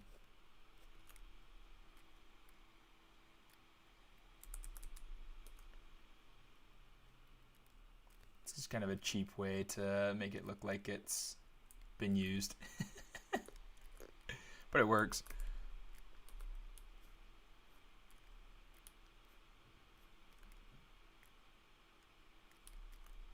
Okay, and then there might be areas along here that are more worn than others. You know, so like maybe it's puffier up top as if it's not really like super used, but then down at the bottom maybe it's got a little bit more compression to it. Certainly down along here where the legs go, yeah, so those sorts of things. Let's use maybe a little bit puffing right here.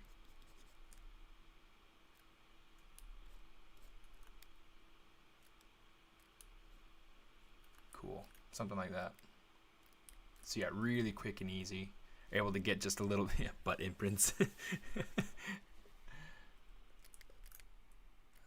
Really quick and easy. You're able to get like a good sat in sort of feeling. Works nicely.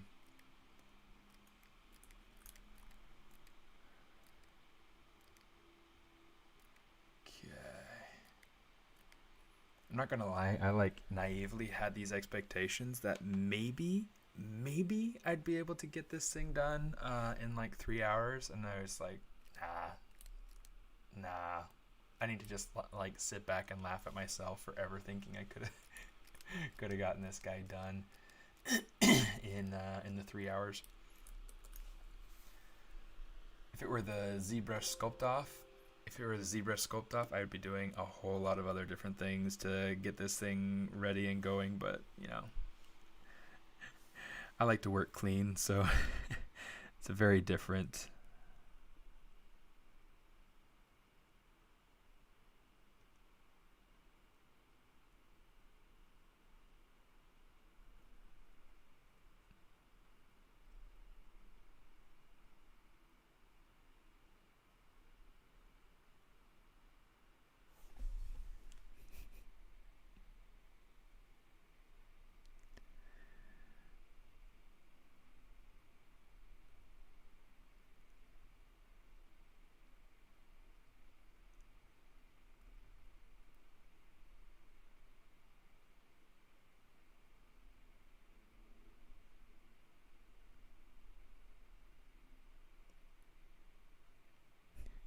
Got a friend who was writing to me who was saying something about like where he's at, he's getting snow, and here we're not getting any snow except for up in the mountains.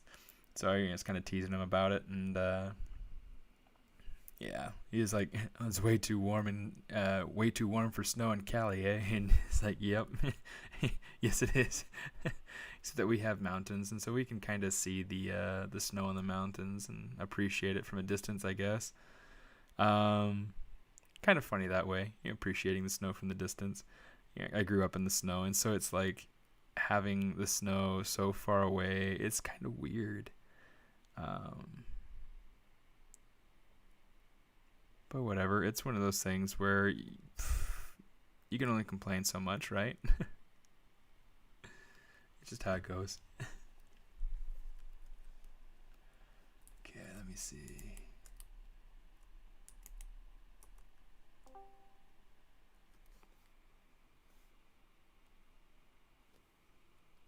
Prashan. How is it going? Doing pretty well. How are you doing? Pretty good. I was in your stream for the past hour or so. Are you doing anything for the ArtStation challenge?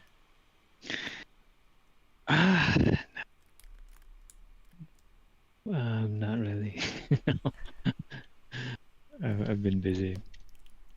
Oh well. Yeah, your model's coming around. Looking Yeah, good. I'm really excited with how it's turning out. Still a long way to go, but Yeah. it's kind of how it goes, right? Yeah.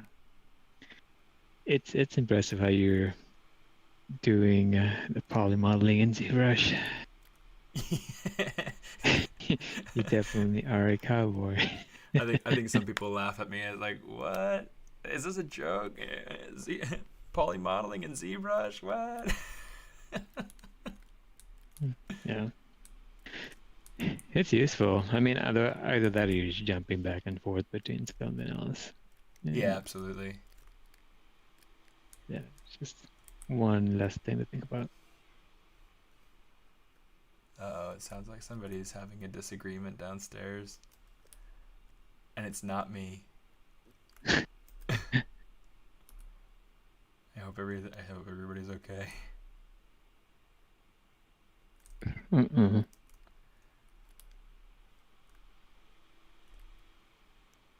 Yeah, are you still based in Cali? Yeah. I think you mentioned an idea about moving, but maybe you haven't done it. Yeah, we haven't gotten to move or anything like that yet. Mostly just because we're trying to figure out what we'd be moving to. Mm-hmm. Yeah, it's kind of LA's a hard place to live. Yeah. Yeah, I heard a bunch of people move to Austin. Texas? Um, Austin. A couple of the guys that I knew who lived in LA in the industry. Huh. Austin, Texas. I heard there was a lot of movement from LA, San Francisco to that area. Interesting. Yeah, I mean, I have heard of a lot of people like moving out of LA. Not a ton of people moving in, from what I hear. But Yeah, at yeah, least for now, I think, you know. which whatever. I mean, Mm. I can totally understand people not wanting to move into, Mm. but Yeah. Well, nobody wants to move to Minnesota ever. no competition. Yeah, our rent is low. I could dig that. Uh, but yeah, I mean the cold is the only thing. If you can get over that, it's not bad. Everything else is peachy. Yeah. Uh, yeah. How have you been busy lately? I mean, you've been pretty active, but Yeah, a little bit. Mostly been mhm, trying to like keep up with like personal projects and things like that, but so really it's not been mhm. too bad. Um, Yeah. Mhm. this is I still haven't figured out a nicer trick for doing this, so this is like a slow process, but it works. Hmm. Trying to get a good groove along there.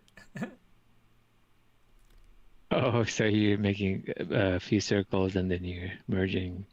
Yeah, because I That's mean, in the very interesting. least, I know that groove will be exactly the same width going the whole way down. But Yeah, I guess. Hmm. What if you polygroup the edge and oh no, you won't get the circular ends. yeah, I Um, mean, one of the things that I mean I could go through and do is insert one ed like get rid of, so essentially just have like the one on the end, and then just get rid of the polys next to it, and then insert edges.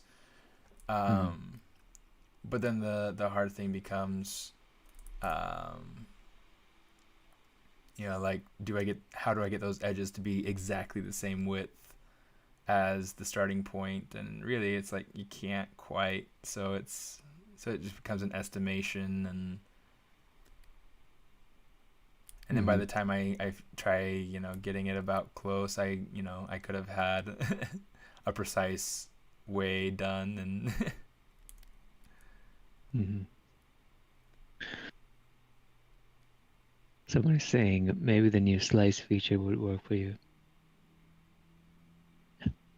if it were precise. Yeah, yeah, exactly. So, Yeah, because like I can't get it to work in like an incremental yeah, sort of way. right. Because the slice would slice across polygons. Right. Yeah. Do you use Go Z at all and like jump to I've never tried it myself, but It's been wondering. a while. But GoZ is a good option. Being able to use different modeling tools. Hmm. Um, yeah, But that's a tool that I never use inside of like the Pixelogic streams, because it's like I'm there to endorse to endorse oh Pixelogic. right, And yeah,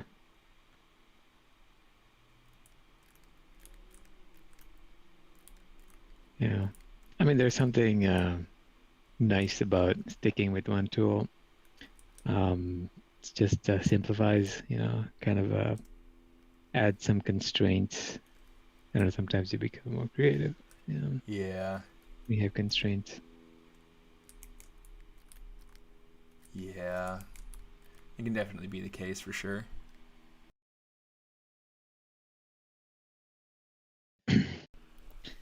Yeah.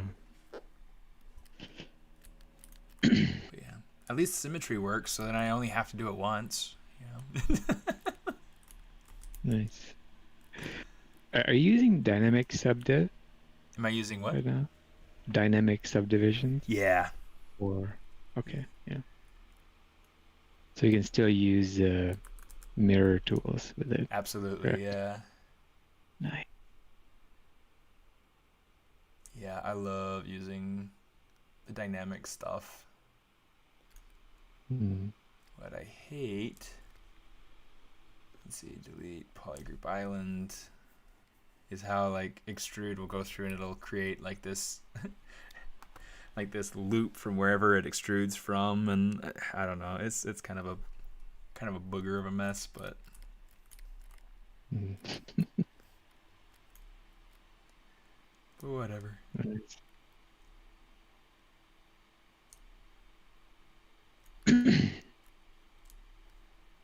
Say crease edge of the partial. Oh, wrong edge. Oh, get it back. Okay.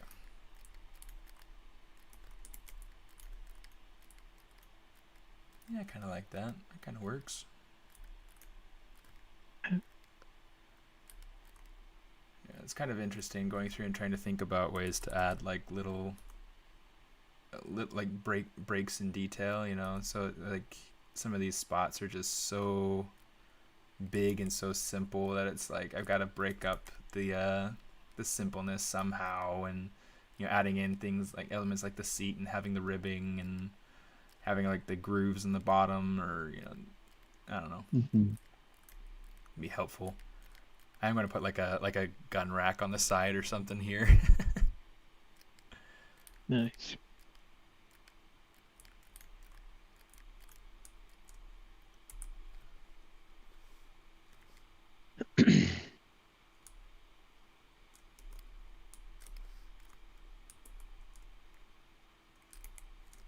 Yeah, I'm trying out some hard surface stuff on ZBrush as well. And you heard about that Michael Andrew Nash? About the what? Um, Michael Andrew Nash, Mike Andrew Nash. Okay. Um, he's like it's like a hard surface modeler for Horizon Zero Dawn. Right. Um, and he like passed away recently. Oh, really? Uh, yeah, it's like really a shock, but got some really cool designs in like hard surface. He's like a designer, and I had literally like um, got one of his products from Patreon just to try out his workflow. Sure. Like the day before he had passed away, so I'm kind of Wow. digging into that. Maybe I'll do an honorary character um, for him. Yeah, kind of a surprise. I'm sure you've seen his stuff. Like he's got a big following, I think. Yeah, I'm pretty sure I have. Um, I'm pretty sure I have, yeah. Mm. But it's wow. I didn't realize that he had passed away. Cause yeah, that is a name that I recognize. Yeah. It's always so weird, like hearing about people passing away, especially if they're like younger people. Right, yeah.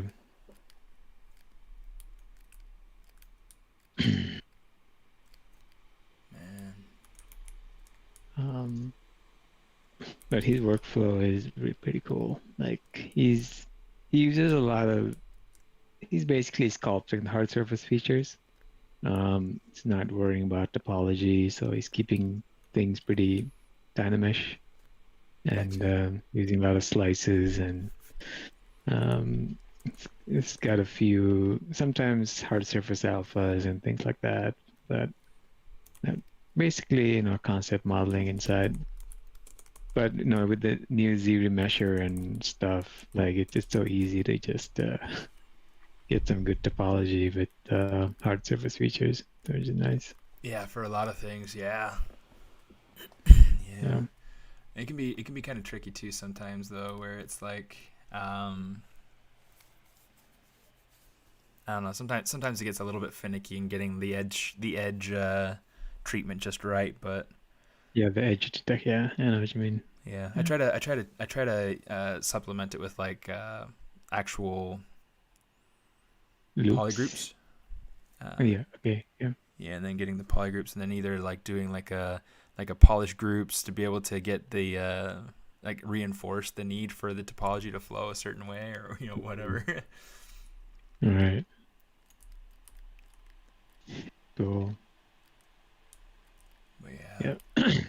Yeah. You're like a I don't miss a polygon kind of guy, right? So you don't miss a thing. It's cool. I like to keep it clean, just for the sake, I guess, of like posing him and making sure that things are Hmm. fitting nicely. This is not going to be very clean, by the way. Oh, it looks clean. When you do T poses, do you always like, does it matter like if the arm is like completely straight or does it have to be bent? Like, do you know if there's a preference for like riggers and stuff? I think it depends on kind of the production process for wherever you're working. Mm-hmm.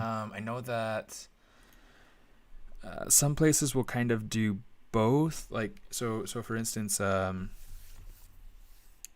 for rigging prefers to have the arms straight out to the side and in T pose, Mm-hmm. because it's easier to put in the bones and things like that.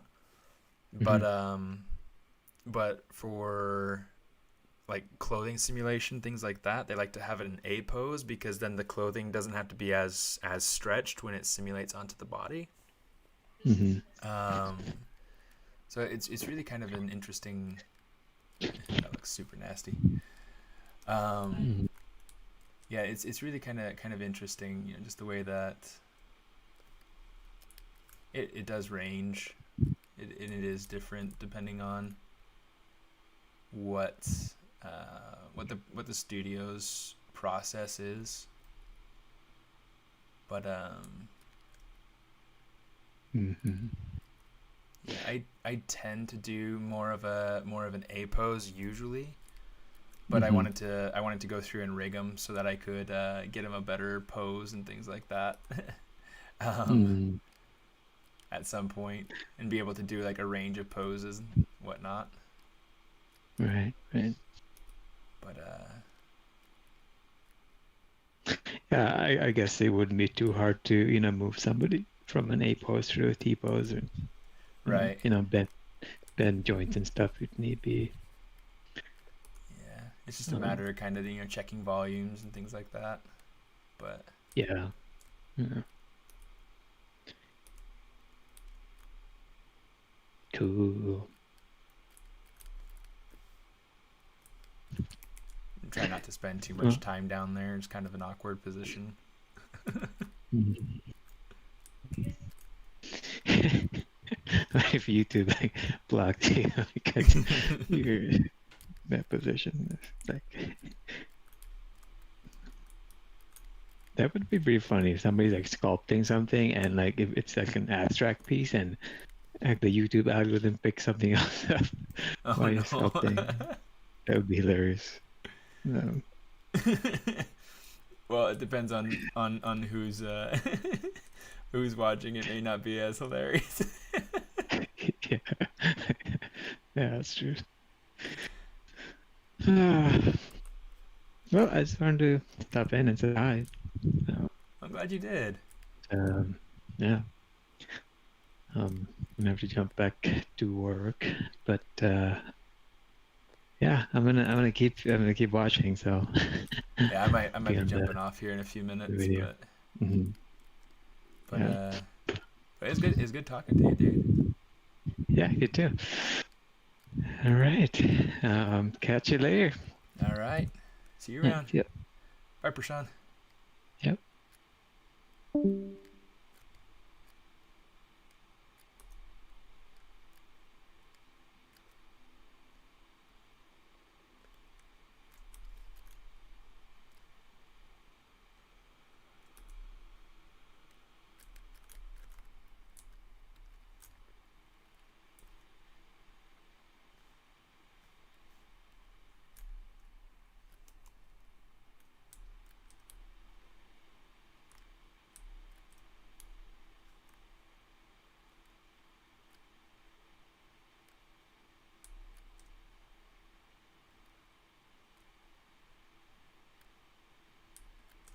Yeah, I think a lot of what I'm trying to get at with this right here is just trying to make sure that the proportions of the arms fit well with the way that, how far back he is here, and if I need to kind of rework, it looks like I need to rework more or less like positioning and placement on these things. So I'm going to take, I guess let's keep working on this though.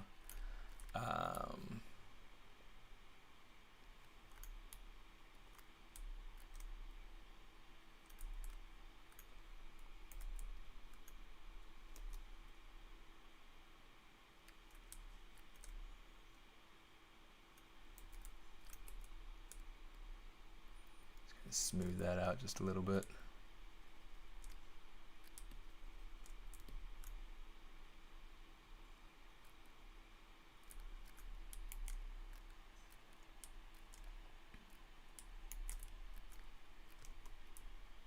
Let's go ahead and do this.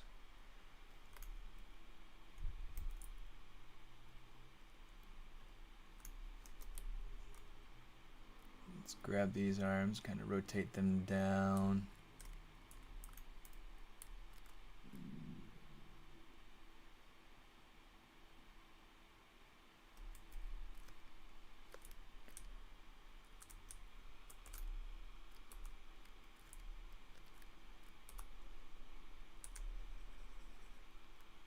Just kind of pick this up, make sure this is getting a good volume through here. There's a lot going on.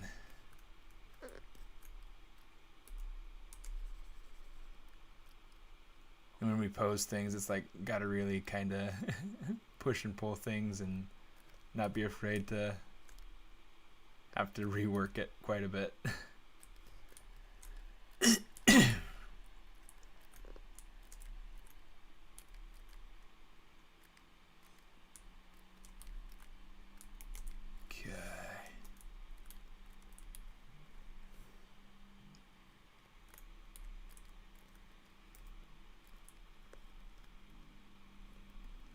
Looks like it's time for a meal.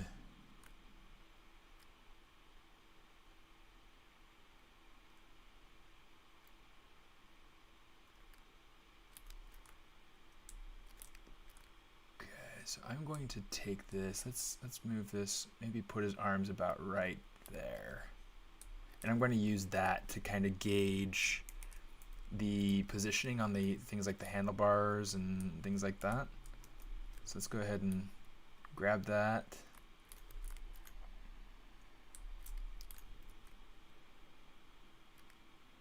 Okay. And then that looks like that's obviously the more natural position for his arms. So let's do that.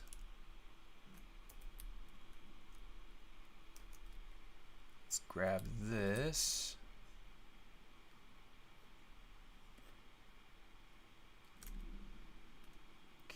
So we got all these pieces. We'll just take this, move it up.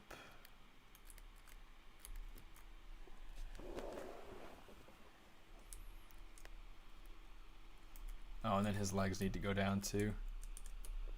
They need to. They absolutely have to. It is mandated by the laws of awesome.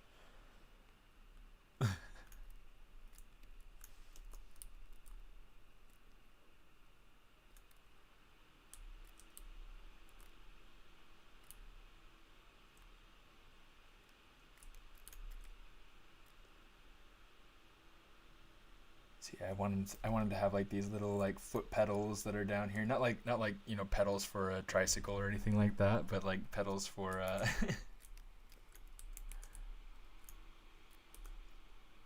for acceleration or brakes or something like that. Still trying to get a good feel for how this machine would work.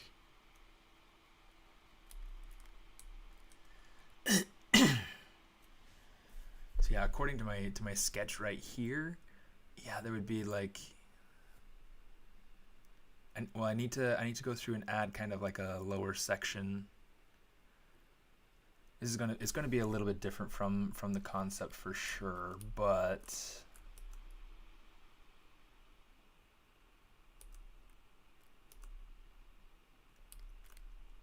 let's go through and do something like that for right now. Okay. Well, I think that's good enough for now. I've been on for like 5 hours now, so we'll call that good. And then we'll see what comes up next time I jump on. So yeah, that's looking pretty cool so far, though. I'm liking it. I'm liking it. There are some things about it that I'll have to definitely change. Like for instance, taking this, being able to move it up a little bit. So I'll have to figure out, you know, how I want to do that. If I want to go ahead and let's take it. Let's do it. Since we're here, might as well, right? Might as well.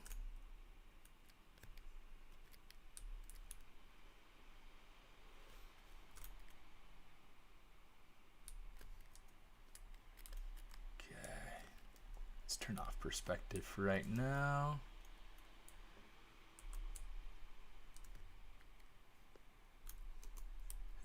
Thanks, man. Yeah, I'm having a ton of fun with it, and I think that it'll turn out really well if I keep going with it. It's going in a good direction.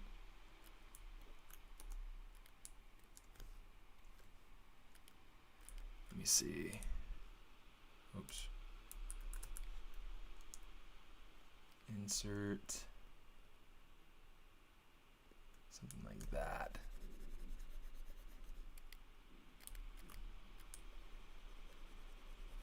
And we'll do something like this.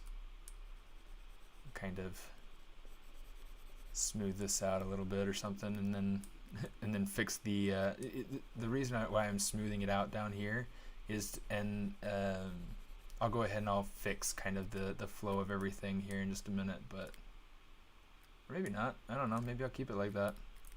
I think it looks smoother like that. I think it looks nicer. Let's do that. Slide. Boom, boom, boom. Okay. Okay.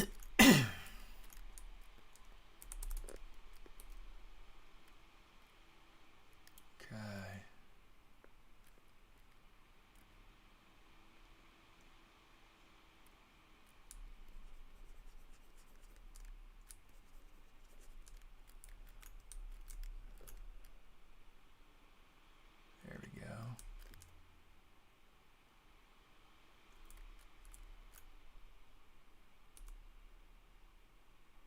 Cool. Yeah.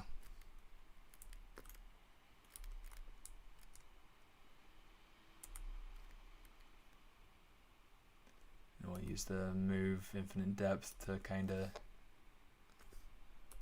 finesse this just a little bit.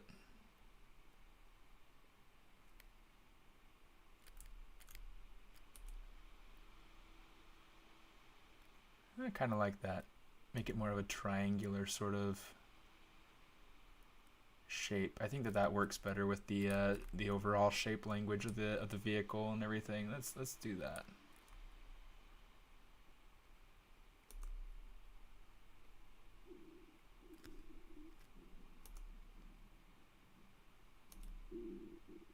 Okay. La panza está rugiendo. Definitely time to go eat. But yeah, so far so good. I'm liking that.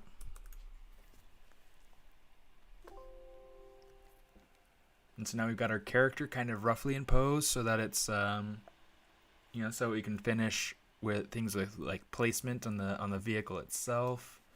Yeah, that'll be nice. That'll be nice. Cool.